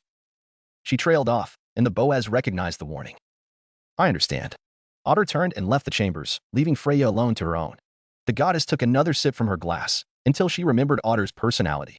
Freya grimaced slightly, perhaps letting Otter handle this wasn't the best idea. She was sure the Boaz wouldn't go easy on her dear Bel. The man had always been about doing things the hard way. In fact, the goddess of love was certain that the captain of her familia would go as far as to make this a test for Bel, to let the boy prove to be worthy of her love. Freya glanced back at her room. Perhaps I should prepare something for Hestia as an apology. She shook her head. Otter knew better than to let Bel get too injured, especially when she'd specifically mentioned to not let Bel die. The goddess made a conflicted expression. The captain of her familia would follow her word. But all of her familia members also had the tendency to interpret her words in unique ways. Freya sighed. Perhaps she would have to keep an eye on Bel for the next few weeks until Otter reported back to her. Line break. Later that day, back in the abandoned church, Hestia's eyes twitched as she looked at the status sheet of her only child. The goddess of the hearth took a deep breath. Belkuin, what have you been doing for the past few days? The boy cluelessly asked. What do you mean, Hestia-sama? Hestia closed her eyes in an attempt to push down the massive headache she could feel coming. Have a look yourself. STR. A200. Ind. A500. Dex. S90. AGEI. Magic. Heir to the throne. Description. The ability to inherit the powers of legendary heroes from the throne. User needs to form a contract and connection with the heroic spirit first before using their abilities. Once a connection is formed, those abilities can be used with just the last sentence of the full chant. Chant. I am thou. Thou art I. Thou hast acquired a new vow. Thy body shall serve under mine will, and mine fate shall be thy sword. Let an oath be sworn here. I shall attain all virtues of all of heaven. I shall dispose of all evil of hell. If thou dost accede to this will and reason, then answer my call. Come forth from the rings of restraint, O protector of the balances. Load. Blank. Currently unlocked spirits, Heracles, restricted, Imawai. Noble phantasms. Description. Once user has established connection to a heroic spirit and is in use, user can use the crystallization of the spirit's legend. A crystallization usually involves utilizing a spirit's ultimate technique or a conceptualized version of their greatest achievement. Chant. Set. Blank. Skills. Desire for the throne. Description. As long as user desires to become a hero, growth of stats will increase exponentially. Effect increases by intensity of determination and desire to become a hero. The boy blinked. I'm sorry, am I looking at this correctly? Hestia got off his back, slumping into the sofa. Yes. Granted, we haven't really updated your status for the past few days, but still. Bel's lips curved into a smile. That means I've really grown stronger, haven't I? The goddess giggled at his enthusiasm. Yes, yes you have. The boy held the sheet tightly. I guess training with Ryuu really does help. Hestia blinked. Training with who now? Bel blinked. Oh, right? I didn't tell you, did I? The goddess raised an eyebrow. Tell me what now? The boy smiled. Remember that elf we met at the hostess? Hestia narrowed her eyes slightly. I don't like where this is going, but go on. Bel's smile widened. Turns out she used to be an adventurer, so I'm training with her on most mornings before I go into the dungeon. The goddess stared at him. I see. The boy's smile turned strained. But well, Ryuu-san is strict, to say the least. Hestia stared at him for a while, before deciding she was too tired to deal with any more bullshit. If you think it is helping, then I'm all for it. Belle giggled. Thanks, Hestia-sama. The goddess snapped her head at him, but the boy jumped slightly at her sudden raised voice. Why yes. The twin-tailed goddess narrowed her eyes at him. She is just someone you train with, nothing more, yes? Belle nodded frantically. Why yes. Hestia nodded in satisfaction. Good. But still, don't let this get to your head. You're only at the peak of a level 1. Belle nodded. I won't stand a chance against level 2s. The goddess nodded. On paper, yes. But that's just looking at your status sheet at its basic level, not including your magic and skill. The boy giggled cheekily. I'm awesome like that. Hestia just snorted. I don't doubt that. Just don't go around picking fights. Belle grinned. Who do you take me for? The goddess snorted again. Yeah. Now go to sleep. The boy just stood up. Actually, I have something to do today. Hestia raised an eyebrow. Again? Is this that part-time job you won't tell me about? Belle smiled sheepishly. Why yes. The goddess hummed. Okay, sure. Just don't be too late. The boy nodded and ran out of the room, heading straight for the hostess of fertility. After a short moment, Belle reached the bar, entering the building through the back entrance. As soon as he did, he heard Anya yell, You're almost late, Naya. Belle smiled sheepishly. Sorry. I won't be long. He dashed up the stairs into what used to be an empty guest room, now designated his own, which also just so happened to be next to Syr's. The boy took off his armor and undershirt, before opening the closet to see 3 sets of waitress outfits and a few bras. Belle took a deep breath, pushing aside his ever-growing discomfort, before putting them on. The boy then turned to the nightstand where his wig rested on a mannequin, quickly grabbing it and slipped it over his head. After a few minutes of adjusting his outfit, Belle looked over himself in the mirror. Okay. Yet again, the boy felt his back grow warm, but he ignored it and walked out of the room, careful to keep his equipment hidden and also locking the door. Soon, Belle walked into the bar, and Mia snorted when she saw her. Good of you to join us, Bella. Belle, or rather, Bella, smiled sheepishly. Sorry, Mamma Mia. I got caught up with my other work. The owner of the bar sighed. Whatever, I'll let it slide this once. Now get to work. That's on table 10. Mia placed a plate of fish on the counter, and Bella nodded. Okay. She quickly went to grab the plate and made her way to the designated table. As soon as he did, Bella almost grimaced as he placed the food on the table. One set of today's special? Yes? The reason was rather simple, for the people at the table were some of the middle-aged adventurers that saw her when she started working here. One of the men grinned. Working hard, Bella? The second man laughed. Or hardly working? Belle did his best smile and girlish voice. I'm just doing my best. The 2 men laughed, and the first man smiled at him. Well, just do your best. You've improved a lot in the past few days since you started. Bella just smiled. Thank you. He quickly turned and went to bring more dishes to other tables, while also showing customers to their tables, alternating with Ryuu, Anya, and Chloe. As Belle brought another set of customers to their tables, he smiled. What can I get for you today? This time it was a party of 5, 3 men and 2 women, and the party leader smiled. Just a set of the dinner special. Set 1 for me, please. I'll get a set 4. A set 4 as well. I'll have one of Mia's spaghetti. I'll get a set 2, please. Bella smiled and wrote their orders down quickly. Okay, one of the first dinner set, one of the second one, 2 of the fourth one, and 1 of Mamma Mia's spaghetti. Did I miss anything? One of the other men spoke up. Nope, all good. The cross-dressed boy smiled. Won't be long. The leader chuckled. Thank you, Bella. I don't see your sister, though. Bella held his smile. She's not working tonight. We have some things to sort out at home today. The man nodded. I see. One of the women smacked him. Don't mind him. He's just being an idiot. Bella giggled. It's okay. Now, I'll go make sure your orders are put in, okay? With that said, he quickly turned and walked quickly towards the counter. One of the cover stories Mia and the others had come up with was that Belle, or Bella, would be Syr's sister from their home located outside of Oreo. Unfortunately, Belle's facial shape was feminine enough that with a long-haired wig, some paddings, a bra as well as a nicely sized uniform, he would look exactly like a female version of himself. That still brought him mixed feelings, and to Ryuu as well. And it also brought him some unwanted attention, for whilst most of the customers were well-behaved thanks to Mia being downright terrifying, that didn't stop them from trying to flirt with her.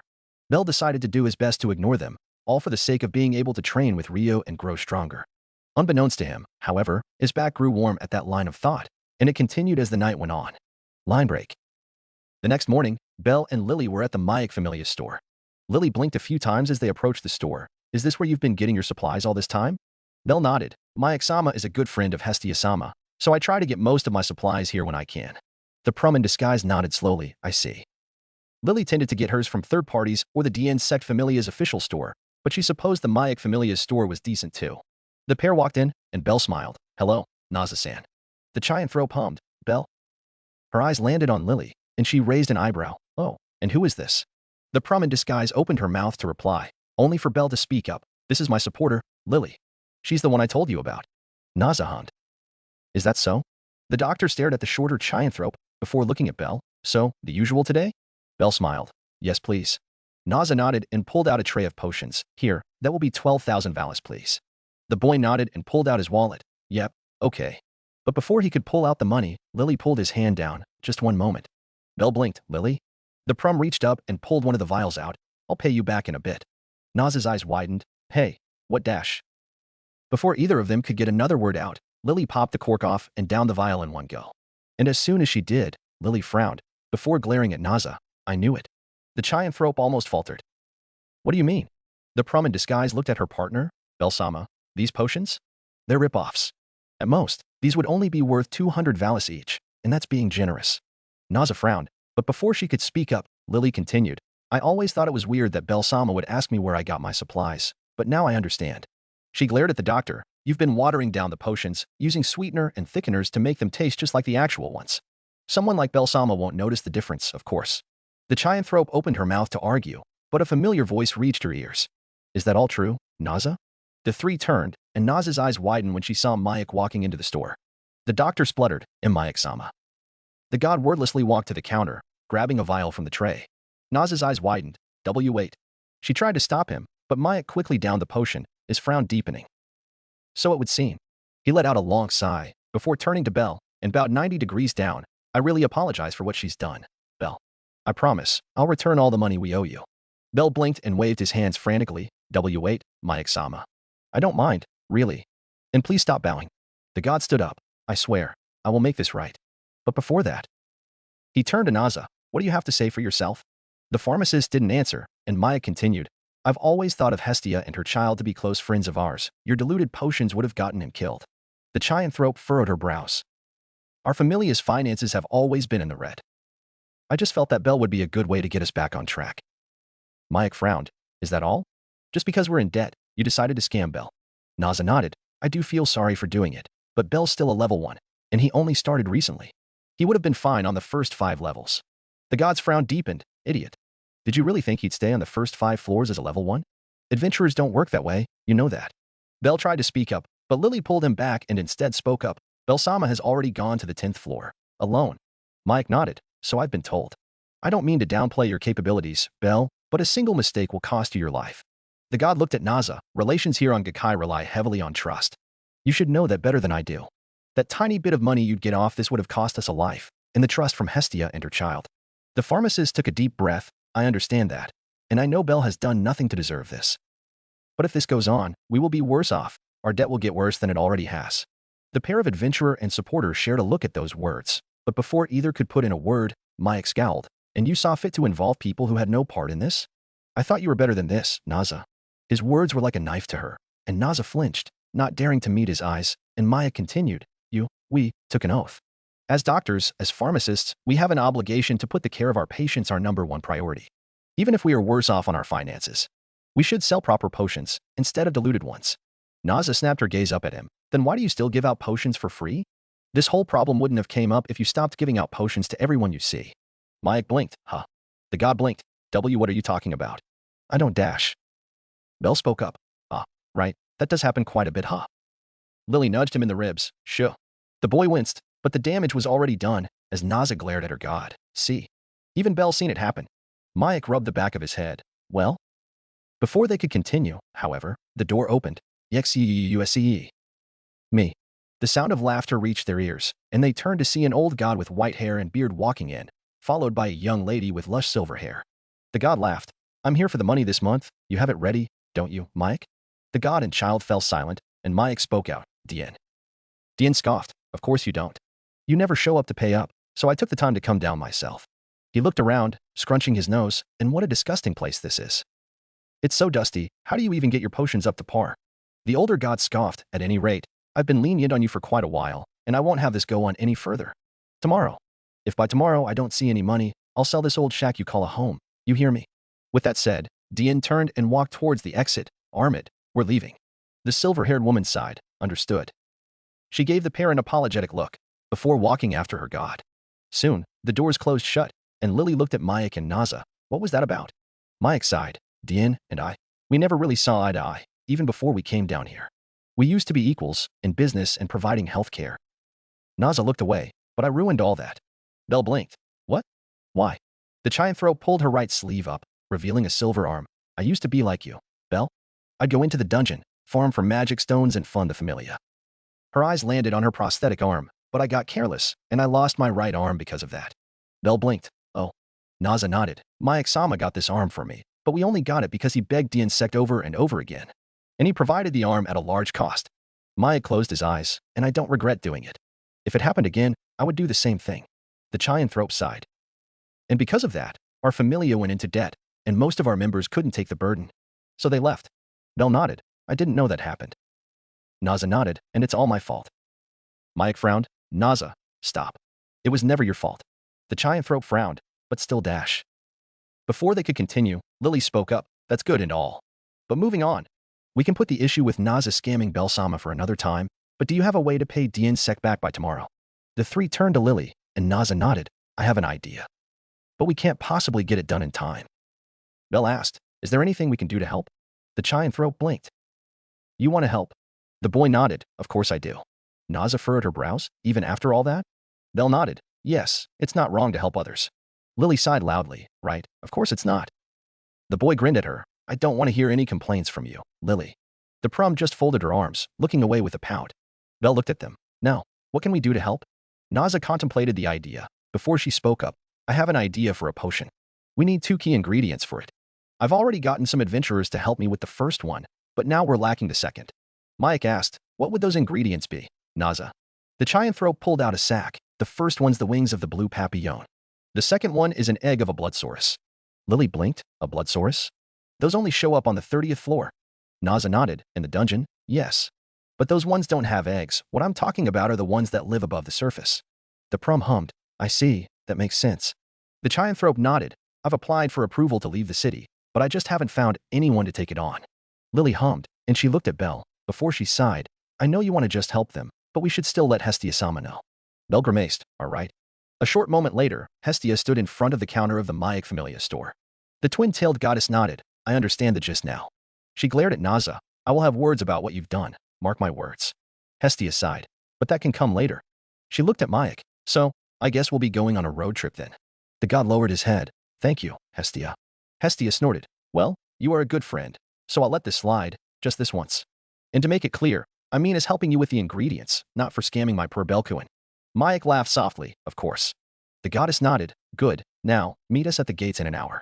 An hour and some later, the 5 sat in a carriage.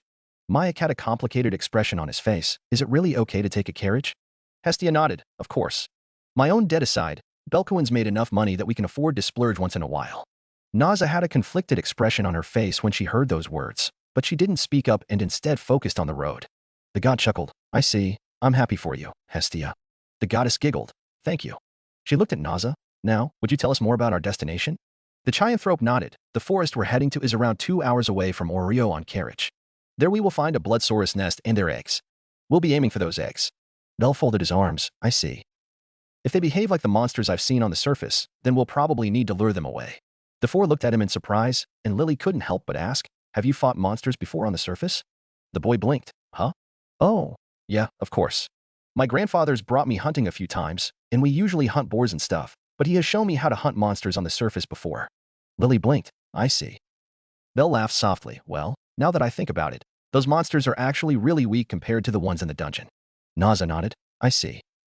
After 2 hours, the group arrived at their destination, and Belle jumped off the carriage. I guess we'll be getting there on foot from now on.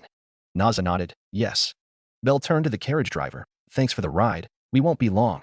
The driver nodded. Take your time, but I'll only wait till sundown, okay? Lily giggled. Don't worry. We shouldn't be too long. The man nodded. Well, good luck then. Hestia stretched her arms. Okay, let's get this over with. The 5 walked into the forests, and soon, they spotted an opening. Naza spoke up. Stop. We're here. Mayak peered into the opening, and sure enough, he quickly spotted a bunch of monsters, surrounding a nest of eggs. Hestia hummed. So we'll need to lure the monsters away first, I suppose. Belle nodded. Killing them all will be bad for the ecosystem. I'll lure them away. Once it's clear, go in and grab the eggs. With that said, the boy leaped forward, and Lily yelped. W8, Belsama. But before she could do anything, the boy was already in the opening. Now, I'm sure these monsters are weaker than in the dungeon, but I guess I should be careful. The monsters quickly took notice of the human, and they roared at him. Bell put on a confident face as he walked forward, drawing his knife, now, to play as bait. He dashed forward, leaping into the air as he slashed at one of the monsters, landing a large gash on its face.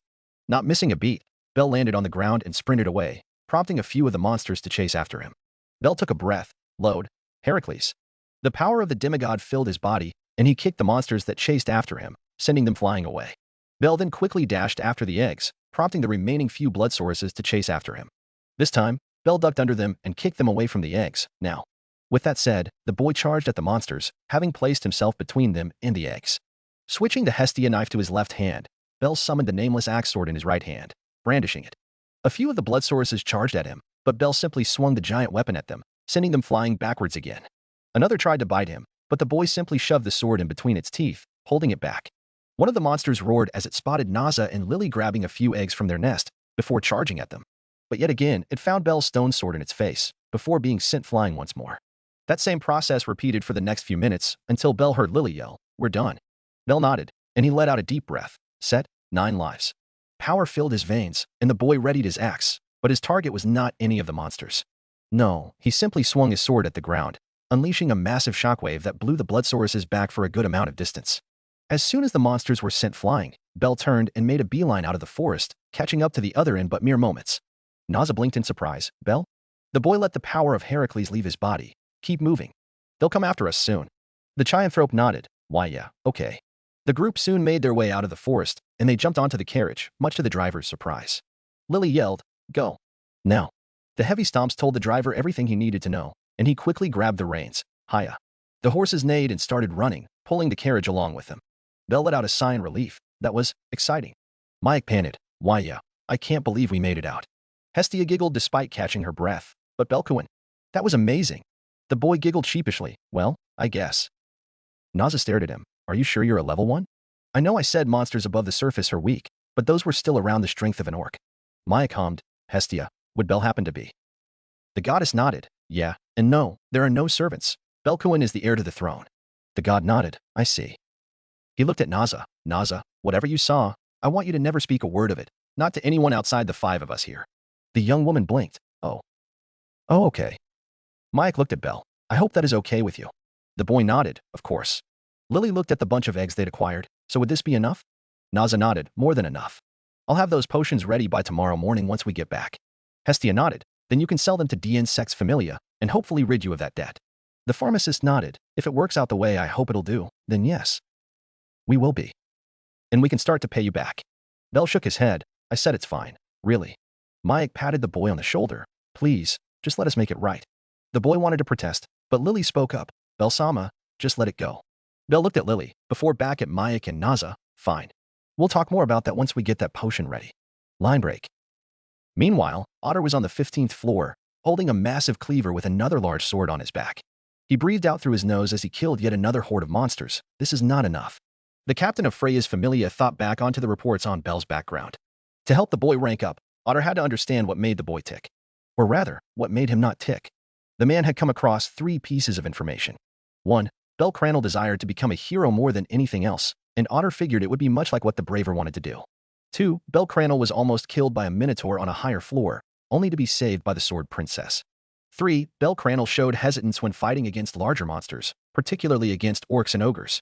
That 3 pieces of information told Otter what he needed to know to get Bell to level up. An overwhelming foe in the form of the beast that almost took his life once. But Otter was also sure that Bell Cranel could defeat any normal minotaur at his current level. So that left him to do one more thing. And as fate would have it, the man known as the King found his target. The floor shook as a minotaur holding a landform as a weapon entered his line of sight. Blood dripped down its club, telling Otter that it had just killed some unlucky adventurers. The Boaz hummed. "You look tougher than most." The minotaur roared and swung its club at the adventurer, only for Otter to grab the club easily. A smirk plastered itself on his face. "Not bad. You'll do." With that said, Otter crushed the club with his bare hands, and the minotaur stumbled backwards, almost shocked by what had happened. But its confusion increased when the Boaz untied the sword on his back, stabbing it onto the ground. Otter looked at the monster. "Use this." The minotaur stared at the adventurer, as if confused by his actions, and it hesitated. Until the Boaz gave the beast a hard gaze, promising nothing but death if it disobeyed. Reluctantly, the minotaur clasped its hands around the hilt, and Otter grunted. "Good. Now, let us begin." Chapter 8. Author note. Hey, I'm back with a new chapter. So I've been rolling on FGO for the past few days, and my EX rank luck is back. 100 SQS for Koyanskaya on my main account, then 5 ticks for Koyanskaya on my sub-account. Not to mention getting a Bookie-Duji on my GSSR when I had everyone else in that category. Now I have 900 SQ left for Summer Kama. Anyway, gotcha aside. Tenjin, thanks. You have me convinced. I'll be honest, I get where you're coming from, and I have been debating if I should have him use any non-heroic and more villainous servants. The issue I have with letting Bell use them is because he genuinely wants to become a good hero. Of course, Zeus would have told him stories about most legends, including evil ones to put it simply. Vlad 3 is definitely one I have been considering, same with servants like Okada Izo. But it also depends on the situation, or at least until Bell learns to call upon a heroic spirit to contract with on his own violation. So yes, I will consider that, but it also depends on what happens in the storyline. Just a crab with cheese, I have ideas for Lancelot, but Bedivere is one I am still thinking about. Anime fan 13579, I agree, the Sword Oratoria anime was nice to see. Honestly a shame they didn't animate the rest, but well. Anyway, I have mentioned that I have plans for Achilles, so yes, he will get him. But the cross-dressing one is not for Achilles, someone who is more deeply involved, and that is not Astolfo. Kodawite 162, glad you're liking this story so far. I hope that stays the same moving forward. Guessed, Hestia would freak out WG she finds out. It'll be interesting to write about that when it comes. So yeah, without further ado, here's the newest chapter. XXXX. Early next morning, Belle sat on the sofa in the church basement, staring at the tray of special potions. After their quest, Naza had managed to complete her new potion, which was designed to restore vitality, stamina, and mind. Basically, it was a 3-in-1 potion, able to heal wounds, restore strength and mind all in one go. With the amount of Papillon wings and Bloodsaurus eggs she had at hand, the Chianthrope had managed to make 30 potions in total. They had sold 20 of them to the DN sect Familia to clear off their debt, and given the rest of them to Belle as payment for the quest. That wasn't including the amount of money Naza and Mayak had promised to pay back to him from the times Naza had ripped him off. Lily and Hestia had, of course, overridden his opinion in letting it go, but that didn't mean he wasn't too happy about it. Hestia's voice reached his ears, still sulking about what happened. Belle glanced up to see his goddess walking in. Well? The goddess snorted. I admire your want to help people, but that's just taking it too far. You know that, right? The boy sighed. I mean dash. Hestia raised a palm and yelled, all right, stop. Belle blinked, huh.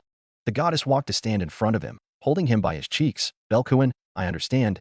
You want to become a hero worthy of the throne, but that's not how that works. The boy blinked, dash. She cut him off again. The heroes that make it to the throne don't get there because they want to. It's because they have achieved something that cannot be ignored by history. If you keep going around helping people without a care, you will burn out. Belle nodded. I know that, but I'm not planning on helping anyone every time. It's just that in Naza-san and Mayak-sama's case, I don't see the harm of letting go of the money. They need it. Hestia sighed. Belkuin, it is one thing to want to help people, but you also have to respect them. Naza and Mayak are by no means helpless. The boy nodded. I know. The goddess smiled. Then we should accept that they don't want to owe you that money. You want to help them. That is good, but you should also respect their wishes. And sometimes that means you have to stop caring too much, learn to let things go. Those words triggered something in him, not sitting well with him, and an uncomfortable feeling formed in his back, but the boy decided to push it down. Belle sighed, and decided that arguing with Hestia was more trouble than worth. I understand. I'll let it go this time. Hestia nodded. Good. Now, I have to get going, or Hephaestus will be mad at me. With that said, the goddess turned away, leaving Belle alone in the room. The boy sighed and stood up. I should get going too. It was almost time to meet Ryuu at the hostess courtyard anyway. A while later, Belle sat in the staff room of the hostess of fertility, with Rhea sitting opposite of him. The elf drank from a bottle of water, before placing it on the table. Belle wiped the sweat from his neck, before glancing at the elf. So, Ryu-san, how did I do just now? Rhea glanced at him, and she considered the question for a while. To put it simply, you've been growing very fast, impossibly fast even. The boy blinked. Really? The elf nodded. Yes, in less than a month, you have managed to go from being unable to evade my attacks at all, to being able to block or dodge almost, if not half of them. Belle grimaced. Oh. Ryo evidently noticed his expression, and she giggled. It's actually more impressive than it sounds. The boy nodded with a pained smile. I see. She's telling the truth, Naya. The pair turned to see Anya at the door, along with Lenoir. Belle made a complicated expression. I can't see how it is more impressive than it sounds. The former bounty hunter snorted. You're a level 1, and I know Ryo is holding back, but she's a lot stronger than that. Rhea nodded. I am a level 4, Cranel-san. The boy almost did a spit take. A level 4? The three girls nodded, and Anya spoke up. In fact, aside from you, all of us working here are level 4. Lenoir smiled. Well, Mamma Mia is a bit higher than that, but that's beside the point. She looked at Belle. The point is, you went from being unable to keep up with Ryuu to being able to at least follow her attacks and movements. I'm not sure if you know, but a level 4 is exponentially stronger than a level 1. Rhea nodded, and that's ignoring when you use your magic. Anya snorted. You say that, Naya, but you still beat the crap out of him, Naya. The elf scoffed. If I don't, then he will never improve. Belle chuckled. I see. Rhea sighed. But what I'm trying to say is that you have grown a lot, and you can grow even more. Anya grinned. But don't let that get to your head, Naya. Any of us can still beat the crap of you, Naya. The boy beamed. Got it. The three older women almost grimaced from how bright and innocent his smile was, but they managed to hold it in. Belle quickly took off the towel around his neck. Anyway, thanks for today, Ryu-san. I'm going to head down to the dungeon now. The three females blinked, and Rhea nodded. Good luck, Cranel-san. Got it. Thanks. He yelled back, before dashing out of the establishment. The elf chuckled softly, always excited, huh? Rhea blinked when she heard those hums, and she turned to see both Anya and Lunmar smirking at her. What? Both of them shared a smirk, before speaking in complete unrehearsed unison. Nothing. Line break. With Belle, he reached the front of the Tower of Babel, where he would usually meet up with Lily. But to his surprise, he was met with a large crowd, the flag of the Loki Familia hanging proud and tall at the front. The boy blinked. Whoa, what's going on? The Loki Familia is going on an expedition, a big one apparently. A random adventurer answered him from his side, and Belle blinked again. Really? The man nodded. Seems like the whole Familia is heading in. The boy looked around, noting that there was almost 50, if not more people around. Whoa. We will now officially begin our expedition. The goal this time lies in the deep floors. Belle looked on to see a Prum speaking out loudly, and the boy noted him to be the captain of the Loki Familia. Finn Dame, also known as the Braver. A modern-day hero as far as everyone was concerned. Finn continued his speech, bringing Belle out of his musings. To avoid confusion and overcrowding, we will head in with 2 different teams. I'll lead the first team, and the second team will be headed by Gareth. But before Belle could listen to the rest, he felt someone tap him on the back, and a familiar voice reached his ears. Belle-sama. The boy turned around to see the Prum in disguise. Oh, there you are, Lily. The Chianthrope looked past him. Were you watching the Loki Familia? Belle smiled. Yeah, they look impressive. Lily giggled at his reaction. Well, they're known as one of the strongest familias in Oreo for a reason. Her smile dropped, and speaking of which, if we don't hurry, they'll clear off the upper floors before we can get anything. Belle laughed softly. We can't have that now, can we? Lily nodded quickly. No, we can't. So let's go. The shorter girl pulled on the boy's hands, dragging him towards the entrance to the dungeon. As they headed in, Belle glanced back, spotting the head members of the Loki Familia before he descended down the stairs. A short while later, Belle and Lily were down on the 7th floor. The Prum marveled when she checked the time. Belle-sama, that was amazing. We cleared the first 5 floors in like minutes. Belle chuckled. Thank you. I guess all that training's kicking in. Lily laughed. What kind of training are you doing anyway? The boy's smile dropped slightly. I've been, well, sparring with a stronger adventurer.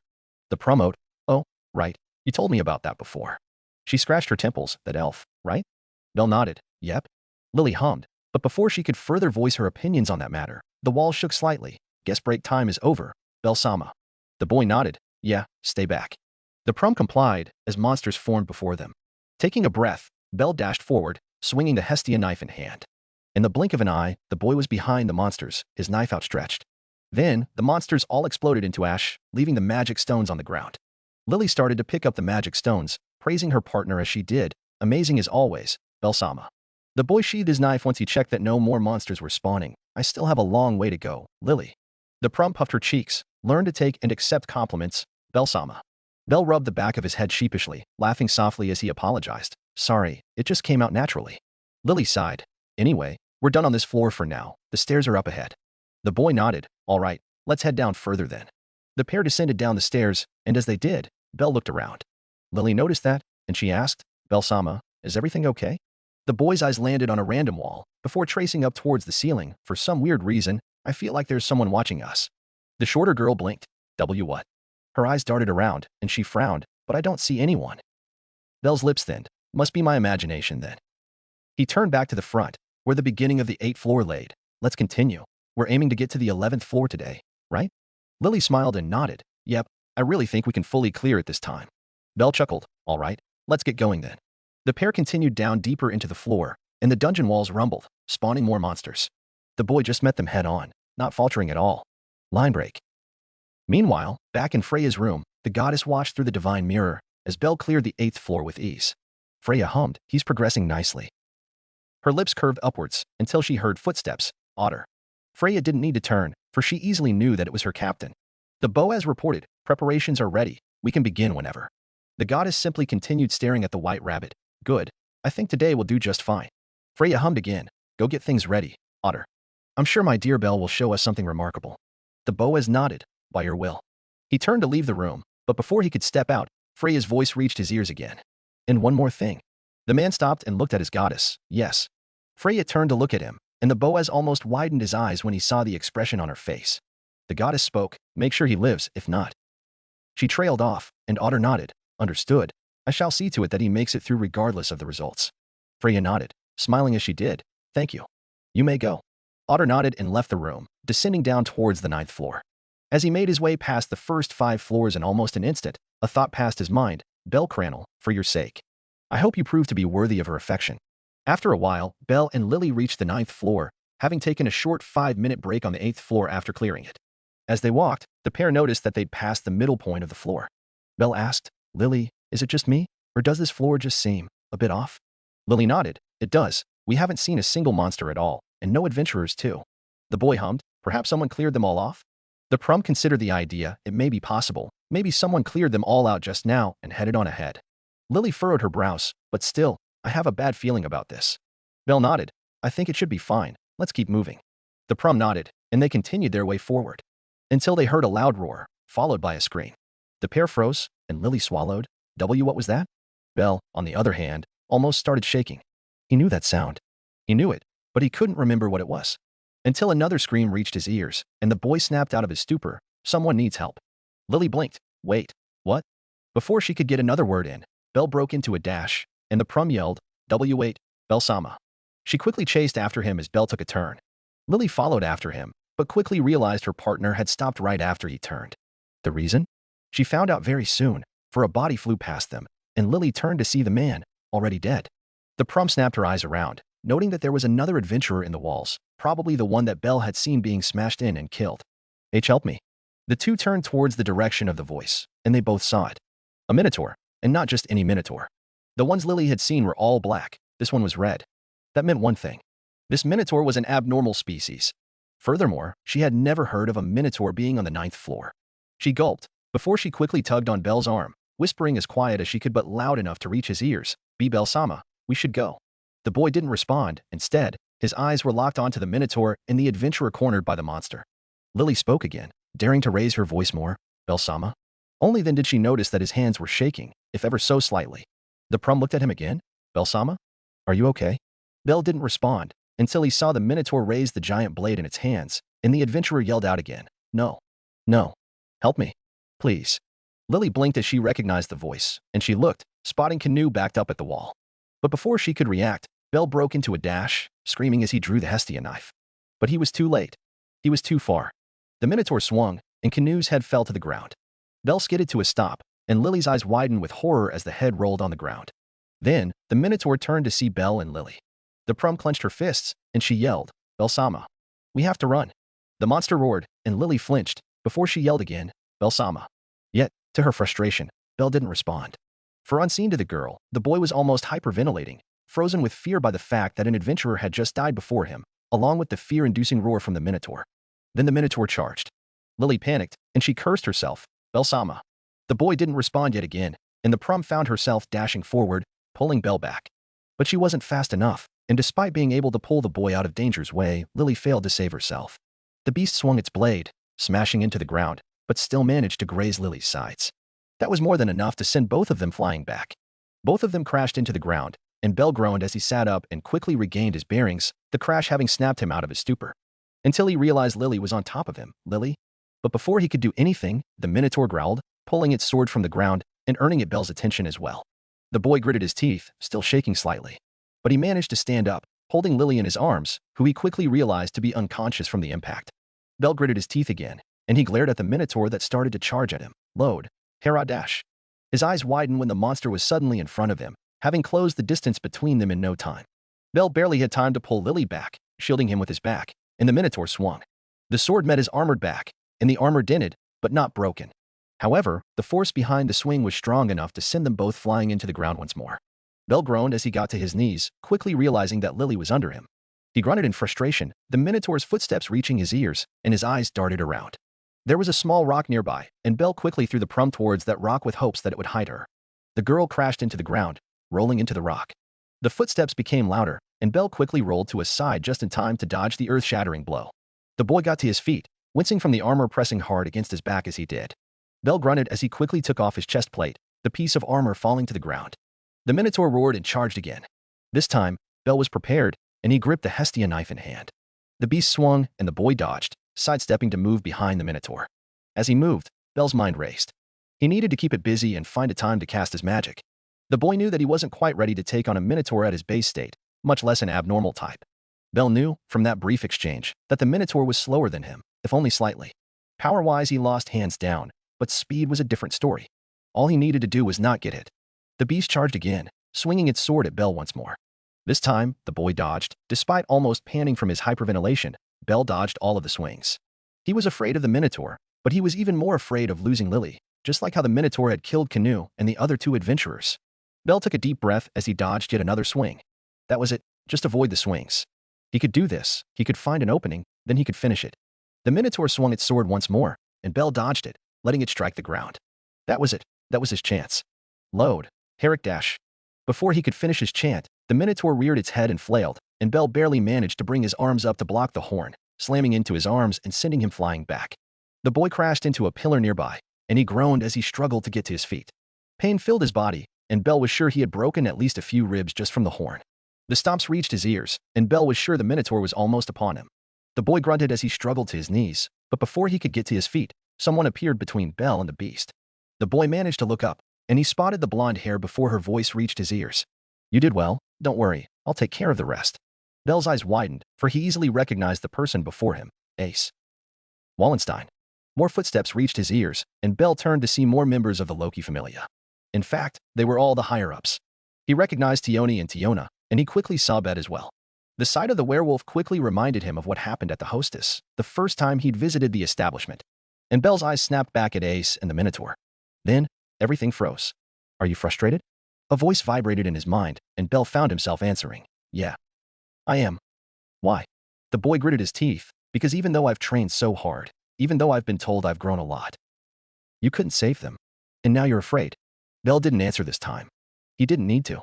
He knew the voice was right. He was afraid. But is that so bad? The boy's eyes widened, and then confusion filled his mind. Huh. We've been watching you. All of us. Your goddess told you that you cared too much, didn't she? Belle furrowed his brows. What does that have to do with this? The voice laughed. Oh, it has everything to do with this. Everything you've done so far is because you cared, and I've let Heracles and that nameless bowman take the spotlight before, but I can't wait no more, not when you're facing a bull too. I've got a tiny bit of a connection with Cow's Toot, you see. The boy's eyes widened. Wait, does that mean? Damn right. Now, you are afraid, but why does that matter? It's okay to be afraid, but it's not okay to let it control you. Belle clenched his fists. No. I can't do that. Good. You care about your partner. Are you just going to stay there and let someone else take care of everything? The boy took a deep breath. No. Then I ask you, what are you going to do? The boy grunted. I want to protect Lily. I want to defeat that Minotaur. And I don't want to be rescued by someone else again. The voice laughed. Good answer. That's as golden as they can come. Then let us begin, and we can show everyone just how golden you truly are. Time resumed, and Belle found himself having the energy to get to his feet. The boy gripped the Hestia knife in his hands, and he reached out to pull Ace back. The blonde blinked when she found herself almost stumbling, surprised that the boy had enough strength to make her budge. What are you dash? Belle stepped past her. You've saved me once. I can't let that happen again. Ace blinked at his words, and she nodded. Very well. Tiona blinked. Wait, are you really going to just let him do that? The blonde nodded, and Bet scoffed. Yeah, sure. Why not? It's against the rules to steal someone's prey in the dungeon anyway. Tioni frowned, having carried Lily in her arms. Bet.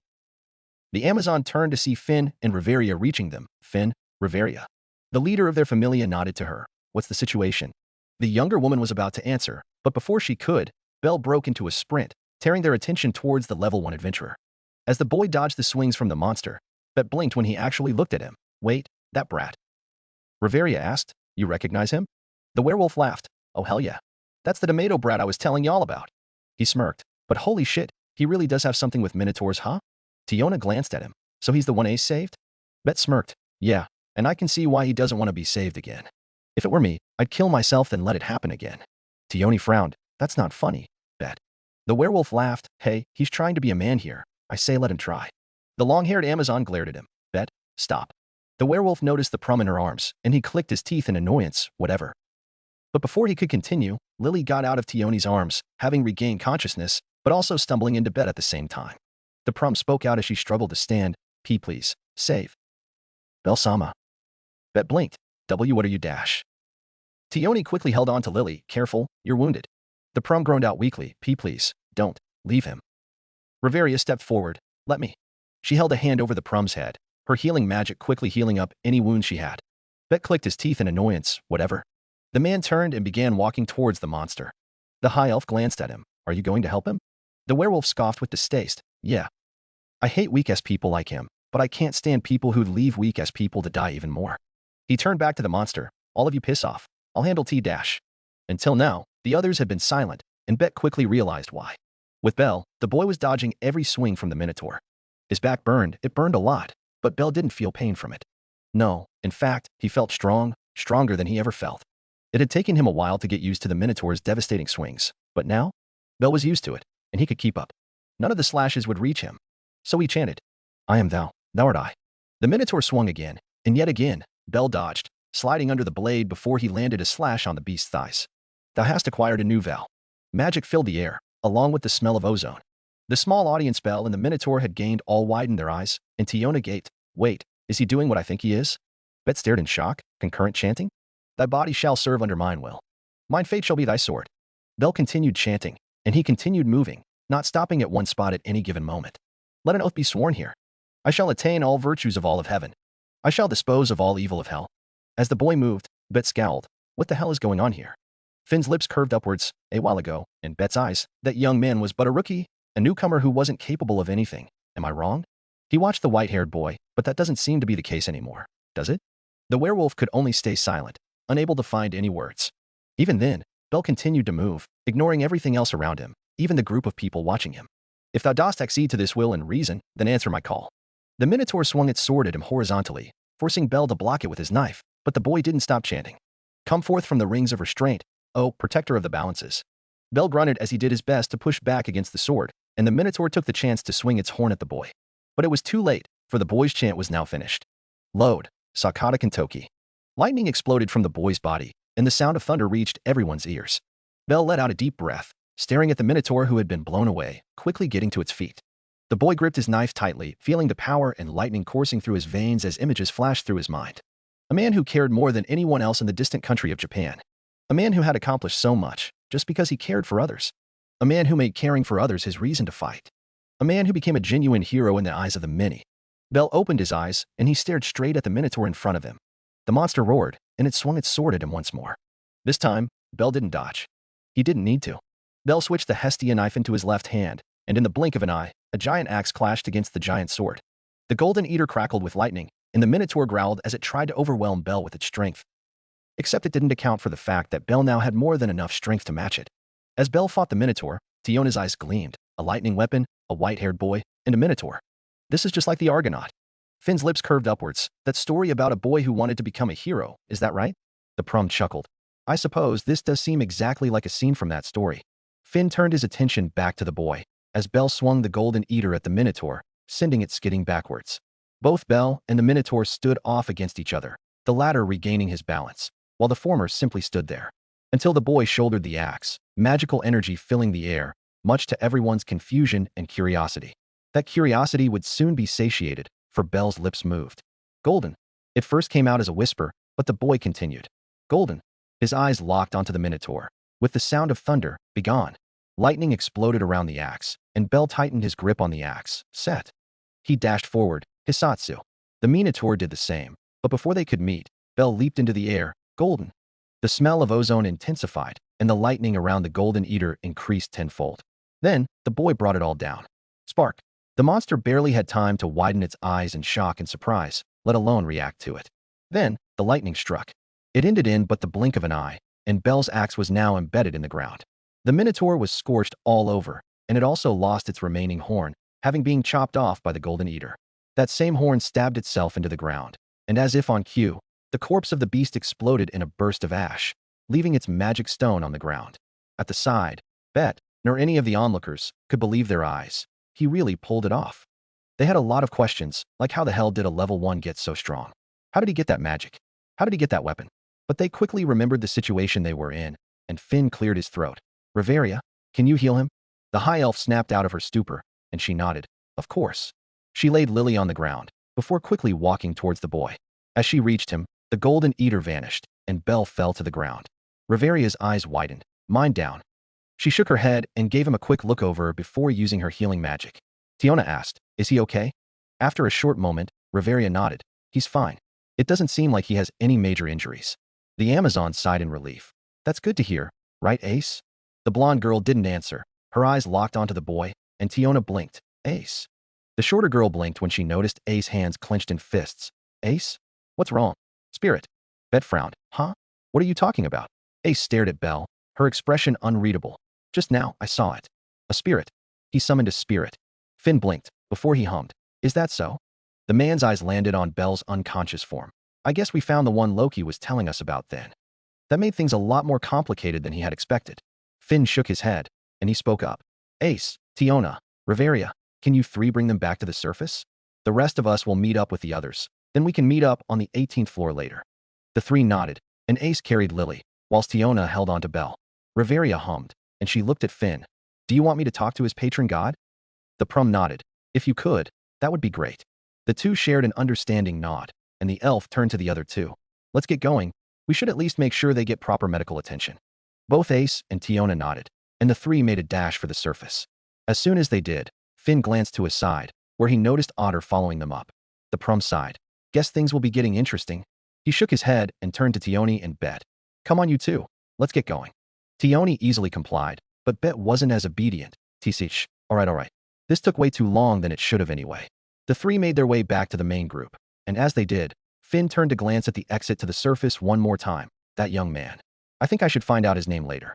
He had a lot to think about after seeing all that happen. Author note. So we're done with the chapter. I'm gonna be honest, I was honestly torn between Siyu Chulin and Sakata Kintoki.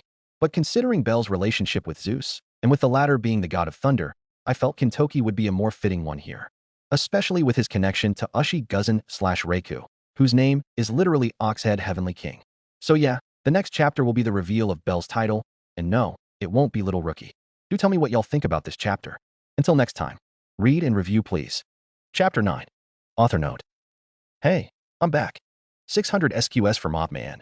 I'm torn between being salty, or if I should just be glad that I still have 450 SQS for Summer Comma.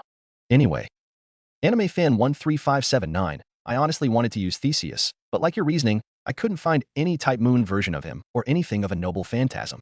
Hopefully we'll see an official one from Type Moon. And on to evil or villainous spirits, I agree.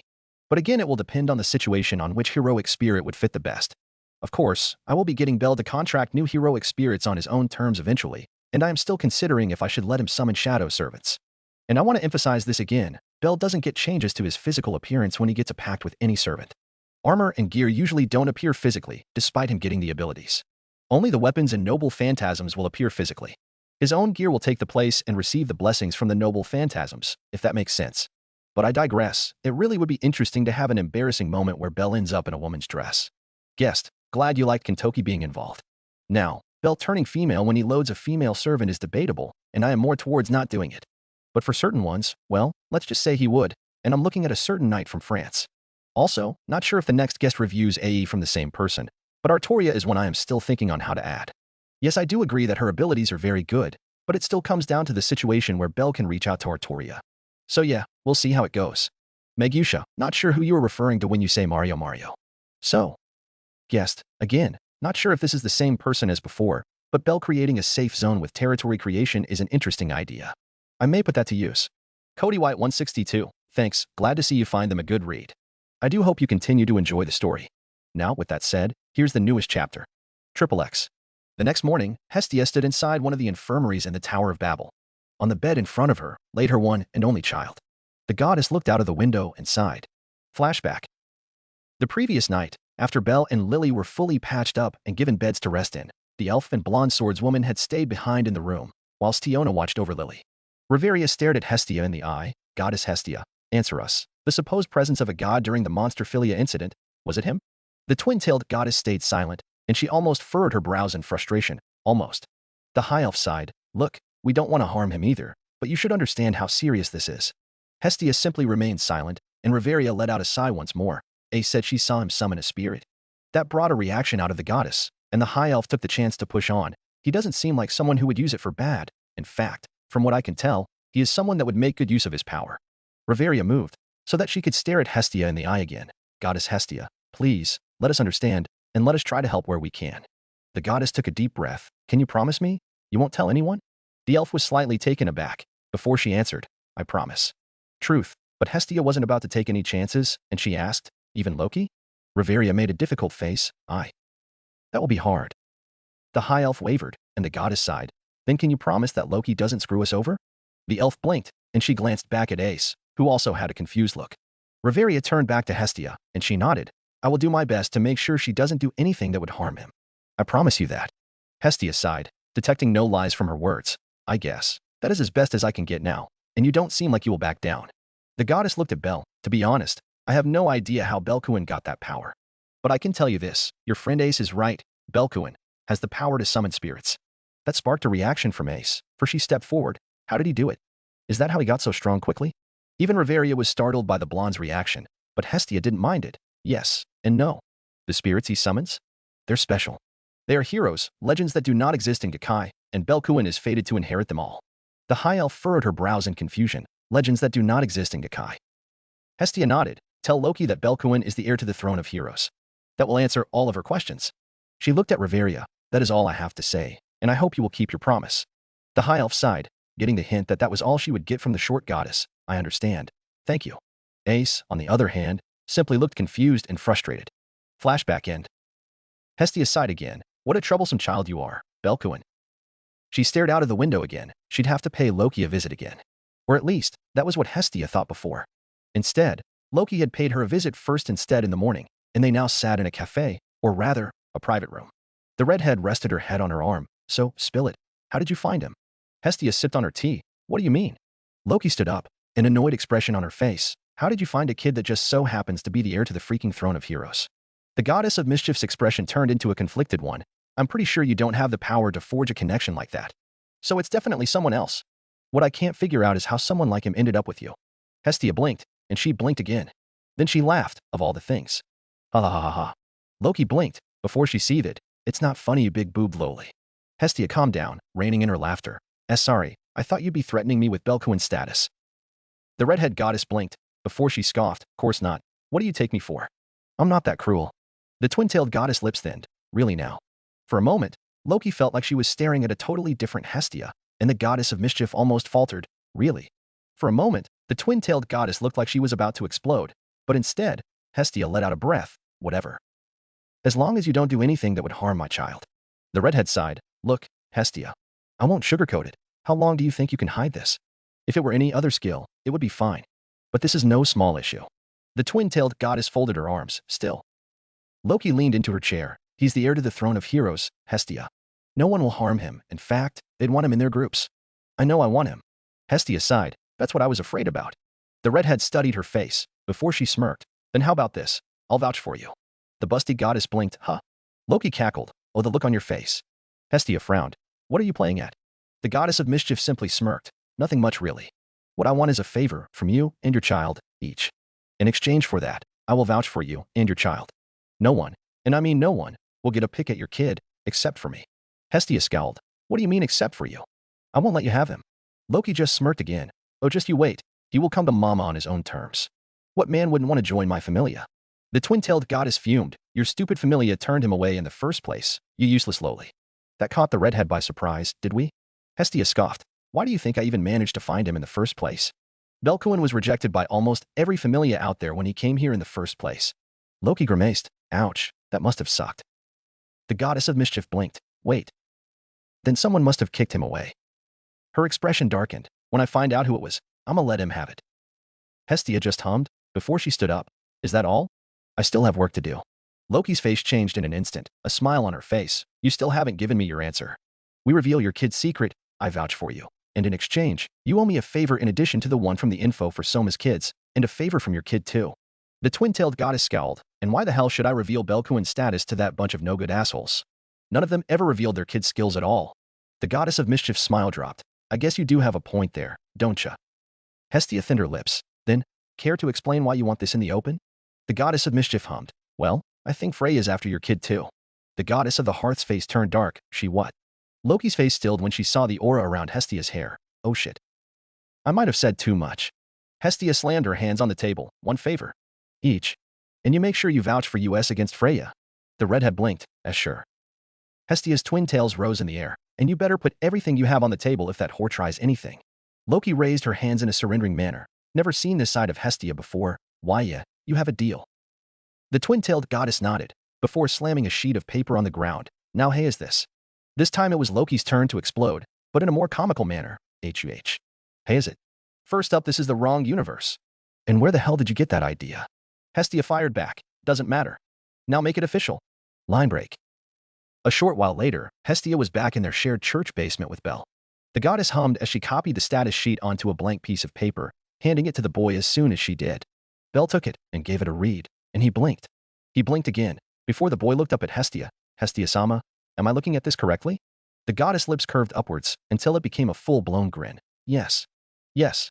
You're looking at it correctly. A huge smile plastered itself on Belle's face. Haha. Yes.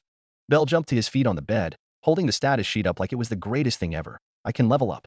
Hestia giggled, sharing his enthusiasm, and it just so happens that the next donatus is tonight. So that means you'll get your title very soon. The boy giggled giddily. A title. Belle gripped the sheet and stared at it. What kind of title do you think I'll get? The goddess' smile fell. Well. It really depends on what the gods decide. Really? The boy's face brightened. Really? Then I'm sure they'll give me something good, right? Hestia was almost blinded by his beaming smile, and she just couldn't find it in her to tell him the truth. Why yes, I am as sure. They will. The goddess shook her head. Anyway.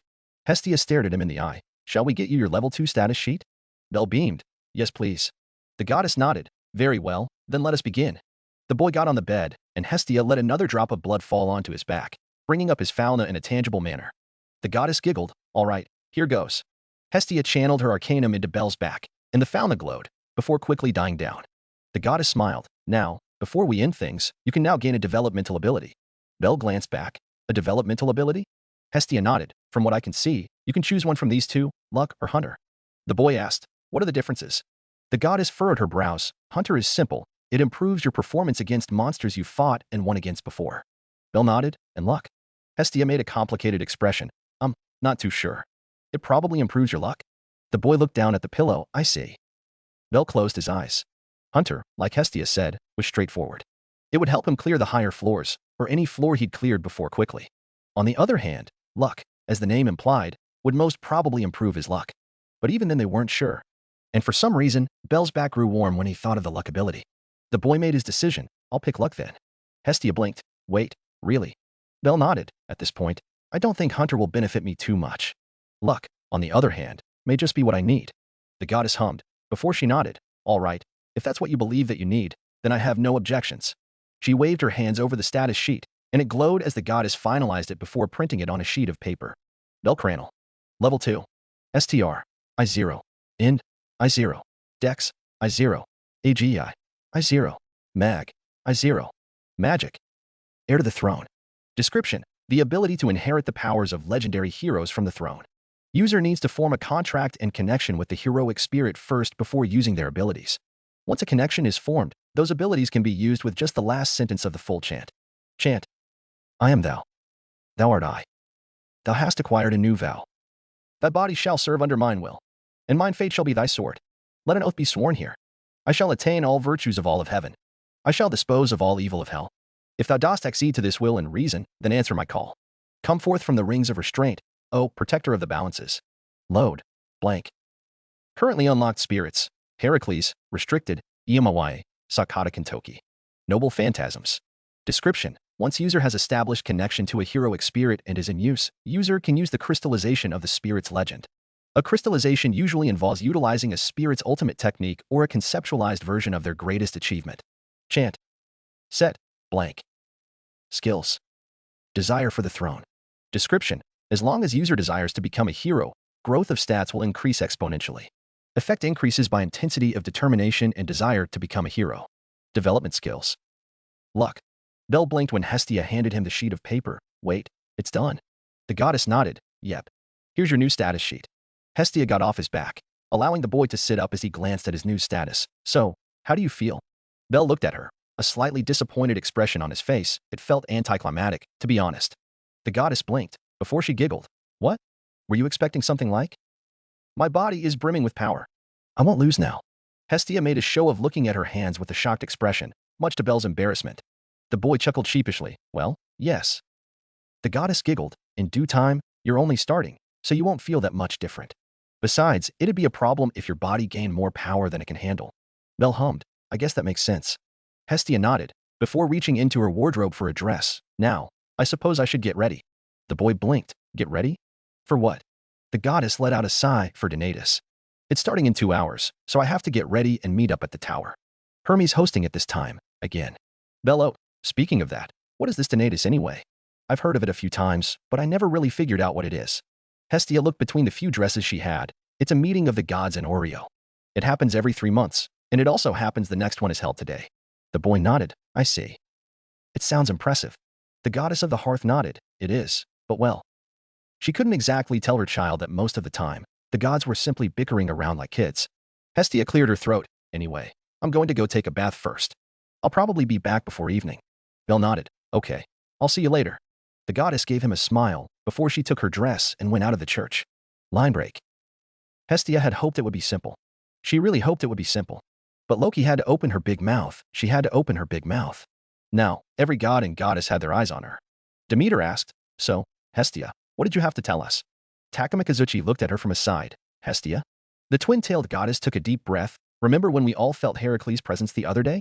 Every god and goddess nodded, and Dionysus spoke. Of course we do. A lot of us are still looking. A few other gods nodded in agreement, and Hestia steeled herself. Well? It was my kid. The whole meeting hall exploded, as all of the gods and goddesses started yelling. Wait, what? It was you all along. I knew it. So where's Heracles now? How the hell is a demigod able to exist here? How did you summon a heroic spirit?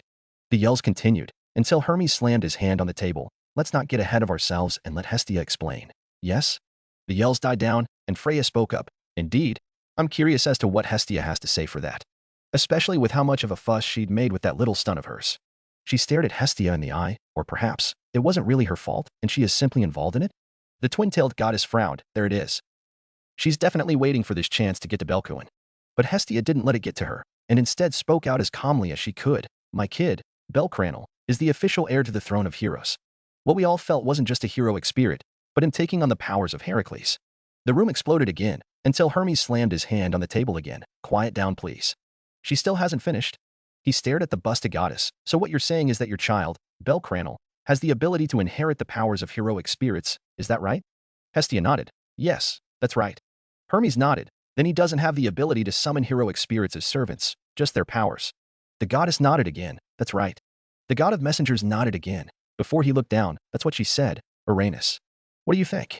That surprised everyone, and the voice of the primordial god of the skies reached their ears. I understand the situation now. Given that no servants or heroic spirits are directly summoned, I shall allow it. The situation isn't what we thought to be, so it is acceptable. Hermes chuckled. I couldn't agree more. He turned to the audience. Now that we've cleared up the big misunderstanding, you can start screaming your lungs out. Hestia's eyes widened. Wait, what dash? She was cut off when almost every god and goddess started screaming. Bitch, that's overpowered, isn't it? That's cheating. We should put some restrictions on him. The yells continued, and Hestia's face turned darker and darker with every word she heard. Until Loki spoke up. Now, if you've all had your fill of screaming like a bunch of kids, mind if I have a word? Hermes raised an amused eyebrow. Oh, now what do you have to say? The goddess of mischief smirked. First up, I vouch for Hestia and her brat. But well, considering Uranus has already given him the okay, I guess that's not too important now, is it? Loki stared at Hestia. So instead, we'll stand behind that big boobed lowly against any one of you who wants that little rabbit for themselves. At least until the brat gets strong enough. The hall almost exploded again, until another voice spoke out. I agree. I too shall stand behind Hestia and her cute little rabbit. Everyone snapped their eyes to the source of those words, and the hall immediately quieted down when they realized it was Freya of all people. The goddess of love smiled. I'm sure everyone else here other than Hestia will want to make use of Little Belle's unique abilities, yes? A random goddess spoke up, but isn't it overpowered for Hestia to have him? Mayak spoke up this time. That's where you're wrong. Hestia only has a single member in her familia. Besides, it is a part of his status sheet. We did not argue over this when it came to all the other children, did we? Loki cackled. Damn right. None of us went batshit crazy when Freya's children are involved, and not with mine too. Freya smiled. Indeed, and while I understand how valuable his abilities are, we should be fair too. I don't see it to be any different from the Thousand Elf situation. Hermes chuckled. Wow, to hear this from the two of you of all people. He shook his head with mock disappointment. I guess my plan to steal him from Hestia is no go then. Hestia glared at him, and the god of messengers spoke out loud again before she could voice out her anger, with that in mind. Hermes paused, satisfied with the looks of expectation he was receiving, before continued, let us get on with the real reason why we're all here. Considering he's fresh on our minds, let us start with the new record breaker. Rising to level 2 in less than 2 months. The heir to the throne of heroes. Cranel. The room exploded again, as each god and goddess yelled out a title of their liking. White cheater. Hestia roared. Denied. He's not cheating, damn it. How about White Rabbit? A random god spoke up. Too bland. Hestia fumed. Just because he looks like an Almirage doesn't mean he's a rabbit. But I like the name, just not as a title. Then maybe Almirage? I mean, we already have kids who have monster names for titles. The goddess of the hearth seethed. All these names are just based on his hair, damn it. Loki cackled. Then how about Little Rookie? I mean, he is the new record breaker, after all. Hermes shot it down. Denied. The redhead whined. HHH? Why? The god of messengers stared at her blankly. You're just ripping off from canon. Hey, we don't reference canon events here. A random god shouted out, and Hermes spoke up again. We're getting off track. What other names do you have for Cranel? King of Heroes. Hermes shot it down. Too early, and that one's already taken, remember? There's no Gilgamesh in this world. And we named Loki's kid the Thousand Elf too. The god of messengers stared at the god who'd spoken. Too early for that. Moving on. Next. How about Prince of Heroes? Hermes looked at the goddess who'd said that. That's not bad. We can keep that in mind. Next. The gods all started to mutter amongst each other, and the god of messengers cleared his throat. I guess no one else has a good name. So how about this? Little Hero? Hestia's eyes gleamed. Yes. That's it. That is the one we want. I mean, he is the heir to the throne of heroes. I guess that fits. True. I don't mind that. I still think White Cheater is a better name, but Little Hero sounds good too. Hermes stared at Hestia with a knowing smile. I suppose that's settled then. His title from now on will be Little Hero. The god of messengers wrote it down on his pad. Now, let's move on to the next one. I believe it is Yamato Mikoto from Takamikazuchi's Familia. Line break. Later in the evening, Bell sat in the hostess of fertility with Lily. After letting his colleagues know that he had increased his level, Mia had kicked him out of his, or rather, her uniform, and told him to go celebrate. Which led him to bringing Lily back to the very same pub. Lily hummed, Little Hero, huh? Bell nodded. It sounds a bit embarrassing when you say it out loud. Well, I like it. The two turned to see Syr and Ryuu walking to them, both holding a tray of drinks each. The elf sighed. Seriously, Mamma Mia wanted you to go celebrate and take the day off, and you bring a friend back here. Bell laughed sheepishly. I mean, it just happened on reflex. Ryuu sighed again. Anyway, drinks are on the house, I guess. Lily stared at them. Wait, you already know? Bell nodded. Yeep. Ryuu trains with me in the morning sometimes, so I told her as soon as I could, and it also happened that everyone else was here to hear it. Syr giggled. Congratulations again, Bell said. The boy smiled. Thank you. The prum in disguise hummed, staring at Bell judgingly. I see. So you told them as soon as you could, and only after being kicked out did you come and get me. Lily huffed, before looking at Ryuu and Syr, both of whom had sat down beside Bell and her respectively. Speaking of which, is it okay for the two of you to be here? Oh, definitely, Naya. Today's a special occasion, Naya. The prum blinked when Anya answered her as she walked by. Huh? She blinked again when Lunwar walked by, speaking to them as she did. It's not every day you see a friend break a record and rank up, after all. Lily blinked again as she let those words sink in, before she stared at Bell with a blank judging look. A friend, eh? Must be nice to be such close friends with all these waitresses.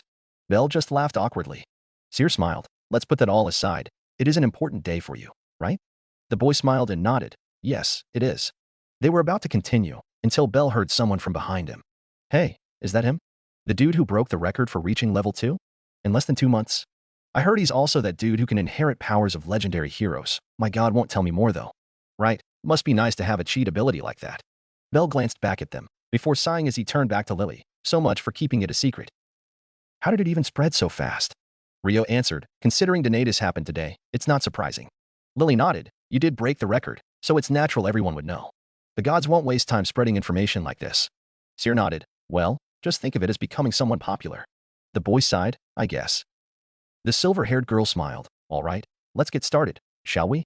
The food's gonna get cold, and Mamma Mia will get mad. Lily deadpanned. We don't want that to happen now, do we? The four started to help themselves with the food, and Ryuu looked at Bell. So, will you and Arde be going deeper down the dungeon? Bell nodded. Yep, that's the plan. Of course, it will depend on the situation. The elf nodded. I see. That's good and all, but even with your abilities, I don't believe it'd be wise to go any further than the 13th floor. Lily snapped her head at Ryuu. Are you saying we can't handle the middle floors? Ryuu looked at her, and she shook her head calmly. No, I'm not saying that. You as a supporter aside, even with Cranel-san's unique set of skills, it will be hard. The number of monsters, their strength, their spawn rate. It is all very different. She turned to look at Belle instead. I don't doubt your ability, but it is not a matter of capability, but a matter on numbers.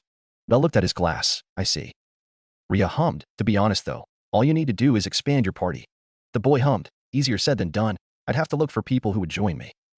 Before Ryuu or Syr could speak up, a man's laughter reached their ears, and the four turned to see a man standing up from the table next to theirs. Mulling over looking for people to join your party, eh? Little hero. A man with short brown hair approached them, sporting 2 long scars on his face and wearing standardized armor. Belle blinked. I'm sorry, who are you? The man snorted. Heh, name's Mort. He smirked. If you're looking for people, how about you join my party? Mort jabbed his thumb at his table. We're all level 2. We can easily get to the middle floors, you see. Belle blinked, and he quickly noticed the blank expression on Ryu's face and Syr's uneasy expression. Not to mention, the dark looks from Chloe, Lunwar, and Anya. Mia narrowing her eyes at them was easily the one that rang alarm bells in his head. The boy was about to speak up, but the man continued with a smirk. All I want in exchange. His smirk widened. Is that you lend us your cute little friends? How about it? That put everyone on edge, but the man didn't notice, or didn't bother to care. Comrades should share, right? How about it? At this point, the other 2 men from Mord's table had stood up to join them, towering over their table. Belle glanced around, and if looks could kill, he was sure the 3 men would already be 10 feet under from the glares from the other waitresses. The boy stood up, looked dash. He was cut off by Ryuu, who simply spoke quietly, but firmly, leave. Belle almost flinched, for it was the same tone she had used back then with Ged. The elf continued, none of you are worthy. Mord was almost taken aback by her response, and he snorted, now, I'm sure we'll give you a better time than what this brat can do. He reached out to put a hand on her shoulder, but before he could even touch her, Ryuu lashed out, don't you dare touch me. In the blink of an eye, Mord found the handle of the glass around his fingers, and the elf turned the glass fast and hard, effectively twisting his fingers painfully. Taking into account the strength of a level 4, the man quickly found himself on the ground in pain. Ryuu stared at him coldly. I'll say it again, none of you are worthy, not with him, and never with any of us. Mord regained his bearings, and he glared at her. You bitch. I'll kill you. He bounced to his feet, fist raised. In response, Ryuu pulled out a knife. As the 2 closed in on each other, Belle stood up, load, saw dash. But before the 3 could do anything, a loud bang reached their ears, and everyone turned to the counter, where Mia had crushed the countertop with her fists. The dwarf spoke out calmly, but anyone could hear the anger in her voice. If you want to fight, do it outside. Both Ryuu and Belle wisely sat down, the latter munching on some fries while Belle quickly brought the glass to his lips, to the confusion of Mord and Lily. She glared at Mord. This place is for people to eat and get drunk only. The level 2 adventurer immediately froze at the amount of pressure from Mia, and he turned. We're leaving. Mia glowered. Idiots. Where's your bill? Mord yelped and dropped a pouch of Valis on the table. Tea there. We're square now. With that said, the 3 ran out of the restaurant, and Mia sighed, looking at the broken countertop. Whatever. She looked around, noting the silence. What are y'all doing? Eat. Drink. Everyone quickly turned back to their food, and soon, the pub was quickly drowned in the sound of the drunk and people eating. Line break. After sending Lily off, Belle was back in the hostess again, this time helping the rest clean up. Mia sighed as they all worked to tidy up the store. You know, I meant it when I told you to take the night off. Belle chuckled as he carried the chairs to the back. It's okay. I mean. His eyes went to the crushed section of the countertop, and Mia sighed again. If you feel guilty, don't. People get weird and dumb ideas when they have a few drinks in. The boy placed the chairs into one of the storerooms, still though. The dwarf let out another loud sigh. Enough. Today's a big day for you. Don't let dumb people doing dumb things pull you down. Chloe nodded as she came out from the kitchen after putting away the dirty dishes. She's right, Naya. You broke the record, Naya. It's something to be happy about, Naya. Belle rubbed the back of his head sheepishly. I guess. Lunwar hummed as she wiped the tables. Still though, to think you had something like that up your sleeves. Anya nodded in agreement as she cleaned the cups. I know, right? Is that what you meant when Naya said Naya could use other people's abilities, Naya? The boy nodded as he grabbed a broom to sweep the floor. Yeah, I can use the powers of ancient forgotten heroes, to put simply. You would have seen me use some of them when I train with Ryuu in the morning. The elf hummed as she mopped the floor. I see. So those are abilities from ancient legendary heroes. I can't think of any that would fight like how you did though. Belle quickly realized she was referring to EMY, and he smiled. EMY is sort of an anomaly. His name is actually forgotten, and his story is passed down in the form of a nameless hero. I doubt anyone would know it, even the gods probably won't know too much. Syr giggled. But it's still amazing to be able to use powers that belong to legendary heroes. So how many can you use now? That question confused everyone else, but Belle answered, 3. As of now I can use 3. Rhea raised an eyebrow. 3? Her mind went to their morning training sessions, and sure enough, the elf could only remember Belle switching between the married blades, the large stone sword, and his own knife. But before she could ponder more on the matter, Mia spoke up. That's good and all, but care to share what you did to level up? Belle blinked. Eh? Chloe perked up. Yes, Naya. Tell us what happened, Naya. Syr beamed. I want to hear too. The boy blinked. W8. What? Rhea too nodded. I would like to know as well. Considering we're training partners, I believe it would be beneficial to know. Belle scratched the back of his head. I mean, it's sort of embarrassing to talk about it. Lunwar giggled. Come on, how bad can it be? We've all been there too, you know? The boy took a deep breath. I guess I can. Basically, I defeated a minotaur. Mia raised an eyebrow. Oh? As a level 1? Now that's interesting, and surely there'd be more to it. Belle nodded. It's actually sort of a blur for me. But I think the minotaur was a strengthened species. I mean, its skin was red. Anya wowed. Now that's impressive, Naya. Chloe pressed on. So how did you kill it, Naya? The boy chuckled. I inherited Sakata Kentoki's powers. He looked down at the broom he was holding. I managed to forge a connection and inherit his powers. Then I defeated the minotaur. Mia hummed. I see. A minotaur is usually a monster from the 15th floor onwards, and usually only level 2 adventurers stand a chance, even then it's hard. An enhanced species would warrant someone with the power of a high tier level 2, nearing the bottom of a level 3. She smirked. Not bad, brat. Good work. Belle smiled. Thank you. Mia snorted. Show us that power you used to defeat the minotaur when you train with Rhea tomorrow, all right? That's her fee for what happened with that idiot. The boy blinked. Sure. Definitely. She walked into the kitchen and brought out a tray with 7 glasses. Now, Mia placed the tray on the countertop. Considering you told us right before we opened shop, we couldn't celebrate, but better late than never, yes? Belle blinked. Eh?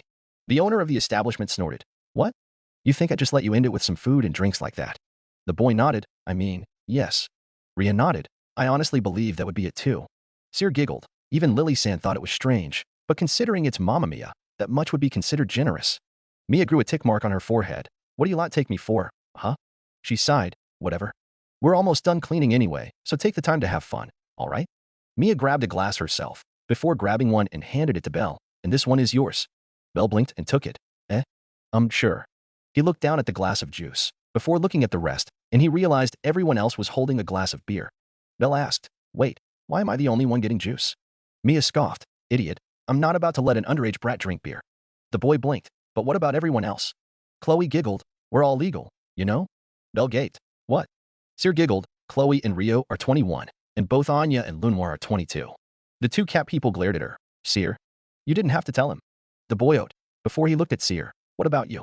Surely you can't be 20. Syr giggled again. Nope, I'm 18, and Orario's laws say that the minimum age to drink is 18. Mia snorted humorlessly. Not that she could stop a goddess in disguise from drinking, but obviously she left that unsaid. Belle looked down. I see. So everyone else is older than me. Anya looked at him. That's what you're hung up about, Naya? The boy looked at her. I mean. Mia chuckled. All right, that's enough teasing him. Everyone is allowed up to 5 full glasses of alcohol of your own choosing, and Belle, just for this occasion, your glass is bottomless. Help yourself to any of the juices or soda. She raised her glass, now, to Bella's first rank up.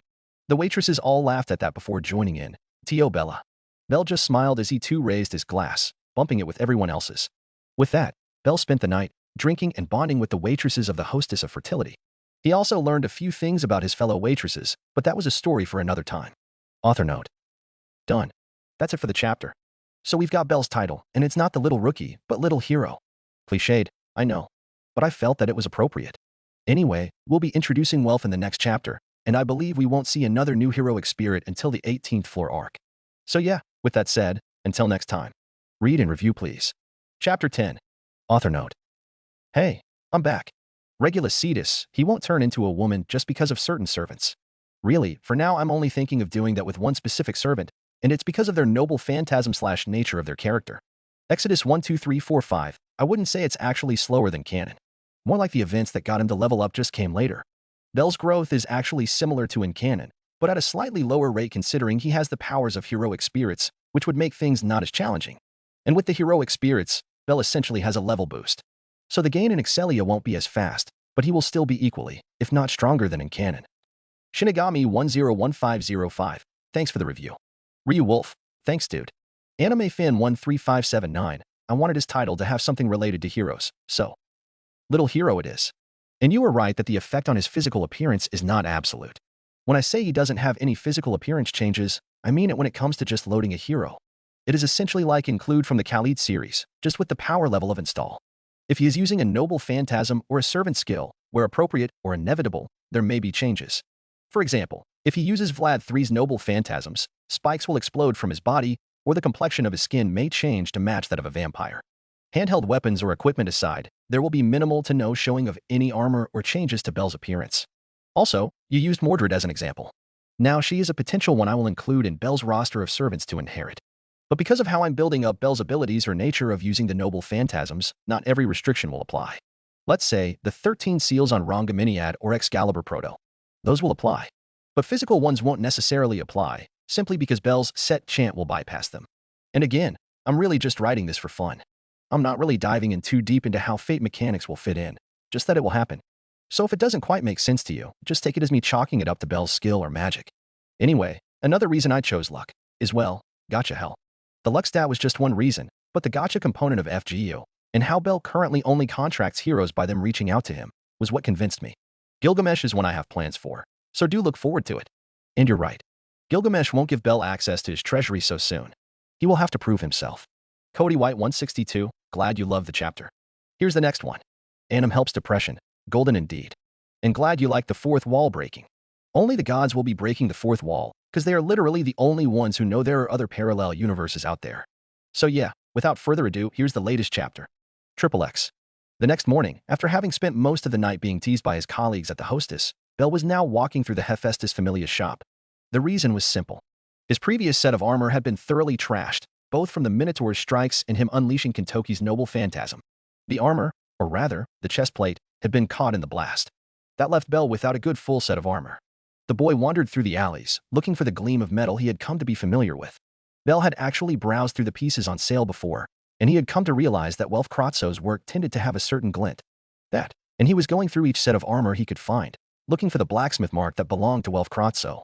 Belle sighed as he checked what had to be the 100th set of armor. No luck, huh? He glanced around.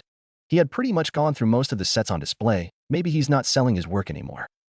Belle continued to browse through the shop, until he eventually decided to just ask the receptionist. As he approached the counter, Belle blinked when he saw a red-haired man with a blue scarf wearing a navy set of clothing, arguing with the receptionist. But as soon as the receptionist noticed Belle, he yelled out, "See, can I help you there, sir?" Belle approached them, and the redhead scowled and backed away, letting the white-haired boy talk to the receptionist.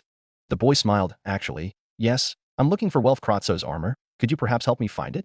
The receptionist blinked, as if shocked by what Belle had just said, and his eyes moved to look at the redhead. Said redhead, on the other hand, started laughing slowly, until it became a full-blown round of laughter as if he had just lost his mind. Belle blinked, and he blinked again.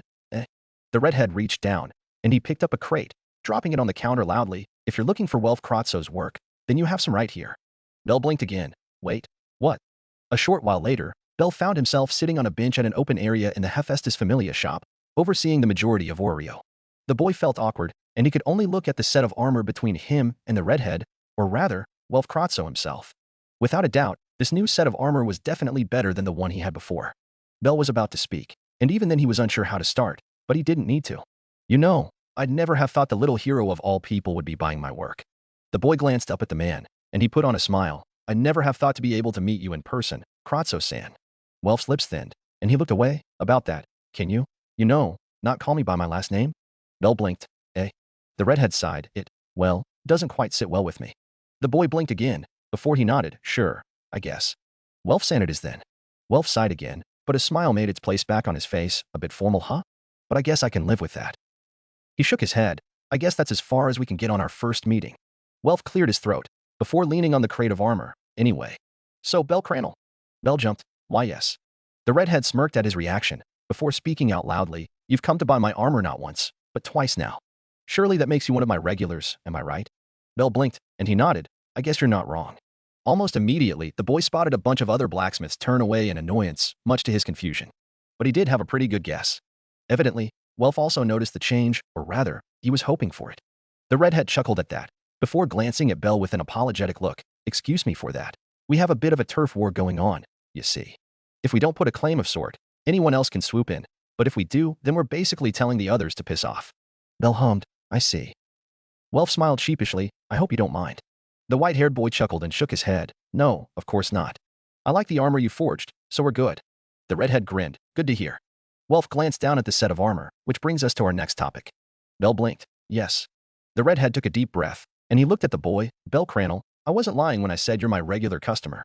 In fact, you're probably the first one to even buy him. Belle blinked again. Wait, what? Really? Welf smiled at his reaction, really. Truth is, my work isn't as good as a lot of the others. Which is why I was surprised when you of all people bought my work. The boy smiled. Well, it is well made. And it has saved me before. The redhead laughed softly. That's the best praise a blacksmith can get.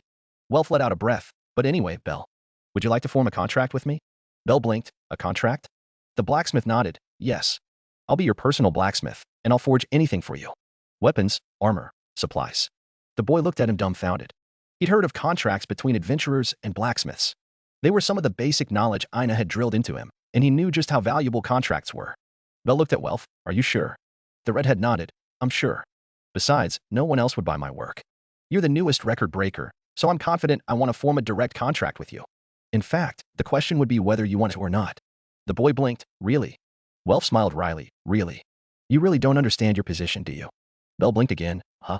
The blacksmith sighed in exasperation. You're the new record breaker. You have reputation. Me, on the other hand, I don't have much I can put to my name. So obviously, I have everything to gain from this, but the same cannot be said for you. The boy considered the idea before he asked, well, what would a contract entail? Welf blinked. Before he smiled. Basically, I become your personal blacksmith. I'll only ever work for you, and I'll basically be obliged to make anything for you. Weapons, armor, the lot. Belle hummed, I see. The blacksmith nodded. Of course, you can choose to get armor from someone else, but well, that's a bridge we can cross at a later date. Welf let out a breath. And, one more thing, I want to get this out of the way if we make things official. The boy raised an eyebrow. What is it? The redhead looked at him in the eye. Belle Cranel, in exchange for being your personal blacksmith, I want you to let me join your party. I don't care if you keep all the magic crystals, but all I want is the chance to get drop items from the dungeon. Belle blinked until he realized what Welf was looking for, and he chuckled. I don't mind if you join my party even without being my contracted blacksmith, really. But for now, this doesn't sound like a bad deal to me. The boy nodded. All right, Welf Krotso, you have a deal. We'll hash out the details, and we'll form a contract, and you'll be in our party. Welf grinned. Cool, sounds good. The redhead extended his hand. For now, let's shake on it. Belle blinked before he smiled. All right. He shook Welf's hand, and they shared a nod before Welf glanced down at the armor. Oh, and I suppose as a sign of good faith, you can keep the armor for free. Belle blinked. I'm sorry. What? Line break. The next morning, Belle was back in the hostess training with Ryuu. The boy currently had EMY loaded, Concho, and Bakuya in one hand each. So, what do you think? Ryuu redirected the blows from the married blades with her own. From what you're telling me, he sounds like a rookie blacksmith, but I believe that may work in your favor. Belle raised an eyebrow as he blocked Al's Lumina with Concho, before striking back with Bakuya. How? The elf dodged the slash, before kicking him back. This Welf, he seems to be quite talented if he forged your armor, but he is still a rookie if that's the best he can do. Blacksmiths are like adventurers, they improve their craft as they go. The boy realized what she was getting at, and he blocked a slash from the elf. I see, as we both grow, our respective talents will complement each other. Ryuu nodded as she pulled back, allowing Belle to push on his attack. Yes, your equipment will improve in quality the stronger you get, matching your own innate abilities and the monsters you will face. The boy pushed on as she wanted, both swords cutting through the air in perfect rhythm as he did his best to hit Ryuu. Only for Ryuu to block the first two strikes before kicking him again, launching him back. Belle got his feet. That does sound like a good idea. The elf nodded. It is. But it's good to know you're taking my advice into consideration. He may be a blacksmith, but another party member will still be beneficial. The boy nodded. But of course. Belle let Concho and Bakuya fade away, the power of EMOI along with them. Now, let's try something new. Ryuu raised an eyebrow at his actions, but wasted no time into rushing at him. Load, Sakata Kentoki. The elf's eyes widened when the lightning struck, and she was forced to back up when she saw the giant axe in his hands. Ryuu took a moment to regain her breath. I see. Is that your newest weapon? Belle smiled as he brandished the golden eater. Yes, Sakata Kentoki. He's the latest hero I contracted. The elf's lips curved upwards. Let us put it to the test them. The boy's smile turned into a grin as lightning crackled around him. Okay. Ryuu dashed at him, and Belle raised his axe in anticipation. A short while later, Belle left the pub to meet Lily and Welf, leaving Ryuu to join their other colleagues. As the elf exited the showers, she saw Mia waiting for her. Mamma Mia? The dwarf hummed. You didn't say anything about his new blacksmith's heritage. Ryuu nodded. What is there to say? Mia raised an eyebrow. Welf? Welf Krotso. Are you sure you don't mind? The elf shook her head. No, I don't mind. In fact, I believe having Cranel form a contract with him would be good. Besides, I do not bear any grudges against the Crotso family anyway. The owner sighed, if you say so. Anyway, what did you think about Belle's newest powers? Rhea paused. Before she answered, it was interesting. Despite being a heavy weapon, Cranel didn't show any difficulty holding it. His strength increased, his speed too, but that was a result of his increased strength and his lightning magic. Mia nodded. They are constantly active. No, more like they're there passively. The elf nodded. Aside from his single chant, those abilities are strange. Rather than magic, I'd say they are closer to being a skill. The dwarf hummed. I see. That's all. Rhea nodded for now. Mia sighed. That boy is definitely going places. But good on him, I guess. With that said, the dwarf walked off, leaving Ryuu to join the other waitresses. Line break. Later, Belle was on the 11th floor with Lily and Wealth. The blacksmith looked like a kid as they descended through the stairs. Yes. We're here. The boy chuckled. You seem pretty excited. Wealth glanced back at him. Well, of course I'd be. I've been given materials from my seniors before, once in a blue moon. But coming down on my own has always been something I want to do. Belle smiled. I suppose it does feel nice when you get somewhere you've only ever heard about. The redhead grinned. Ya dude. I know it's still early into our contract, but still. Belle chuckled. Don't sweat. You need to level up for the blacksmith skill, right? On a side, neither males noticed the disgruntled face of the prom in disguise. Lily sighed. I'm sure it's a great deal for him anyway. To find a new level 2 adventurer who just so happens to have made a name for himself. Belle looked at her. Lily, Welf Sand's also my contracted blacksmith. It's already in writing, so the sooner we get him the blacksmith skill, the better, right? The Chianthrope looked at him. Just because there's a written contract doesn't mean anything. Or have you already forgotten what happened 2 days ago? She looked at Welf with judging eyes. He could have still gone with his Familia members. The Hephaestus Familia isn't exactly filled with weak people, you know? The boy sighed this time. Lily, Welf, and his Familia. Well? Lily turned to glare at him. Of course, he doesn't get along with them. Does he? Add in a new set of armor. I'm pretty sure you have plenty of reason to bring him along, am I right? Belle backed up with an awkward smile. Well, if you put it that way. Welf looked back at them, and he sighed. Look, if I'm really in the way, you can just say it to my face, you lil shrimp. Lily glared at him. I will. And I'm not a lil shrimp. My name Lil Luca Arde. The redhead grinned. Is that so? Then apologies, Lil Lily. Welf extended a hand. Let's start over. Yeah? The prom looked like she was about to explode, until she calmed down and looked away. Whatever. Belle chuckled awkwardly. Look, Lily, I really like his work, okay? Welf Crotso is someone I want to keep a contract with. That triggered a reaction in the prom, and she snapped her eyes at him. Crotso? Welf sighed. Ah crap. Lily looked at him. Did you just say his name is Crotso? As in those cursed magic weaponsmiths? Belle blinked, before he smiled. Yes, that's right. But I really like his work, I mean it. Besides, his set of armor saved me before. Whatever happened before to his family doesn't matter to me. Welf is his own person. That made both Lily and Welf to look at him, both in slight surprise, the latter more so. The boy grinned, and well, the Crotso name is also a part of the story of the Argonaut, right? Both companions blinked, before Lily sighed. Right, it's always about heroes for you. Welf looked at Belle. Wait, so you knew? The younger boy grinned. Of course, I can't call myself a hero if I don't know everything about the story of the Argonaut now, can I? The redhead looked like he wanted to speak more, until they all heard a rumbling sound. Belle glanced around, spotting the countless monsters that started to spawn around them. We can continue this conversation later, okay? Welf nodded, deciding to push his emotions down and focus on the task at hand. Yeah, and you can leave the orcs to me. Even as I am, I'm confident I can take him. Lily furrowed her brows. Before speaking up, I'll back you up. The redhead blinked and glanced at her. I thought you didn't like me. The prom huffed. I don't, but I'd hate it more if we got in Belsama's way. Welf's lips thinned. Is that so? Belle chuckled sheepishly. All right, leave the rest to me, okay? He turned to the horde of monsters. This'll be a good time to test it out. The young man took a breath and chanted, Load, Sakata Kentoki. Lightning exploded from his body, and the heir to the throne dashed forward.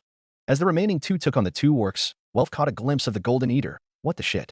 Back with Belle, the boy brandished the combat axe, lightning crackling around the blade. All right, here we go. A dozen imps lounged at him, and he easily dodged them. As he did, Belle furrowed his brows in confusion. They were slow. Granted, most monsters had always been slow to him when he used any of the heroic spirit's powers. But now, they were slower, much slower. The boy realized quickly what was going.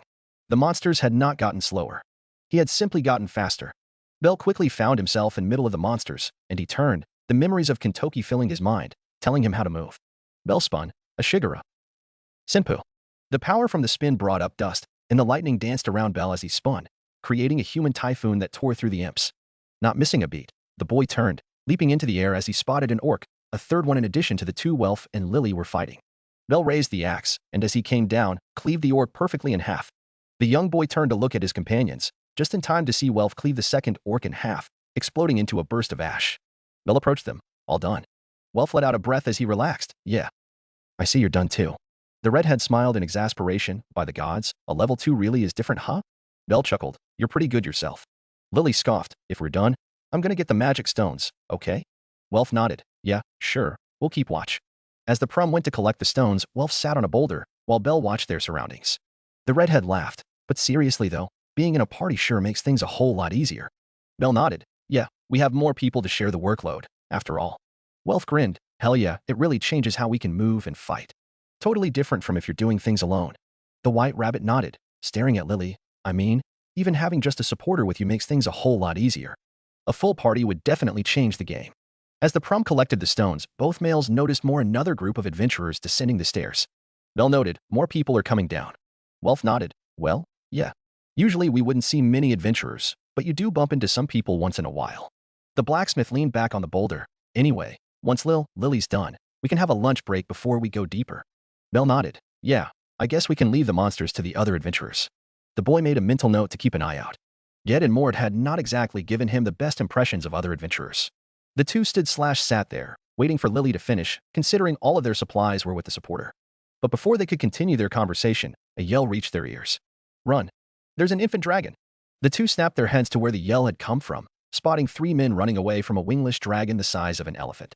Bell's eyes snapped wide open. Shit, where's Lily? Welf looked around, and he spotted the large bag next to a dead tree. Lily, where are you? The prum blinked when she heard their voices, and she turned, knocking the dead tree down with her giant bag. The sound from the tree falling to the ground brought the infant dragon's attention to her. Lily's eyes widened when she saw the large monster, and she quickly turned to run away as the beast stomped after her. Bell cursed, damn it. He broke into a dash. Load. Heracles. The air around him gave way, and Bell almost vanished with a loud boom. He easily closed the gap between him and the infant dragon in but an instant, and he leaped into the air. Bell's hands reached out, and this time, instead of the nameless axe sword, an actual axe, a giant golden axe appeared in his hands. The boy roared, set, 9 lives. He brought the axe down, and the moment the axe touched the infant dragon, it cut through its body like paper, before the corpse exploded in a burst of ash. Everyone could only watch in shock at what had happened. Despite having reached level 2 recently, destroying an infant dragon in a single hit wasn't something any level 2 could do easily. Welf blinked. What in the world? Bell, on the other hand, didn't bother to respond as he ran over to Lily. Lily, you okay? The Chianthrope nodded. Why yes, thank you, Bell-sama. The white rabbit sighed in relief. Good, good. Bell looked around. All right, if we're good, let's take a break. We can end things on the 12th floor and head back. Lily just nodded, still in the process of calming down. Sure. Line break. Later that night, Bell was back in the hostess, this time on kitchen duty with Mia alone. Despite being hidden away, Mia had insisted he work as Bella in case he was needed outside or if anyone saw him. Mia hummed as she finished cooking another dish. So, I hear you have a contract with the Crotso kid. Bell, or rather, Bella nodded. Yes, that's right. His name is Welf Crotso. The dwarf nodded. I know. Quite the blacksmith you got there. The white rabbit blinked. Huh? I don't quite follow. Mia raised an eyebrow before she sighed. Right? I keep forgetting you've only been in Oreo for around 2 months. The dwarf explained that blacksmith, Welf Crotso, his family is known for being smiths who can forge magic weapons. You following so far? Bell nodded. Yes, it was said they took out a lot of elves with their magic swords, but sometime after, they were cursed and couldn't forge any more magic swords. Mia nodded. Good, so you know your stuff. The girl raised an eyebrow as she brought the ingredients to Mia as she tossed some onions into a wok. I don't see what this has got to do with Welf though. I mean, he can't make them anymore, right? The dwarf snorted. That's the thing, he can forge magic swords. Or at least, that's what I heard from drunk-ass people from his familia. Bella blinked. I'm sorry. What? Mia nodded as she tossed in some mushrooms from the plate Bella had grabbed. Yep, and they're damn good too. But all I hear from them is that this Welf is wasting his talent. The white rabbit furrowed her brows in confusion. What? Why? The dwarf cracked some eggs into the wok, cause he ain't forging any of them magic swords. Not sure why, but if he did, he'd be filthy rich. Bella nodded. I see. Mia nodded as she plated the omelet. That's what I hear people say about your contracted blacksmith anyway. You can decide what to do yourself later. The white-haired boy nodded. Yeah, thanks, Mamma Mia. The dwarf snorted. Now get this out to the others, then we'll start getting you to actually cook. Bella nodded. Got it. Line break. The next day, Bell was in front of the Tower of Babel with Welf. The redhead blinked. So, the midget's not coming today? Belle nodded. Yeah, sorry, she literally told me this morning. She has something on with her familia that she has to sort out. Welf sighed. Guess there's no helping it then. The boy nodded. Yeah, sorry for making you come here for nothing. The blacksmith snorted. Don't be sorry, dude. It's fine. Welf blinked before he looked at Belle. Speaking of which, now that we're here, how about you come to my place today? Belle blinked in confusion, huh? The redhead smirked. You did bring me to the dungeon yesterday, so today's time for me to fulfill my end of the contract. The boy looked at him before he nodded. Sure, I'm down for that. Welf's smirk widened. Cool. After a short walk, the pair found themselves at a decent-sized shack next to a moderately sized house. Belle blinked. Whoa, you live here? Welf chuckled. Yeah, well, I don't live with the others. I have my own house, you see. It works out better that way. The boy nodded. Right? The redhead pushed open the door. Come on in. And sorry if it's a bit messy. I haven't had the time to clean up yesterday. The two walked in, and Welf placed his sword down. All right, let's get started. He glanced back at Belle, who was looking around like a kid in a candy store. You got anything in mind? The white-haired boy hummed. For now, this light armor is enough, I think. Welf raised an eyebrow. Seriously? You should have something you want to try out, right? Belle chuckled sheepishly. I mean, our contract did say you'd forge my equipment without cost, so I guess the armor is enough for now. The redhead blinked before he sighed, a smile forming on his face. Dude, that clause is there for a reason. You that, right? The boy just giggled sheepishly. I mean. Belle considered the idea before he spotted the swords on the wall. You mind if I look around? I might think of something to try. Welf chuckled. Sure, knock yourself out. The boy went to one of the swords, a falchion sword, and he picked it up, giving it a good swing. The redhead smiled. No one would buy that one, you see. Belle looked at him in slight surprise. Really? Welf nodded. Really? The boy looked at the sword. But it's good. I'm not the best at this, but I can see it's a good sword. The redhead smiled humorlessly. Not everyone thinks that way. Belle nodded as he studied the sword more, looking at the sides and the guard. Welf's smile dropped. Are you not going to ask me for a magic sword? That caught Belle off guard, and he almost dropped the sword. I'm sorry. What? The redhead stood up. It came up yesterday, so I thought we'd have this conversation now. You've heard the rumors, right? The white rabbit nodded. I do. And I mean what I said yesterday. It doesn't matter to me if you can make magic swords or not. Belle smiled and pointed to his chest armor. What convinced me to get a contract with you is this. His smile turned into a grin. Besides, having a Crotzo as my blacksmith makes it feel like I'm the Argonaut. Welf blinked before he laughed. By the gods, you're serious, huh? Belle grinned. Dead serious. Surely you've heard things about me by now, right? The redhead chuckled. I guess that goes both ways, huh? Someone who can use the powers of legendary heroes from a forgotten past, was it? The boy nodded. That's right. Welf looked at his side. But didn't that Crotzo forge a magic sword for the Argonaut anyway? Belle blinked before he smiled. That he did, but I'm not looking for that from you. The blacksmith looked at Belle. Then why did you accept the contract? If not for my magic swords, why? Belle smiled. I told you, right? What got me was the armor you made. The boy placed the falchion down. And well, I'm not sure how things will go, but I have enough in terms of magic. Welf blinked. What do you mean? Belle smiled. What I need is normal equipment, normal weapons. I don't magical items or weapons, especially if you're not comfortable making them. He considered the idea before nodding to himself. Load, Imawai. The air around him gave way, and to Welf's confusion, Belle held his hands out. Trace. On. In the blink of an eye, Concho and Bakuya appeared in his hands, much to Welf's surprise. The redhead looked at them. What are these? Belle smiled. Concho and Bakuya. I can use powers of legendary heroes, right? That includes their signature weapons, or at least, weapons of their choice. Imaiwai has a collection of swords, but I can only summon a few for now. Welf nodded as he studied the blades. These feel like they were forged by Lady Hephaestus herself. The boy nodded. I suppose they would. But what I'm trying to say is, I don't want to rely on them too much. Not until I can fight on my own. What I'm looking for is a partner, an extension of myself I can wield to the best of my ability. The redhead looked at him, almost dumbfounded, and he laughed. Welf laughed, much to Belle's confusion, and the white rabbit asked, Did I say something weird? The redhead took a deep breath, calming himself down. No, you didn't.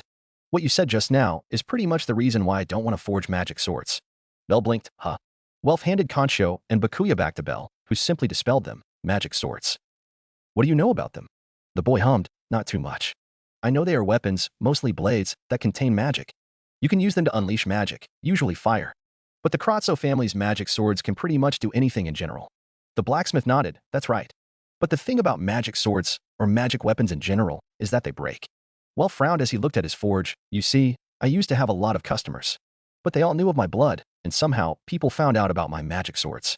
That the Crotzo magic swords that I forge don't break on a single use. The redhead sighed. But still, that doesn't mean my magic swords don't break. Belle hummed. Is that why you hate them? Welf chuckled. It's not like I hate the idea of a magic sword. But everyone who came to me, they asked for a magic sword. As a smith, I'd obviously ask why they want the swords. His smile dropped. If they wanted something to protect them, something that would keep them alive, I'd be down for it. But all of them, each and one of them, they all said the same thing. I want magic swords so I can rise up in the ranks. I want weapons that can bring me fame. Welf looked at the weapons around him, but that's not what a weapon should be. Am I right? Bell nodded, his mind going to the countless noble phantasms he'd learned of from Imwai's memories. The nameless bowmen aside, each and one of them belonged to someone who did their best to master said weapon. Those weapons, regardless of how their wielders ended up, all serve the same purpose. The same cannot be said for magic swords. The boy spoke. I can see where you're coming from. All they are looking for from you is an item, a tool. Welf nodded. Exactly. The weapons we forge, the weapons we give out. They're meant to be partners. You can find yourself in the worst of situations, you can find yourself all alone in a fight. But your weapon will not, cannot leave you alone. He looked down. That's the reason I don't like forging magic swords. The way people see them, the way they are used, is completely against my beliefs as a blacksmith. Bell nodded. I see. That is a very romantic way to look at weapons, Welf-san. Welf laughed softly. I wouldn't say romantic. Really? The boy chuckled. But thanks for telling me that. Like seriously. The blacksmith stood up. Don't sweat it. Now.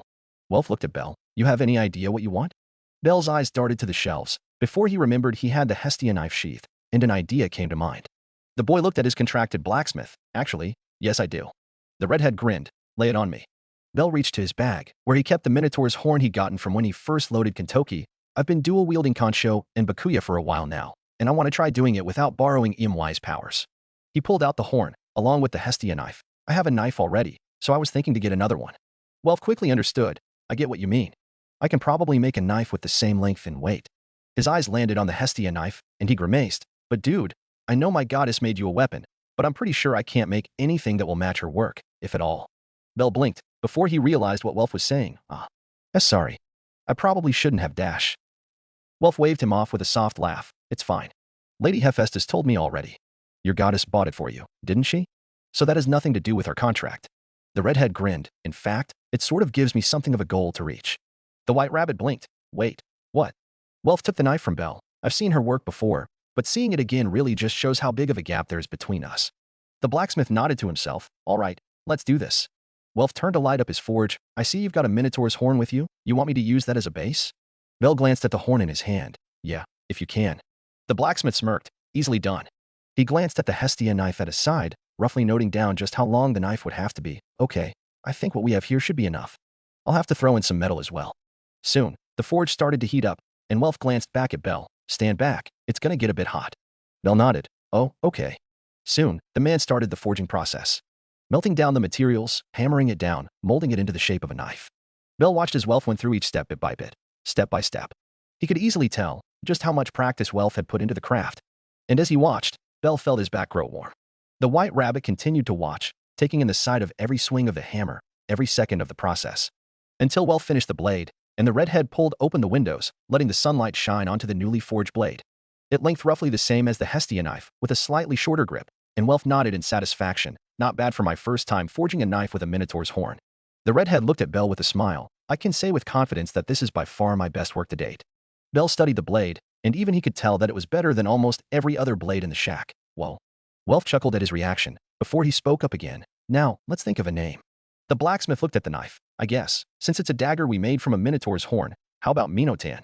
Bell blinked, before he grinned. Minotan. Like the sword Krotso forged for the Argonaut. Welf blinked, before he laughed. Yes, like the sword Krotso forged for the Argonaut. The redhead's laugh lessened. All right, Minotan it is then. Welf placed the knife into a leather sheath, before holding it out to Bell. Here. The boy giddily took the knife. Thank you, Dash. Bell was about to take the knife, only to find Welf suddenly tightening his grip on the knife. The boy asked, Welf-san? The redhead almost grimaced from how much it took for him to stop Bell from snatching it away, but he pushed it down. Bell. I know we've only met like literally 2 days ago. Welf took a deep breath. I can't tell you to trust me, not completely. But even then, I hope we can really be friends. The redhead scratched the back of his neck with his free hand in embarrassment. For God's sake, I'm really bad at this. But what I'm trying to say is, well, to treat me as a friend, or a comrade at least. Bell blinked, before he smiled. Gotcha. I'll be counting on you from now on then, Welf? Welf grinned. Thank you, Bell. The redhead released his grip, letting the boy take the knife, before he added, and seriously, let me know what you need from now on, okay? That's what our contract is for. Bell laughed softly. All right, You'll be the first one I'll go to. Welf chuckled. You better. The white rabbit looked out of the windows. It's getting late. Want to grab dinner? The blacksmith hummed. Before he shrugged, sure, why not? Anywhere you want to go? Belle smiled. I have just the place in mind, and my treat.